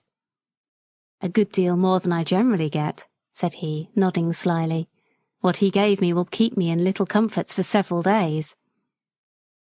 "Gammon," said one. "He's a humbug," said another, preaching to us and then doing the same himself. "Look here, mates," said Jerry. "The gentleman offered me half-a-crown extra, but I didn't take it. 'Twas quite pay enough for me to see how glad he was to catch that train, and if Jack and I choose to have a quick run now and then to please ourselves, that's our business and not yours." "Well," said Larry, "you'll never be a rich man." "Most likely not," said Jerry, but I don't know that I shall be the less happy for that. I have heard the commandments read a great many times, and I never noticed that any of them said, Thou shalt be rich, and there are a good many curious things said in the New Testament about rich men that I think would make me feel rather queer if I was one of them. If you ever do get rich, said Governor Gray, looking over his shoulder across the top of his cab, you'll deserve it, Jerry, and you won't find a curse come with your wealth. As for you, Larry, you'll die poor. You spend too much in whipcord. Well, said Larry, what is a fellow to do if his horse won't go without it? You never take the trouble to see if he will go without it. Your whip is always going as if you had the St. Vitus dance in your arm, and if it does not wear you out, it wears your horse out. You know you are always changing your horses, and why? Because you never give them any peace or encouragement. Well, I have not had good luck, said Larry. That's where it is. And you never will, said the governor. Good luck is rather particular who she rides with, and mostly prefers those who have got common sense and a good heart. At least that is my experience. Governor Gray turned round again to his newspaper, and the other men went to their cabs. Chapter 36. The Sunday Cab. One morning, as Jerry had just put me into the shafts and was fastening the traces, a gentleman walked into the yard. Your servant, sir, said Jerry. Good morning, Mr. Barker, said the gentleman. I should be glad to make some arrangements with you for taking Mrs. Briggs regularly to church on Sunday mornings. We go to the new church now, and that is rather further than she can walk. Thank you, sir, said Jerry, but I have only taken out a 6 days' licence, and therefore I could not take a fare on a Sunday. It would not be legal. Oh, said the other, I did not know yours was a 6 days' cab, but of course it would be very easy to alter your licence. I would see that you did not lose by it. The fact is, Mrs. Briggs very much prefers you to drive her. I should be glad to oblige the lady, sir, but I had a 7 days' licence once, and the work was too hard for me, and too hard for my horses. Year in and year out, not a day's rest, and never a Sunday with my wife and children, and never able to go to a place of worship, which I had always been used to do before I took to the driving box. So for the last 5 years I have only taken a 6 days' licence, and I find it better all the way round. Well, of course, replied Mr. Briggs, it is very proper that every person should have rest, and be able to go to church on Sundays, but I should have thought you would not have minded such a short distance for the horse, and only once a day. You would have all the afternoon and evening for yourself, and we are very good customers, you know. Yes, sir, that is true, and I am grateful for all favours, I am sure, and anything that I could do to oblige you or the lady, I should be proud and happy to do, but I can't give up my Sundays, sir, indeed I can't. I read that God made man, and he made horses and all the other beasts, and as soon as he had made them, he made a day of rest, and bade that all should rest 1 day in 7. And I think, sir, he must have known what was good for them, and I am sure it is good for me. I am stronger and healthier altogether, now that I have a day of rest.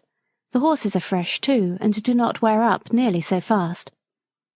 The 6-day drivers all tell me the same, and I have laid by more money in the savings bank than ever I did before. And as for the wife and children, sir, why, heart alive, they would not go back to the 7 days for all they could see. Oh, very well, said the gentleman. Don't trouble yourself, Mr. Barker, any further. I will inquire somewhere else. And he walked away. Well, says Jerry to me, we can't help it, Jack, old boy. We must have our Sundays. Polly, he shouted. Polly, come here. She was there in a minute. What is it all about, Jerry? Why, my dear, Mr. Briggs wants me to take Mrs. Briggs to church every Sunday morning. I say I only have a 6 days' licence. He says, get a 7 days' licence and I'll make it worth your while. And you know, Polly, they are very good customers to us. Mrs. Briggs often goes out shopping for hours or making calls, and then she pays down fair and honourable like a lady. There's no beating down or making 3 hours into 2 hours and a half, as some folks do. And it is easy work for the horses, not like tearing along to catch trains for people that are always a quarter of an hour too late. And if I don't oblige her in this matter, it is very likely we shall lose them altogether. What do you say, little woman?"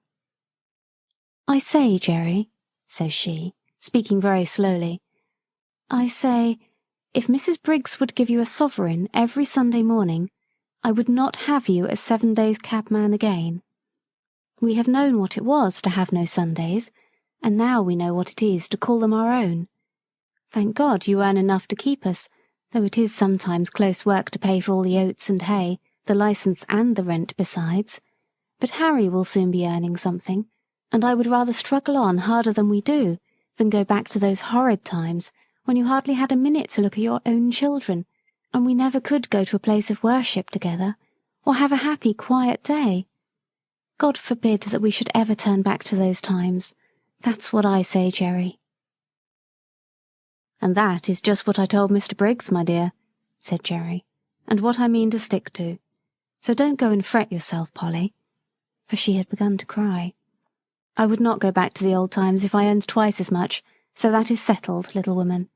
Now, cheer up, and I'll be off to the stand." 3 weeks had passed away after this conversation, and no order had come from Mrs. Briggs, so there was nothing but taking jobs from the stand. Jerry took it to heart a great deal, for of course the work was harder for horse and man. But Polly would always cheer him up, and say, "Never mind, father, never mind. Do your best, and leave the rest. 'Twill all come right, some day or night." It soon became known that Jerry had lost his best customer, and for what reason. Most of the men said he was a fool, but 2 or 3 took his part. "If working men don't stick to their Sunday," said Truman, "they'll soon have none left. It is every man's right and every beast's right. By God's law we have a day of rest, and by the law of England we have a day of rest, and I say we ought to hold to the rights these laws give us, and keep them for our children." "All very well for you religious chaps to talk so," said Larry, "but I'll turn a shilling when I can. I don't believe in religion, for I don't see that your religious folks are any better than the rest." "If they are not better," put in Jerry, "it is because they are not religious. You might as well say that our country's laws are not good because some people break them. If a man gives way to his temper, and speaks evil of his neighbour, and does not pay his debts, he is not religious, I don't care how much he goes to church.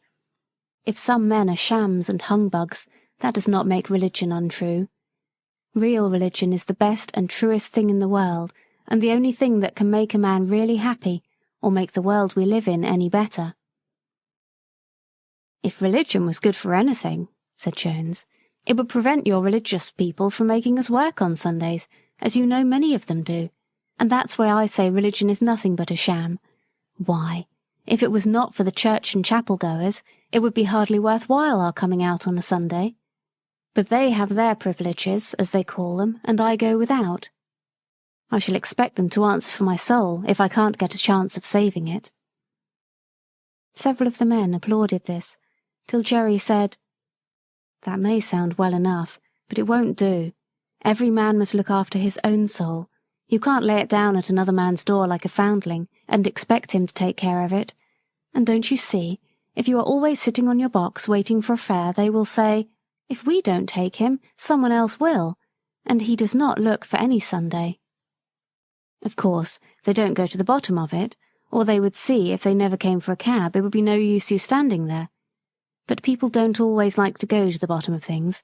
It may not be convenient to do it, but if you Sunday drivers would all strike for a day of rest, the thing would be done." "And what would all the good people do if they could not get to their favourite preachers?" said Larry. "'Tis not for me to lay down plans for other people," said Jerry, "but if they can't walk so far, they can go to what is nearer, and if it should rain they can put on their mackintoshes as they do on a weekday. If the thing is right, it can be done, and if it is wrong, it can be done without, and a good man will find a way. And that is as true for us cabmen as it is for the churchgoers." Chapter 37. The Golden Rule. 2 or 3 weeks after this, as we came into the yard rather late in the evening, Polly came running across the road with the lantern. She always brought it to him if it was not very wet. "It has all come right, Jerry. Mrs. Briggs sent her servant this afternoon to ask you to take her out tomorrow at 11 o'clock. I said, yes, I thought so, but we supposed she employed someone else now.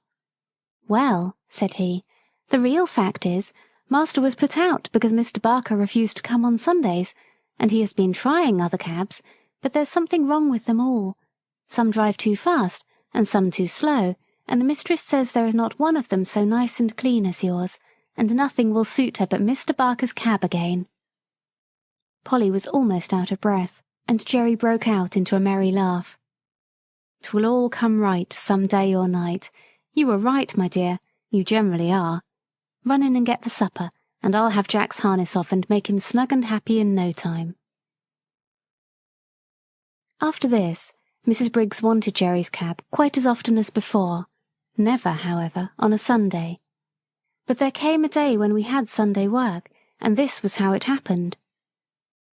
We had all come home on the Saturday night very tired, and very glad to think that the next day would be all rest, but so it was not to be. On Sunday morning, Jerry was cleaning me in the yard, when Polly stepped up to him, looking very full of something. "What is it?" said Jerry. "Well, my dear," she said, "poor Dinah Brown has just had a letter brought to say that her mother is dangerously ill, and that she must go directly if she wishes to see her alive. The place is more than 10 miles away from here, out in the country, and she says if she takes the train she should still have 4 miles to walk. And so weak as she is, and the baby only 4 weeks old, of course that would be impossible. And she wants to know if you would take her in your cab, and she promises to pay you faithfully, as she can get the money." "Tut, tut, we'll see about that. It was not the money I was thinking about, but of losing our Sunday. The horses are tired, and I am tired too. That's where it pinches." "It pinches all round, for that matter," said Polly, "for it's only half Sunday without you. But you know we should do to other people as we should like they should do to us, and I know very well what I should like if my mother was dying. And, Jerry dear, I'm sure it won't break the Sabbath, for if pulling a poor beast or donkey out of a pit would not spoil it, I'm quite sure taking poor Dinah would not do it." "Why, Polly, you are as good as the minister. And so, as I've had my Sunday morning sermon early today, you may go and tell Dinah that I'll be ready for her as the clock strikes 10. But stop, just step round to Butcher Braden's with my compliments, and ask him if he would lend me his light trap. I know he never uses it on the Sunday, and it would make a wonderful difference to the horse." Away she went, and soon returned, saying that he could have the trap and welcome. "All right," said he. "Now put me up a bit of bread and cheese, and I'll be back in the afternoon as soon as I can." "And I'll have the meat pie ready for an early tea instead of for dinner," said Polly, and away she went, while he made his preparations to the tune of "Polly's the Woman and no mistake," of which tune he was very fond. I was selected, and at 10 o'clock we started, in a light, high-wheeled gig, which ran so easily that after the 4-wheeled cab it seemed like nothing. It was a fine May day, and as soon as we were out of the town, the sweet air, the smell of the fresh grass, and the soft country roads were as pleasant as they used to be in the old times, and I soon began to feel quite fresh. Dinah's family lived in a small farmhouse up a green lane, close by a meadow with some fine shady trees. There were 2 cows feeding in it. A young man asked Jerry to bring his trap into the meadow, and he would tie me up in the cowshed. He wished he had a better stable to offer. "If your cows would not be offended," said Jerry, "there is nothing my horse would like so well as to have an hour or 2 in your beautiful meadow. He's quiet, and it would be a rare treat for him." "Do, and welcome," said the young man. "The best we have is at your service for your kindness to my sister. We shall be having some dinner in an hour, and I hope you'll come in, though with mother so ill we are all out of sorts in the house." Jerry thanked him kindly, but said as he had some dinner with him, there was nothing he should like so well as walking about in the meadow. When my harness was taken off, I did not know what I should do first, whether to eat the grass, or roll over on my back, or lie down and rest, or have a gallop across the meadow out of sheer spirits at being free, and I did all by turns. Jerry seemed to be quite as happy as I was. He sat down by a bank under a shady tree and listened to the birds. Then he sang himself and read out of the little brown book he is so fond of, then wandered around the meadow and down by a little brook, where he picked the flowers and the hawthorn and tied them up with long sprays of ivy. Then he gave me a good feed of the oats which he had brought with him, but the time seemed all too short. I had not been in a field since I left poor Ginger at Earlshall. We came home gently, and Jerry's first words were, as we came into the yard, "Well, Polly, I have not lost my Sunday after all, for the birds were singing hymns in every bush, and I joined in the service, and as for Jack, he was like a young colt." When he handed Dolly the flowers, she jumped about for joy.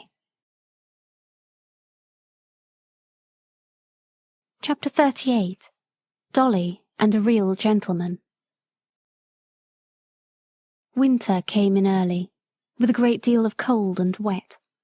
There was snow or sleet or rain almost every day for weeks, changing only for keen driving winds or sharp frosts. The horses all felt it very much. When it is a dry cold, a couple of good thick rugs will keep the warmth in us, but when it is soaking rain they soon get wet through and are no good. Some of the drivers had a waterproof cover to throw over, which was a fine thing, but some of the men were so poor that they could not protect either themselves or their horses, and many of them suffered very much that winter. When we horses had worked half the day, we went to our dry stables and could rest, while they had to sit on their boxes, sometimes staying out as late as 1 or 2 in the morning if they had a party to wait for. When the streets were slippery with frost or snow, that was the worst for all of us horses. 1 mile of such travelling, with a weight to draw and no firm footing, would take more out of us than 4 on a good road. Every nerve and muscle of our bodies is on the strain to keep our balance, and, added to this, the fear of falling is more exhausting than anything else. If the roads are very bad indeed, our shoes are roughened, but that makes us feel nervous at first. When the weather was very bad, many of the men would go and sit in a tavern close by, and get someone to watch for them, but they often lost a fare in that way, and could not, as Jerry said, be there without spending money. He never went to the Rising Sun. There was a coffee shop near, where he now and then went, or he bought of an old man, who came to our rank with tins of hot coffee and pies. It was his opinion that spirits and beer made a man colder afterward, and that dry clothes, good food, cheerfulness, and a comfortable wife at home were the best things to keep a cabman warm. Polly always supplied him with something to eat when he could not get home, and sometimes he would see little Dolly peeping from the corner of the street to make sure if father was on the stand. If she saw him, she would run off at full speed and soon come back with something in a tin or basket, some hot soup or pudding Polly had ready. It was wonderful how such a little thing could get safely across the street, often thronged with horses and carriages, but she was a brave little maid, and felt it quite an honour to bring father's first course, as he used to call it. She was a general favourite on the street, and there was not a man who would not have seen her safely across the street if Jerry had not been able to do it. One cold, windy day, Dolly had brought Jerry a basin of something hot, and was standing by him while he ate it. He had scarcely begun when a gentleman, walking toward us very fast, held up his umbrella.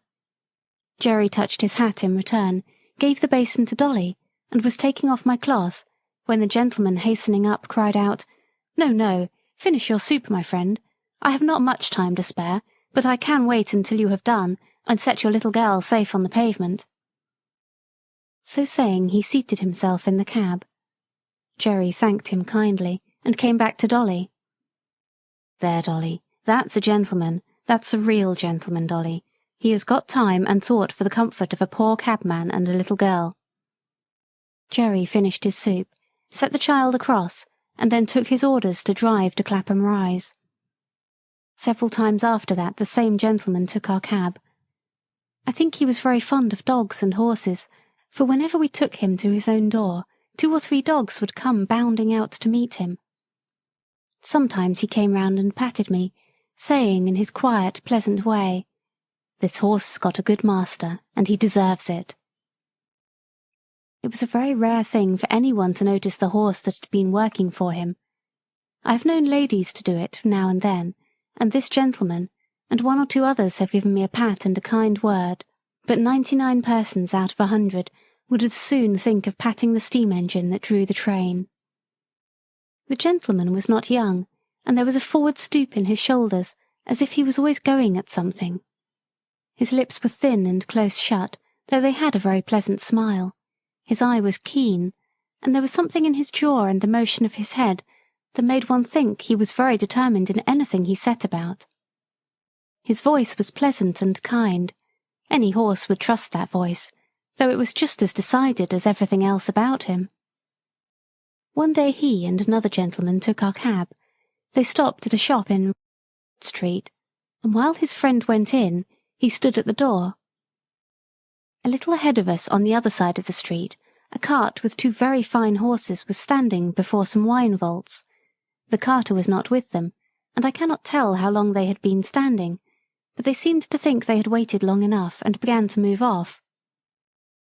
Before they had gone many paces, the carter came running out and caught them. He seemed furious at their having moved, and with whip and rein punished them brutally, even beating them about the head. Our gentleman saw it all, and stepping quickly across the street, said in a decided voice, "If you don't stop that directly, I'll have you arrested for leaving your horses, and for brutal conduct." The man, who had clearly been drinking, poured forth some abusive language, but he left off knocking the horses about, and taking the reins got into his cart. Meantime our friend had quietly taken a notebook from his pocket, and looking at the name and address painted on the cart, he wrote something down. "What do you want with that?" growled the carter, as he cracked his whip and was moving on. A nod and a grim smile was the only answer he got.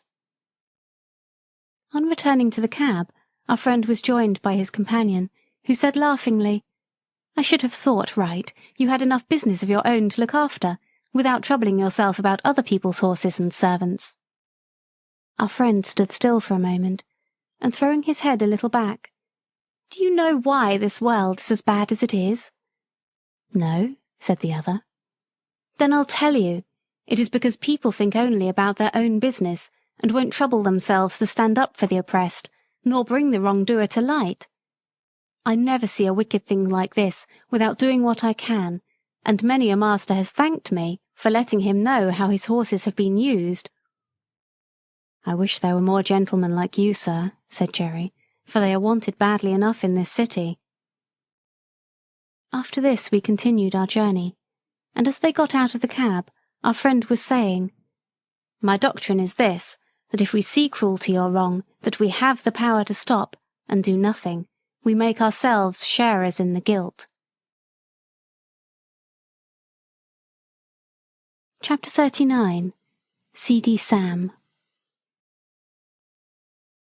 I should say that for a cab horse I was very well off indeed. My driver was my owner, and it was his interest to treat me well and to not overwork me, even had he not been so good a man as he was. But there were a great many horses which belonged to the large cab owners, who let them out to their drivers for so much money a day. As the horses did not belong to these men, the only thing they thought of was how to get their money out of them, first to pay the master, and then to provide for their own living, and a dreadful time some of these horses had of it. Of course I understood but little, but it was often talked over on the stand, and the governor, who was a kind-hearted man and fond of horses, would sometimes speak up if one came in very much jaded or ill-used. One day, a shabby, miserable-looking driver, who went by the name of Seedy Sam, brought in his horse looking dreadfully beat, and the governor said, "You and your horse look more fit for the police station than for this rank." The man flung his tattered rug over the horse, turned full round upon the governor, and said in a voice that sounded almost desperate, "If the police have any business with the matter, it ought to be with the masters who charge us so much, or with the fares that are fixed so low. If a man has to pay 18 shillings a day for the use of a cab and 2 horses, as many of us have to do in a season, and must make that up before we earn a penny for ourselves. I say 'tis more than hard work. 9 shillings a day to get out of each horse before you begin to get your own living. You know that's true, and if the horses don't work we must starve, and I and my children have known what that is before now. I've 6 of 'em, and only one earns anything. I'm on the stand 14 or 16 hours a day, and I haven't had a Sunday these 10 or 12 weeks. You know Skinner never gives a day if he can help it, and if I don't work hard, tell me who does. I want a warm coat and a mackintosh, but with so many to feed, how can a man get it? I had to pledge my clock a week ago to pay Skinner, and I shall never see it again."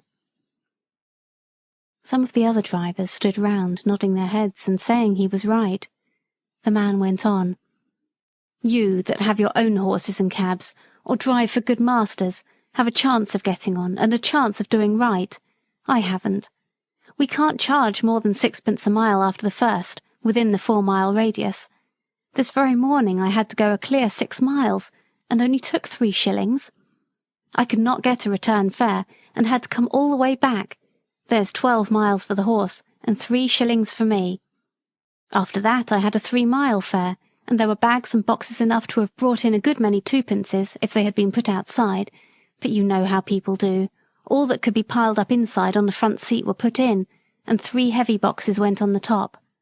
That was 6pence, and the fare 1 and 6pence. Then I got a return for a shilling. Now that makes 18 miles for the horse, and 6 shillings for me. There's 3 shillings still for that horse to earn, and 9 shillings for the afternoon horse before I touch a penny. Of course it is not always so bad as that, but you know it often is, and I say, 'tis a mockery to tell a man that he must not overwork his horse, for when a beast is downright tired, there's nothing but the whip that will keep his legs a-going. You can't help yourself. You must put your wife and children before the horse. The masters must look to that. We can't. I don't ill-use my horse for the sake of it. None of you can say I do. There's wrong lays somewhere, never a day's rest, never a quiet hour with the wife and children. I often feel like an old man, though I'm only 45. You know how quick some of the gentry are to suspect us of cheating and overcharging.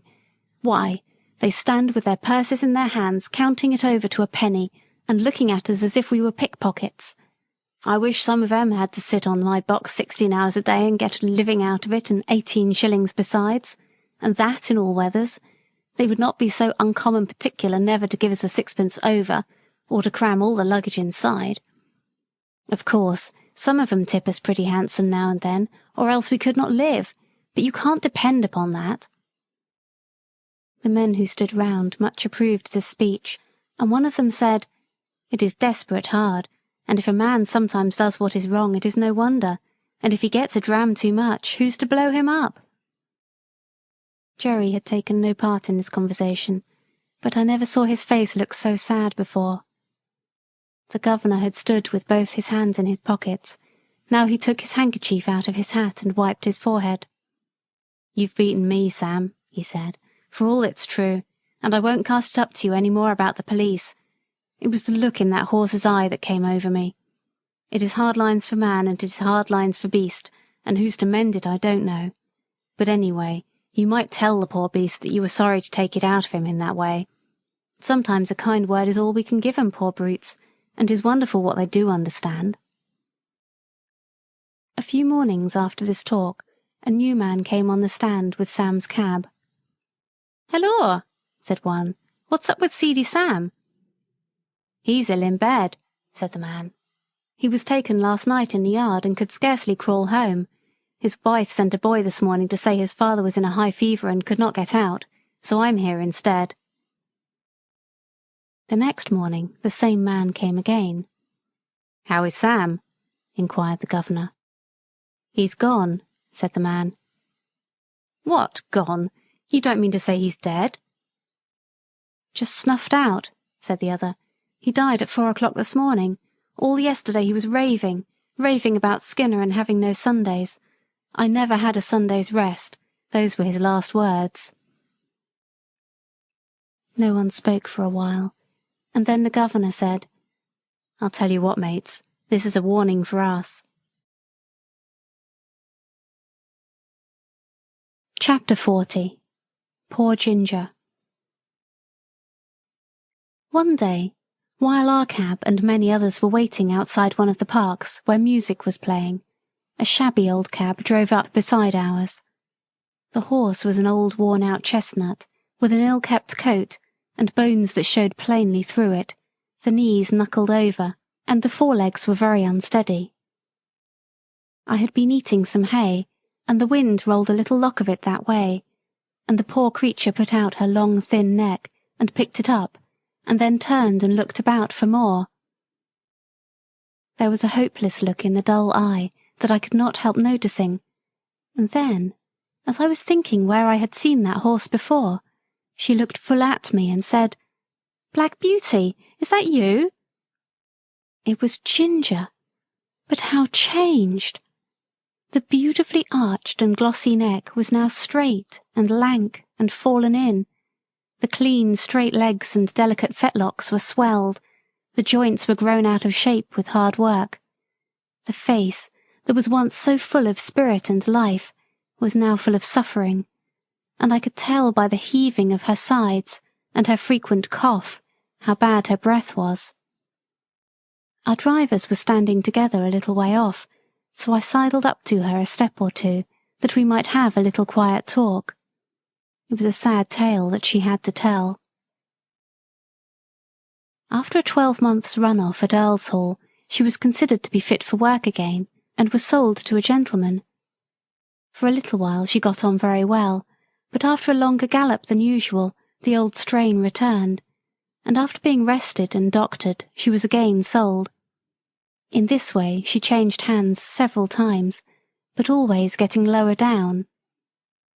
"And so at last," said she, "I was bought by a man who keeps a number of cabs and horses and lets them out.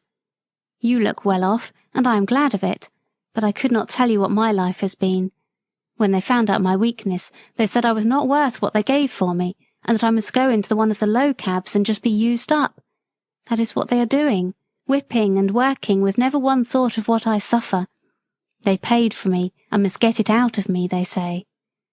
The man who hires me now pays a deal of money to the owner every day, and so he has to get it out of me too. And so it's all the week round and round, with never a Sunday rest." I said, "You used to stand up for yourself if you were ill-used." "Ah," she said, "I did once, but it's no use. Men are strongest, and if they're cruel and have no feeling, there is nothing that we can do, but just bear it on and on, to the end. I wish the end was come. I wish I was dead. I have seen dead horses, and I am sure they do not suffer pain. I wish I may drop down dead at my work, and not be sent off to the knackers." I was very much troubled, and I put my nose up to hers, but I could say nothing to comfort her. I think she was pleased to see me, for she said, "You are the only friend I ever had." Just then her driver came up, and with a tug at her mouth backed her out of the line and drove off, leaving me very sad indeed. A short time after this, a cart with a dead horse in it passed our cab-stand. The head hung out of the cart-tail, the lifeless tongue was slowly dropping with blood, and the sunken eyes, but I can't speak of them, the sight was too dreadful. It was a chestnut horse, with a long thin neck. I saw a white streak down the forehead. I believe it was Ginger. I hoped it was, for then her troubles would be over. Oh, if men were more merciful, they would shoot us before we came to such misery. Chapter 41. The Butcher. I saw a great deal of trouble among the horses in London, and much of it might have been prevented by a little common sense.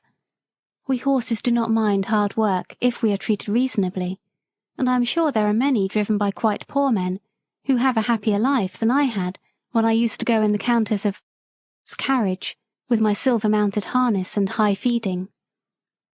It often went to my heart to see how the little ponies were used, straining along with heavy loads, or staggering under heavy blows from some low, cruel boy. Once I saw a little grey pony, with a thick mane and a pretty head, and so much like Merrylegs, that if I had not been in harness I should have neighed to him. He was doing his best to pull a heavy cart, while a strong, rough boy was cutting him under the belly with his whip and chucking cruelly at his little mouth. Could it be Merrylegs? It was just like him, but then Mr. Bloomfield was never to sell him, and I think he would not do it. But this might have been quite as good a little fellow, and had as happy a place when he was young. I often noticed the great speed at which butchers' horses were made to go, though I did not know why it was so, till one day when we had to wait some time in St. John's Wood. There was a butcher's shop next door, and as we were standing, a butcher's cart came dashing up at a great pace. The horse was hot and much exhausted. He hung his head down, while his heaving sides and trembling legs showed how hard he had been driven. The lad jumped out of the cart and was getting the basket, when the master came out of the shop much displeased. After looking at the horse, he turned angrily to the lad. "How many times shall I tell you not to drive in this way? You ruined the last horse and broke his wind, and you are going to ruin this in the same way. If you were not my own son, I would dismiss you on the spot. It is a disgrace to have a horse brought to the shop in a condition like that.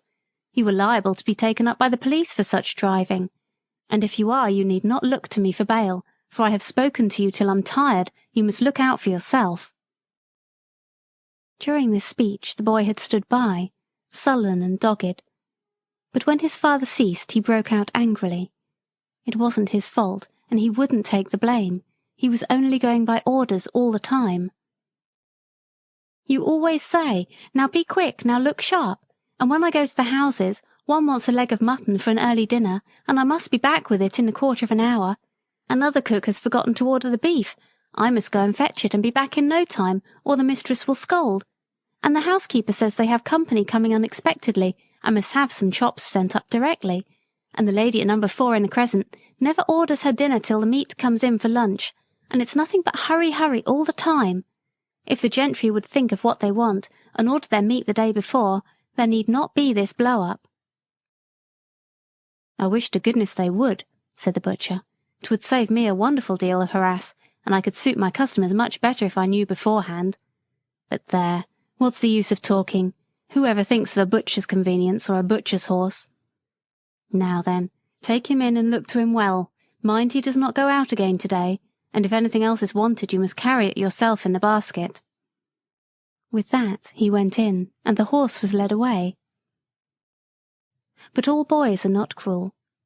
I have seen some as fond of their pony or donkey as if it had been a favourite dog, and the little creatures have worked away as cheerfully and willingly for their young drivers as I work for Jerry.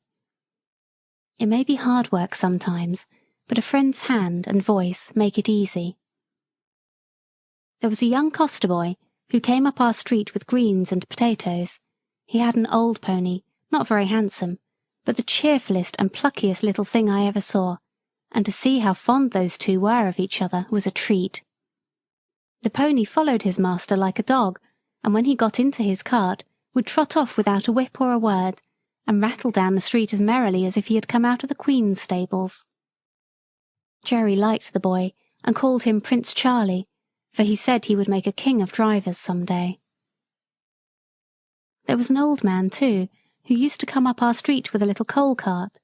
He wore a coal heaver's hat, and looked rough and black.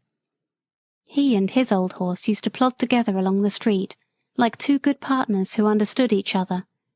The horse would stop of his own accord at the doors where they took coal of him. He used to keep one ear bent towards his master. The old man's cry could be heard up the street long before he came near. I never knew what he said, but the children called him Old Bar-ah-ah-hoo, for it sounded like that. Polly took her coal of him, and was very friendly, and Jerry said it was a comfort to think how happy an old horse might be in a poor place. Chapter 42. The Election. As we came into the yard one afternoon, Polly came out. "Jerry, I've had Mr. B here asking about your vote, and he wants to hire your cab for the election. He will call for an answer." "Well, Polly, you may say that my cab will be otherwise engaged. I should not like to have it pasted over with their great bills, and as to making Jack and Captain race about to the public houses to bring up half-drunken voters, why, I think 'twould be an insult to the horses. No, I shan't do it." "I suppose you'll vote for the gentleman? He said he was of your politics." "So he is in some things, but I shall not vote for him, Polly. You know what his trade is?" "Yes." "Well, a man who gets rich by that trade may be all very well in some ways, but he is blind as to what working men want. I could not in my conscience send him up to make the laws. I dare say they'll be angry, but every man must do what he thinks to be the best for his country." On the morning before the election, Jerry was putting me into the shafts, when Dolly came into the yard sobbing and crying, with her little blue frock and white pinafore spattered all over with mud. "Why, Dolly, what is the matter?" "Those naughty boys," she sobbed, "have thrown the dirt all over me and called me a little ragga. "They called her a little blue ragamuffin, father," said Harry, who ran in looking very angry. "But I have given it to them. They won't insult my sister again. I have given them a thrashing they will remember, a set of cowardly, rascally, orange blackguards." Jerry kissed the child and said, "Run in to mother, my pet, and tell her I think you had better stay at home today and help her." Then, turning gravely to Harry, "My boy, I hope you will always defend your sister, and give anyone who insults her a good thrashing. That is as it should be. But mind, I won't have any election blackguarding on my premises. There are as many blue blackguards as there are orange, and as many white as there are purple or any other colour, and I won't have any of my family mixed up with it. Even women and children are ready to quarrel for the sake of a colour, and not 1 in 10 of them knows what it is about." "Why, father, I thought blue was for liberty." "My boy, liberty does not come from colours. They only show party, and all the liberty you can get out of them is liberty to get drunk at other people's expense, liberty to ride to the poll in a dirty old cab, liberty to abuse anyone that does not wear your colour, and to shout yourself hoarse at what you only half understand. That's your liberty." "Oh, father, you are laughing." "No, Harry, I am serious, and I am ashamed to see how men go on who ought to know better. An election is a very serious thing, at least it ought to be, and every man ought to vote according to his conscience, and let his neighbour do the same." Chapter 43. A Friend in Need. The election day came at last. There was no lack of work for Jerry and me. First came a stout, puffy gentleman with a carpet bag.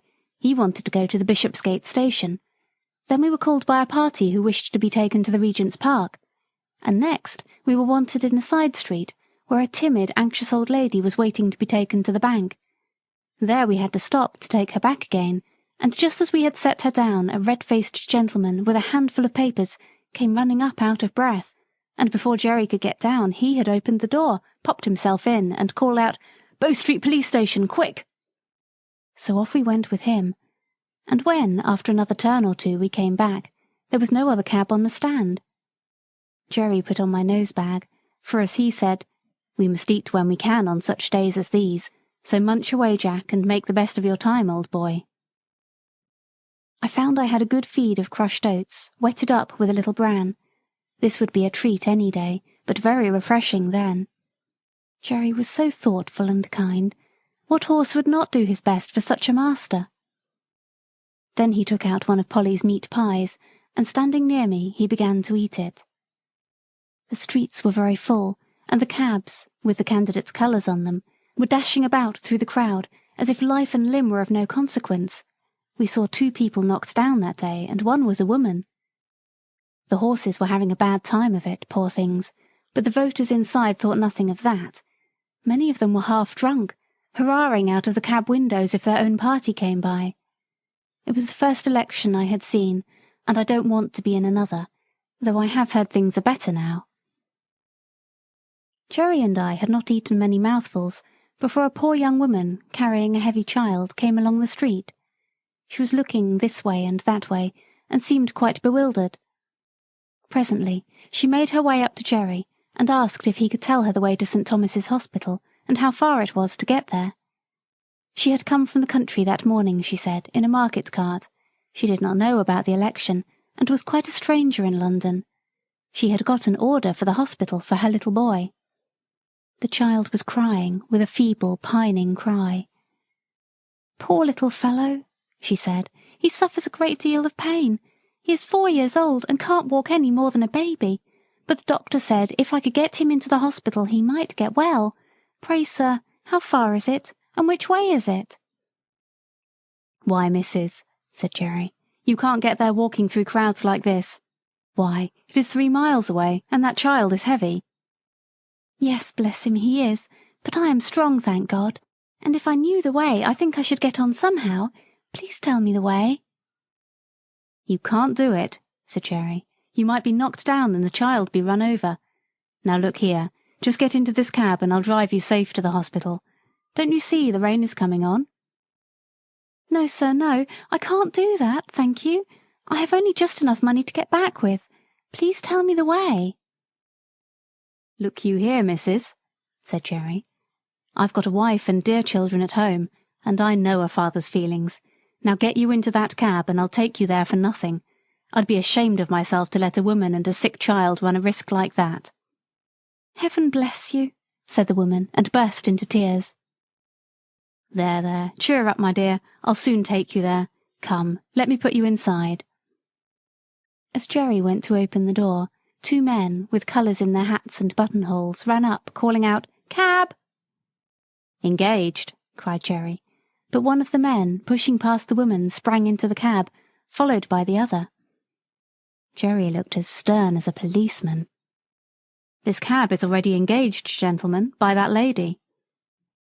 "Lady," said one of them. "Oh, she can wait. Our business is very important. Besides, we were in first. It is our right, and we shall stay in." A droll smile came over Jerry's face as he shut the door upon them. "All right, gentlemen, pray stay in as long as it suits you. I can wait while you rest yourselves." And turning his back upon them, he walked up to the young woman who was standing near me. "They'll soon be gone," he said, laughing. "Don't trouble yourself, my dear." And they soon were gone, for when they understood Jerry's dodge, they got out, calling him all sorts of bad names and blustering about his number and getting a summons. After this little stoppage, we were soon on our way to the hospital, going as much as possible through by-streets. Jerry rung the great bell and helped the young woman out. "Thank you 1,000 times," she said. "I could never have got here alone." "You're kindly welcome, and I hope the dear child will soon be better." He watched her go in at the door, and gently he said to himself, "Inasmuch as ye have done it to one of the least of these." Then he patted my neck, which was always his way when anything pleased him. The rain was now coming down fast, and just as we were leaving the hospital the door opened again, and the porter called out, "Cab!" We stopped, and a lady came down the steps. Jerry seemed to know her at once. She put back her veil and said, "Barker? Jeremiah Barker? Is it you? I am very glad to find you here. You are just the friend I want, for it is very difficult to get a cab in this part of London today." "I shall be proud to serve you, ma'am. I am right glad I happened to be here. Where may I take you to, ma'am?" "To the Paddington station, and then, if we are in good time, as I think we shall be, you shall tell me all about Mary and the children." We got to the station in good time, and being under shelter, the lady stood a good while talking to Jerry. I found she had been Polly's mistress, and after many inquiries about her, she said, "How do you find the cab work suit you in winter? I know Mary was rather anxious about you last year." "Yes, ma'am, she was. I had a bad cough that followed me quite up into the warm weather, and when I am kept out late she does worry herself a good deal.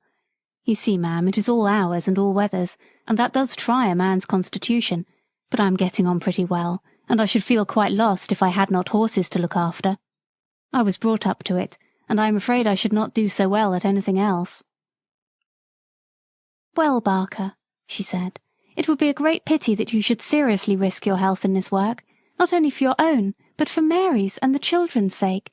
There are many places where good drivers or good grooms are wanted, and if ever you think you ought to give up this cab work, let me know." Then, sending some kind messages to Mary, she put something into his hand, saying, "There is 5 shillings each for the 2 children. Mary will know how to spend it." Jerry thanked her and seemed much pleased, and turning out of the station we at last reached home, and I, at least, was tired. Chapter 44. Old Captain and His Successor. Captain and I were great friends. He was a noble old fellow, and he was very good company. I never thought that he would have to leave his home and go down the hill, but his turn came, and this was how it happened. I was not there, but I heard all about it. He and Jerry had taken a party to the great railway station over London Bridge, and were coming back, somewhere between the bridge and the monument, when Jerry saw a brewer's empty dray coming along drawn by 2 powerful horses. The drayman was lashing his horses with his heavy whip, the dray was light, and they started off at a furious rate. The man had no control over them, and the street was full of traffic. One young girl was knocked down and run over, and the next moment they dashed up against our cab. Both the wheels were torn off, and the cab was thrown over. Captain was dragged down, the shafts splintered, and one of them ran into his side. Jerry, too, was thrown, but was only bruised. Nobody could tell how he escaped. He always said 'twas a miracle. When poor Captain was got up, he was found to be very much cut and knocked about. Jerry led him home gently, and a sad sight it was to see the blood soaking into his white coat and dropping from his side and shoulder. The drayman was proved to be very drunk and was fined, and the brewer had to pay damages to our master, but there was no one to pay damages to poor Captain. The farrier and Jerry did the best they could to ease his pain and make him comfortable. The fly had to be mended, and for several days I did not go out, and Jerry earned nothing. The first time we went to the stand after the accident, the governor came up to hear how Captain was. "He'll never get over it," said Jerry. "At least not for my work, so the farrier said this morning. He says he may do for carting and that sort of work. It has put me out very much. Carting, indeed. I've seen what horses come to at that work around London. I only wish all the drunkards could be put in a lunatic asylum instead of being allowed to run foul of sober people. If they would break their own bones, and smash their own carts, and lame their own horses, that would be their own affair, and we might let them alone. But it seems to me that the innocent always suffer, and then they talk about compensation. You can't make compensation. There's all the trouble, and vexation, and loss of time, besides losing a good horse that's like an old friend. It's nonsense talking of compensation. If there's one devil that I should like to see in the bottomless pit more than another, it's the drink devil." "I say, Jerry," said the governor, "you were treading pretty hard on my toes, you know. I'm not so good as you are, more shame to me. I wish I was." "Well," said Jerry, "why don't you cut with it, governor? You are too good a man to be the slave of such a thing." "I'm a great fool, Jerry, but I tried once for 2 days, and I thought I should have died. How did you do?" "I had hard work at it for several weeks. You see, I never did get drunk, but I found that I was not my own master, and that when the craving came on it was hard work to say no. I saw that one of us must knock under, the drink devil or Jerry Barker, and I said that it should not be Jerry Barker, God helping me. But it was a struggle, and I wanted all the help I could get, for till I tried to break the habit I did not know how strong it was. But then Polly took such pains that I should have good food, and when the craving came on I used to get a cup of coffee, or some peppermint, or read a bit in my book, and that was a help to me. Sometimes I had to say over and over to myself, 'Give up the drink or lose your soul. Give up the drink or break Polly's heart.' But thanks be to God, and my dear wife, my chains were broken, and now for 10 years I have not tasted a drop, and never wish for it." "I've a great mind to try at it," said Grant, "for 'tis a poor thing not to be one's own master." "Do, governor, do. You'll never repent it. And what a help it would be to some of the poor fellows in our rank if they saw you do without it. I know there's 2 or 3 would like to keep out of that tavern if they could." At first Captain seemed to do well, but he was a very old horse, and it was only his wonderful constitution, and Jerry's care, that had kept him up at the cab work so long. Now he broke down very much. The farrier said he might mend up enough to sell for a few pounds, but Jerry said no, a few pounds got by selling a good old servant into hard work and misery would canker all the rest of his money, and he thought the kindest thing he could do for the fine old fellow would be to put a sure bullet through his head, and then he would never suffer more, for he did not know where to find a kind master for the rest of his days. The day after this was decided, Harry took me to the forge for some new shoes. When I returned, Captain was gone. I and the family all felt it very much. Jerry had now to look out for another horse, and he soon heard of one through an acquaintance who was undergroom in a nobleman's stables. He was a valuable young horse, but he had run away, smashed into another carriage, flung his lordship out, and so cut and blemished himself that he was no longer fit for a gentleman's stables, and the coachman had orders to look round and sell him as well as he could. "I can do with high spirits," said Jerry, "if a horse is not vicious or hard-mouthed." "There is not a bit of vice in him," said the man. "His mouth is very tender, and I think myself that was the cause of the accident. You see, he had just been clipped, and the weather was bad, and he had not had exercise enough, and when he did go out, he was as full of spring as a balloon. Our governor, the coachman I mean, had him harnessed in as tight and strong as he could, with the martingale and the check-rein, a very sharp curb, and the reins put in at the bottom bar. It is my belief that it made the horse mad, being tender in the mouth and so full of spirit." "Likely enough. I'll come and see him," said Jerry. The next day Hotspur, that was his name, came home. He was a fine brown horse, without a white hair in him, as tall as Captain, with a very handsome head, and only 5 years old. I gave him a friendly greeting by way of good fellowship, but did not ask him any questions. The first night he was very restless. Instead of lying down, he kept jerking his halter rope up and down through the ring and knocking the block about against the manger till I could not sleep. However, the next day, after 5 or 6 hours in the cab, he came in quiet and sensible. Jerry patted and talked to him a good deal, and very soon they understood each other, and Jerry said that with an easy bit and plenty of work he would be as gentle as a lamb, and that it was an ill wind that blew nobody good, for if his lordship had lost a 100-guinea favourite, the cabman had gained a good horse with all his strength in him. Hotspur thought it a great come-down to be a cab-horse, and was disgusted at standing in the rank, but he confessed to me at the end of the week that an easy mouth and a free head made up for a great deal, and, after all, the work was not so degrading as having one's head and tail fastened to each other at the saddle. In fact, he settled in well, and Jerry liked him very much. Chapter 45. Jerry's New Year. For some people, Christmas and the New Year are very merry times, but for cabmen and cabmen's horses it is no holiday, though it may be a harvest. There are so many parties, balls, and places of amusement open that the work is hard and often late. Sometimes driver and horse have to wait for hours in the rain or frost, shivering with the cold, while the merry people within are dancing away to the music. I wonder if the beautiful ladies ever think of the weary cabman waiting on his box, and his patient beast standing till his legs get stiff with cold. I had now most of the evening work, as I was well accustomed to standing, and Jerry was also more afraid of Hotspur taking cold. We had a great deal of late work in the Christmas week, and Jerry's cough was bad, but however late we were, Polly sat up for him, and came out with a lantern to meet him, looking anxious and troubled. On the evening of the New Year, we had to take 2 gentlemen to a house in one of the West End squares. We set them down at 9 o'clock, and were told to come again at 11.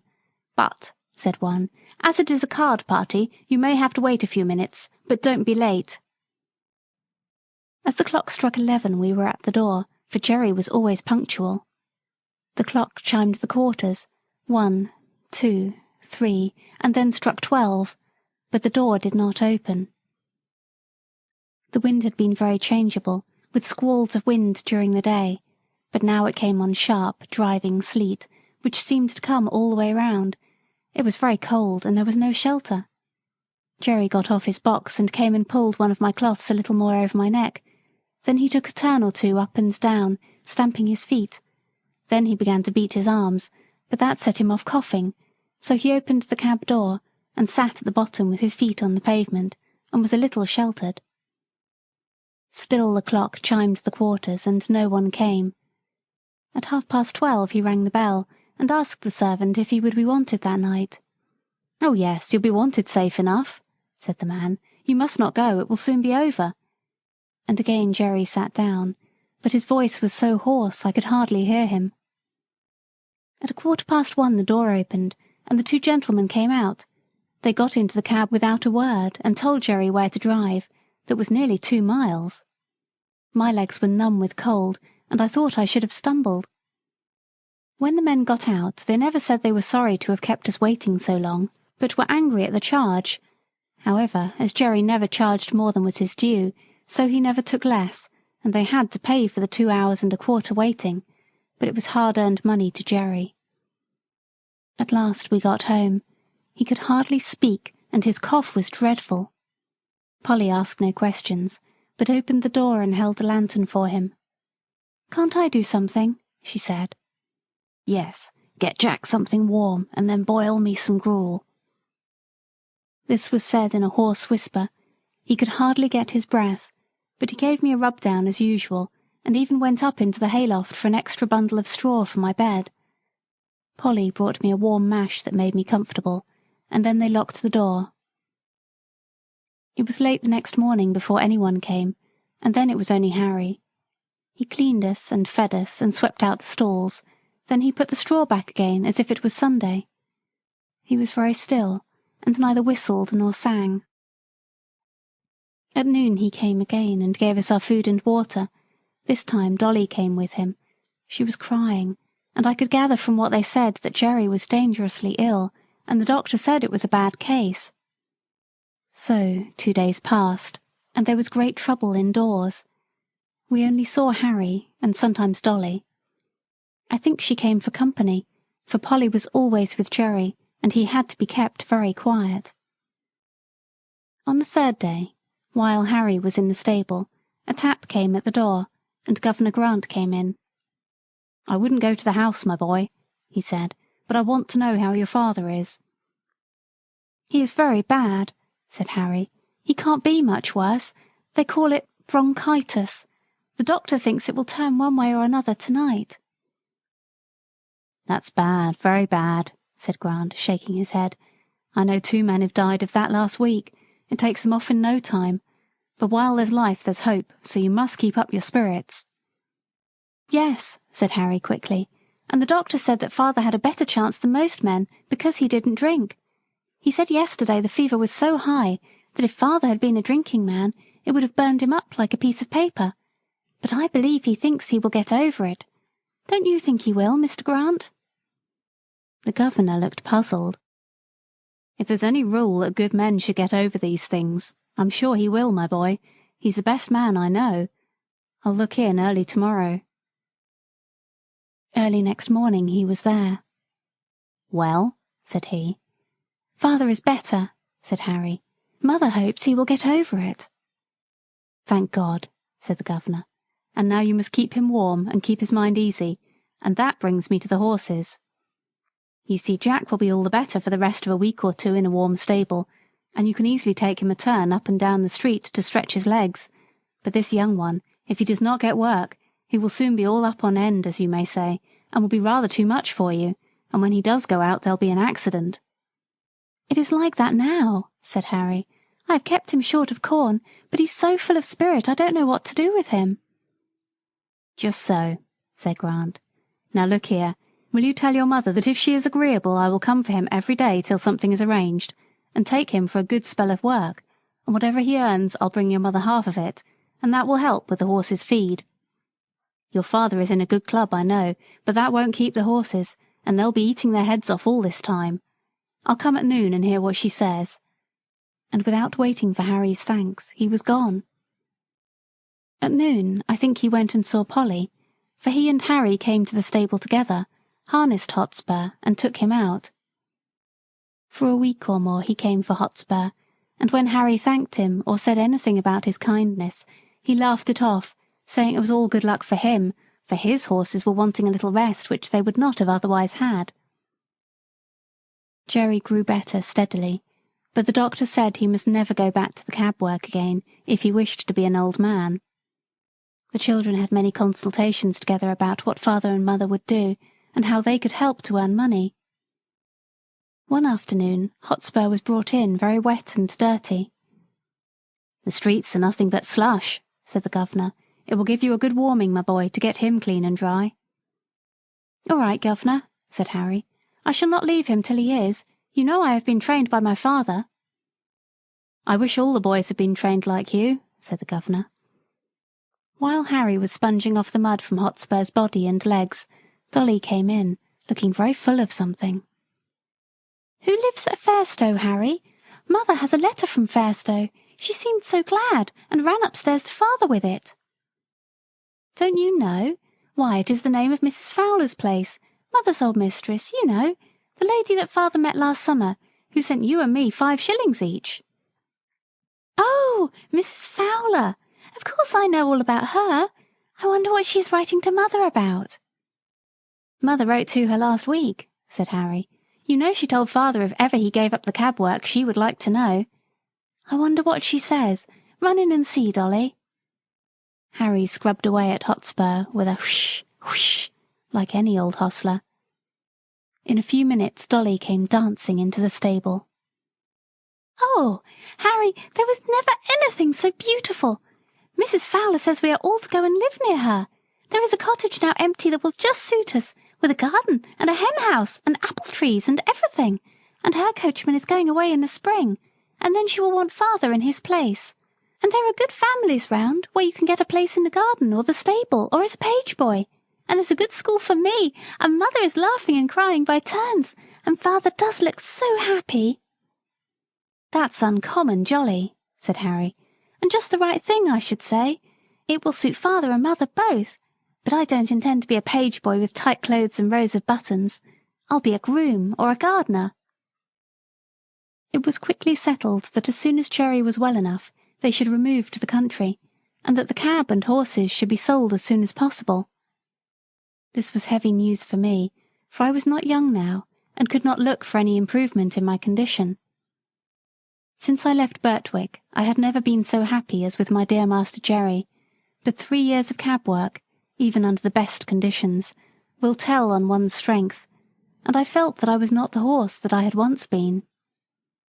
Grant said at once that he would take Hotspur, and there were men on the stand who would have bought me, but Jerry said I should not go to cab work again with just anybody, and the governor promised to find a place for me where I should be comfortable. The day came for going away. Jerry had not been allowed to go out yet, and I never saw him after that New Year's Eve. Polly and the children came to bid me good-bye. "Poor old Jack, dear old Jack, I wish we could take you with us," she said, and then laying her hand on my mane, she put her face close to my neck and kissed me. Dolly was crying and kissed me too. Harry stroked me a great deal, but said nothing, only he seemed very sad, and so I was led away to my new place. Chapter 46. Jakes and the Lady. I was sold to a corn dealer and baker, whom Jerry knew, and with him he thought I should have good food and fair work. In the first he was quite right, and if my master had always been on the premises, I do not think I should have been overloaded, but there was a foreman who was always hurrying and driving everyone, and frequently, when I had quite a full load, he would order something else to be taken on. My carter, whose name was Jakes, often said it was more than I ought to take, but the other always overruled him. 'Twas no use going twice when once would do, and he chose to get business forward. Jakes, like the other carters, always had the check rein up, which prevented me from drawing easily, and by the time I had been there 3 or 4 months, I found the work telling very much on my strength. One day I was loaded more than usual, and part of the road was a steep uphill. I used all my strength, but I could not get on, and was obliged continually to stop. This did not please my driver, and he laid his whip on badly. "Get on, you lazy fellow," he said, "or I'll make you." Again I started the heavy load and struggled on a few yards. Again the whip came down, and again I struggled forward. The pain of that great cart whip was sharp, but my mind was hurt quite as much as my poor sides. To be punished and abused when I was doing my very best was so hard it took the heart out of me. A third time he was flogging me cruelly, when a lady stepped quickly up to him and said in a sweet, earnest voice, "Oh, pray do not whip your good horse any more. I am sure he is doing all he can, and the road is very steep. I am sure he is doing his best." "If doing his best won't get this load up, he must do something more than his best. That's all I know, ma'am," said Jakes. "But is it not a heavy load?" she said. Yes, too heavy," he said, "but that's not my fault. The foreman came just as we were starting, and would have 300 weight more put on to save him trouble, and I must get on with it as well as I can." He was raising the whip again when the lady said, "Pray stop. I think I can help you if you will let me." The man laughed. "You see," she said, "you do not give him a fair chance. He cannot use all his power with his head held back as it is with that check rein. If you would take it off, I am sure he would do better. Do try it," she said persuasively. "I should be very glad if you would." Well, said Jakes with a short laugh. "Anything to please a lady, of course. How far would you wish it down, ma'am?" "Quite down. Give him his head altogether." The rein was taken off, and in a moment I put my head down to my very knees. What a comfort it was! Then I tossed it up and down several times to get the aching stiffness out of my neck. "Poor fellow, that is what you wanted," said she, patting and stroking me with her gentle hand. "And now, if you will speak kindly to him and lead him on, I believe he will be able to do better." Jakes took the rein. "Come on, Blackie." I put down my head and threw my whole weight against the collar. I spared no strength. The load moved on, and I pulled it steadily up the hill, and then stopped to take breath. The lady had walked along the footpath, and now came across into the road. She stroked and patted my neck, as I had not been patted for many a long day. "You see, he was quite willing when you gave him the chance. I am sure he is a fine-tempered creature, and I dare say has known better days. You won't put that rein on again, will you?" For he was just going to hitch it up on the old plan. "Well, ma'am, I can't deny that having his head has helped him up the hill, and I'll remember it another time, and thank you, ma'am. But if you went without a check rein, I should be the laughing-stock of all the carters. It is the fashion, you see." "Is it not better," she said, "to lead a good fashion than to follow a bad one? A great many gentlemen do not use check reins now. Our carriage horses have not worn them for 15 years, and work with much less fatigue than those who have them. Besides," she added in a very serious voice, "we have no right to distress any of God's creatures without a very good reason. We call them dumb animals, and so they are, for they cannot tell us how they feel, but they do not suffer less because they have no words. But I must not detain you now. I thank you for trying my plan with your good horse, and I am sure you will find it far better than the whip. Good day." And with another soft pat on my neck, she stepped lightly across the path, and I saw her no more. "That was a real lady, I'll be bound for it," said Jakes to himself. "She spoke just as polite as if I was a gentleman, and I'll try her plan, uphill at any rate." And I must do him the justice to say that he let my rein out several holes, and going uphill after that, he always gave me my head, but the heavy loads went on. Good feed and fair rest will keep up one's strength under full work, but no horse can stand against overloading, and I was getting so thoroughly pulled down from this cause that a younger horse was bought in my place. I may as well mention here what I suffered at this time from another cause. I had heard horses speak of it, but had never myself had experience of the evil. This was a badly lighted stable. There was only one very small window at the end, and the consequence was that the stalls were almost dark. Besides the depressing effect this had on my spirits, it very much weakened my sight, and when I was suddenly brought out of the darkness into the glare of daylight, it was very painful to my eyes. Several times I stumbled over the threshold and could scarcely see where I was going. I believe, had I stayed there very long, I should have become purblind, and that would have been a great misfortune, for I have heard men say that a stone-blind horse was safer to drive than one which had imperfect sight, as it generally makes them very timid. However, I escaped without any permanent injury to my sight, and was sold to a large cab owner.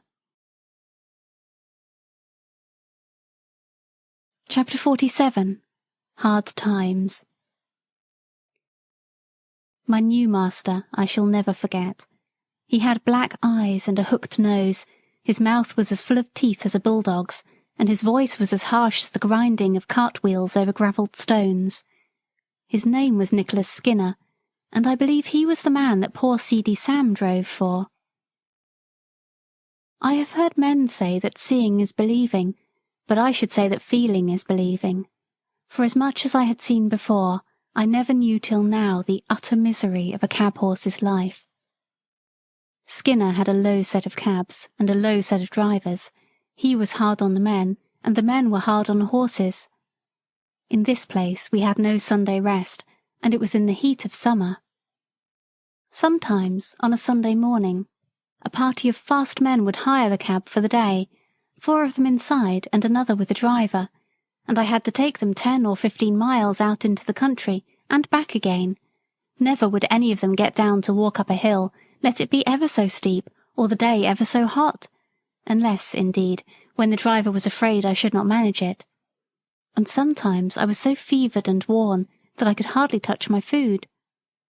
How I used to long for the nice bran mash with nitre in it that Jerry used to give us on Saturday nights in hot weather, that used to cool us down and make us so comfortable. Then we had 2 nights and a whole day for unbroken rest, and on Monday morning we were as fresh as young horses again. But here there was no rest, and my driver was just as hard as his master. He had a cruel whip with something so sharp at the end that it sometimes drew blood, and he would even whip me under the belly and flip the lash out at my head. Indignities like these took the heart out of me terribly, but still I did my best and never hung back, for, as poor Ginger said, it was no use, men are the strongest. My life was now so utterly wretched that I wished I might, like Ginger, drop down dead at my work and be out of my misery. And one day my wish very nearly came to pass. I went on the stand at 8 in the morning, and had done a good share of work, when we had to take a fare to the railway. A long train was just expected in, so my driver pulled up at the back of some of the outside cabs to take the chance of a return fare. It was a very heavy train, and as all the cabs were soon engaged, ours was called for. There was a party of 4, a noisy, blustering man with a lady, a little boy and a young girl, and a great deal of luggage. The lady and the boy got into the cab, and while the man ordered about the luggage, the young girl came and looked at me. "Papa," she said, "I am sure this poor horse cannot take us and all our luggage so far. He is so very weak and worn up. Do look at him." "Oh, he's all right, miss," said my driver. "He's strong enough." The porter, who was pulling about some heavy boxes, suggested to the gentleman, as there was so much luggage, whether he would not take a second cab. "Can your horse do it, or can't he?" said the blustering man. "Oh, he can do it all right, sir. Send up the boxes, porter. He could take more than that." And he helped to haul up a box so heavy that I could feel the springs go down. "Papa, Papa, do take a second cab," said the young girl in a beseeching tone. "I am sure we are wrong. I am sure it is very cruel." "Nonsense, Grace. Get in at once, and don't make all this fuss. A pretty thing it would be if a man of business had to examine every cab horse before he hired it. The man knows his own business, of course. There, get in and hold your tongue." My gentle friend had to obey, and box after box was dragged up and lodged on top of the cab, or settled by the side of the driver. At last all was ready, and with his usual jerk at the rein and slash of the whip, he drove me out of the station. The load was very heavy, and I had had neither food nor rest since morning, but I did my best, as I always had done, in spite of cruelty and injustice. I got along fairly till we came to Ludgate Hill, but there the heavy load and my own exhaustion were too much. I was struggling to keep on, goaded by constant chucks of the rein and use of the whip, when in a single moment, I cannot tell how, my feet slipped from under me, and I fell heavily to the ground on my side. The suddenness and the force with which I fell seemed to beat all the breath out of my body. I lay perfectly still. Indeed, I had no power to move, and I thought now I was going to die. I heard a sort of confusion round me, loud, angry voices, and the getting down of the luggage, but it was all like a dream. I thought I heard that sweet, pitiful voice saying, "Oh, that poor horse, it is all our fault." Someone came and loosened the throat strap of my bridle, and undid the traces which kept the collar so tight upon me. Someone said, "He's dead, he'll never get up again." Then I could hear a policeman giving orders, but I did not even open my eyes. I could only draw a gasping breath now and then.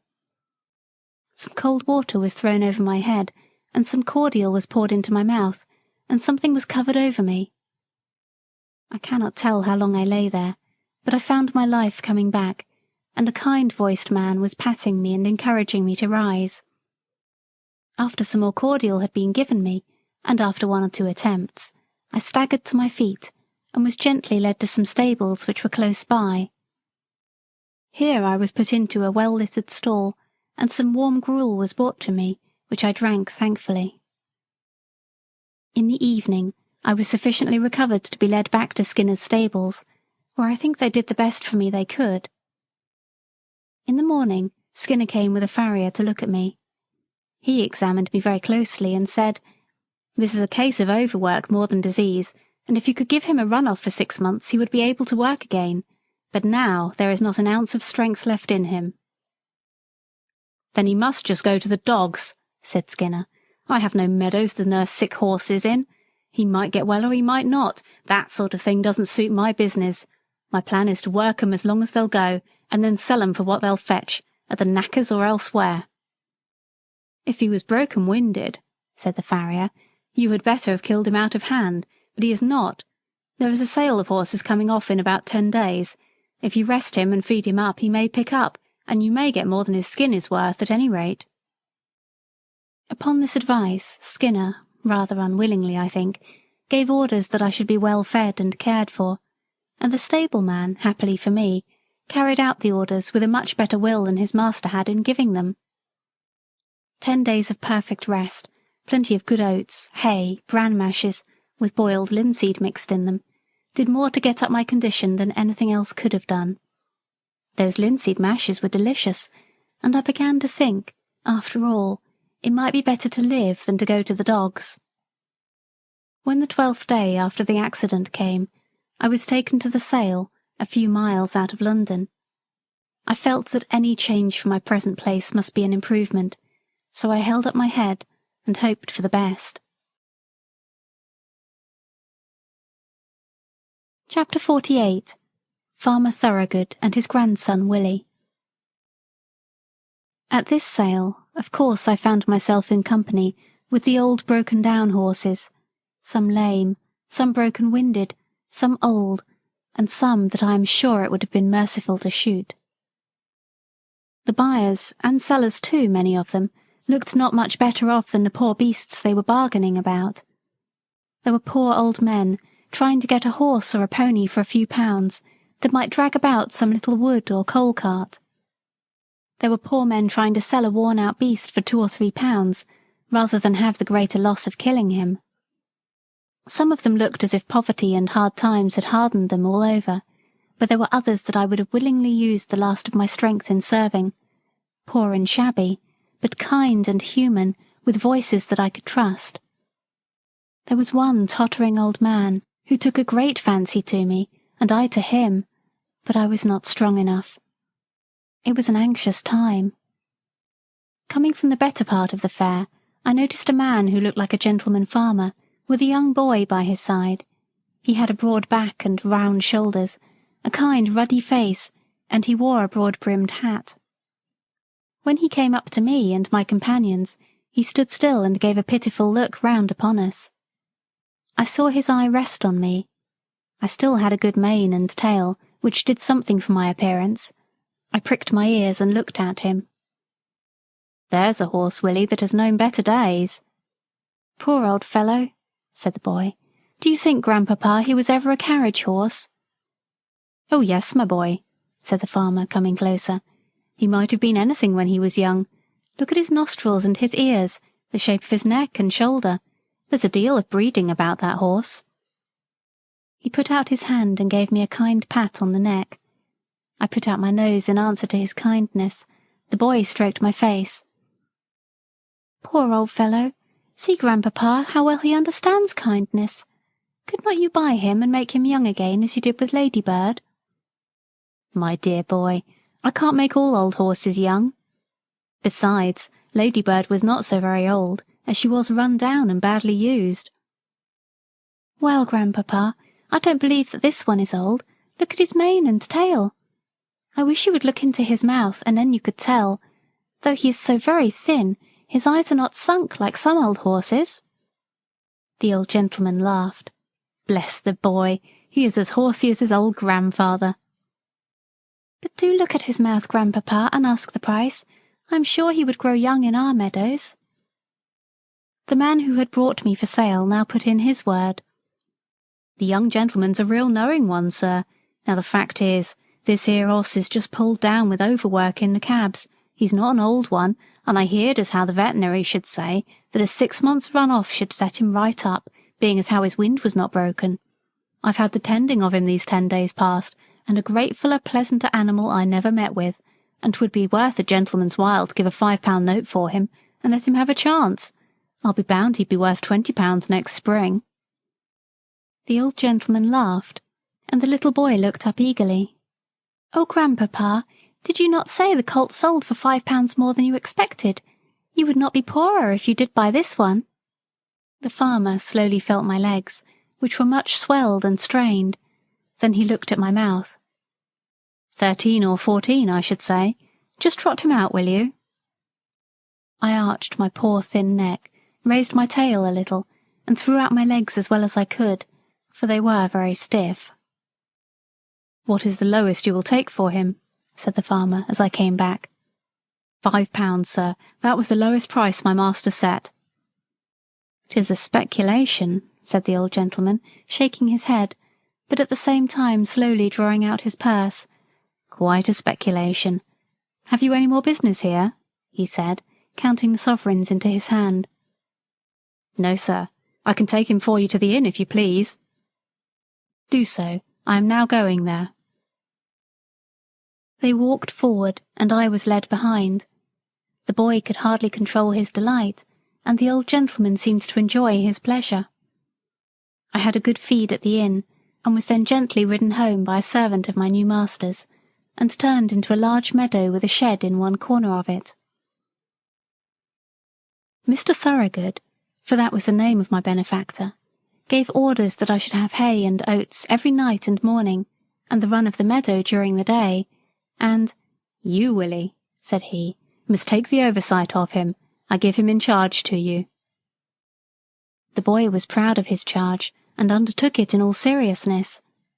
There was not a day when he did not pay me a visit, sometimes picking me out from among the other horses and giving me a bit of carrot, or something good, or sometimes standing by me while I ate my oats. He always came with kind words and caresses, and of course I grew very fond of him. He called me Old Crony, as I used to come to him in the field and follow him about. Sometimes he brought his grandfather, who always looked closely at my legs. "This is our point, Willie," he would say, "but he is improving so steadily that I think we shall see a change for the better in the spring." The perfect rest, the good food, the soft turf, and gentle exercise soon began to tell on my condition and my spirits. I had a good constitution from my mother, and I was never strained when I was young, so that I had a better chance than many horses who have been worked before they came to their full strength. During the winter, my legs improved so much that I began to feel quite young again. The spring came round, and one day in March Mr. Thoroughgood determined that he would try me in the phaeton. I was well pleased, and he and Willie drove me a few miles. My legs were not stiff now, and I did the work with perfect ease. "He's growing young, Willie. We must give him a little gentle work now, and by midsummer he will be as good as Ladybird. He has a beautiful mouth and good paces. They can't be better." "Oh, Grandpapa, how glad I am you brought him." "So am I, my boy, but he has to thank you more than me. We must now be looking out for a quiet, genteel place for him, where he will be valued." Chapter 49. My Last Home. One day during this summer, the groom cleaned and dressed me with such extraordinary care that I thought some new change must be at hand. He trimmed my fetlocks and legs, passed the tar brush over my hooves, and even parted my forelock. I think the harness had an extra polish. Willie seemed half anxious, half merry, as he got into the chaise with his grandfather. "If the ladies take to him," said the old gentleman, "they'll be suited and he'll be suited. We can but try." At the distance of a mile or two from the village, we came to a pretty low house, with a lawn and shrubbery at the front, and a drive up to the door. Willie rang the bell, and asked if Miss Bloomfield or Miss Ellen was at home. Yes, they were. So, while Willie stayed with me, Mr. Thoroughgood went into the house. In about 10 minutes he returned, followed by 3 ladies. One tall, pale lady, wrapped in a white shawl, leaned on a younger lady, with dark eyes and a merry face. The other, a very stately-looking person, was Mrs. Bloomfield.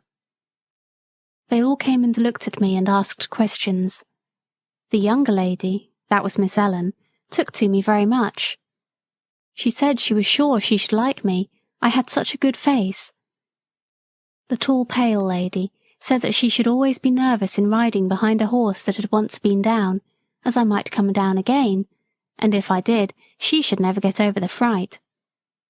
"You see, ladies," said Mr. Thoroughgood, "many first-rate horses have had their knees broken through the carelessness of their drivers, without any fault of their own, and from what I see of this horse I should say that is his case, but of course I do not wish to influence you. If you incline, you can have him on trial, and then your coachman will see what he thinks of him."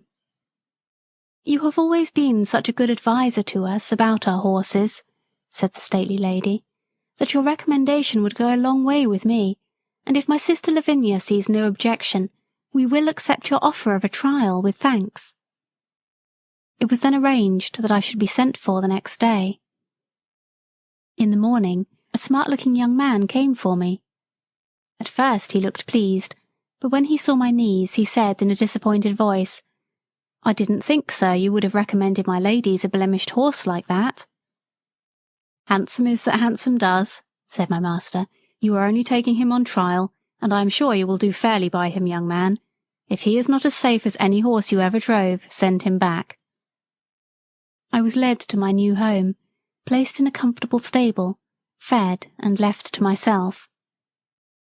The next day, when the groom was cleaning my face, he said, "That is just like the star that Black Beauty had. He is much the same height, too. I wonder where he is now." A little further on he came to the place in my neck where I was bled, and where a little knot was left in the skin. He almost started, and began to look me over carefully, talking to himself. "White star in the forehead, one white foot on the off side, this little knot just in that place." Then, looking at the middle of my back, "And, as I am alive, there is that little patch of white hair that John used to call Beauty's threepenny bit. It must be Black Beauty. Why, Beauty, Beauty, do you know me? Little Joe Green that almost killed you." And he began patting and patting me as if he was quite overjoyed. I could not say that I remembered him, for now he was a fine grown young fellow, with black whiskers and a man's voice, but I was sure he knew me, and that he was Joe Green, and I was very glad. I put my nose up to him, and tried to say that we were friends. I never saw a man so pleased. Give you a fair trial? I should think so indeed. I wonder who the rascal was that broke your knees, my old beauty. You must have been badly served out somewhere. Well, well, it won't be my fault if you haven't good times of it now. I wish John Manley was here to see you. In the afternoon I was put into a low park chair and brought to the door. Miss Ellen was going to try me, and Green went with her. I soon found that she was a good driver, and she seemed pleased with my paces. I heard Joe telling her about me, and that he was sure I was Squire Gordon's old black beauty. When we returned, the other sisters came out to hear how I had behaved myself. She told them what she had just heard, and said, "I shall certainly write to Mrs. Gordon, and tell her that her favourite horse has come to us. How pleased she will be." After this I was driven every day for a week or so, and as I appeared to be quite safe, Miss Lavinia at last ventured out in the small close carriage. After this, it was quite decided to keep me, and call me by my old name of Black Beauty. I have now lived in this happy place a whole year. Joe is the best and kindest of grooms. My work is easy and pleasant, and I feel my strength and spirits all coming back again. Mr. Thoroughgood said to Joe the other day, "In your place he will last till he is 20 years old, perhaps more." Willie always speaks to me when he can, and treats me as his special friend. My ladies have promised that I shall never be sold, and so I have nothing to fear, and here my story ends. My troubles are all over, and I am at home, and often, before I am quite awake, I fancy I am still in the orchard at Birtwick, standing with my old friends under the apple trees. End of Black Beauty,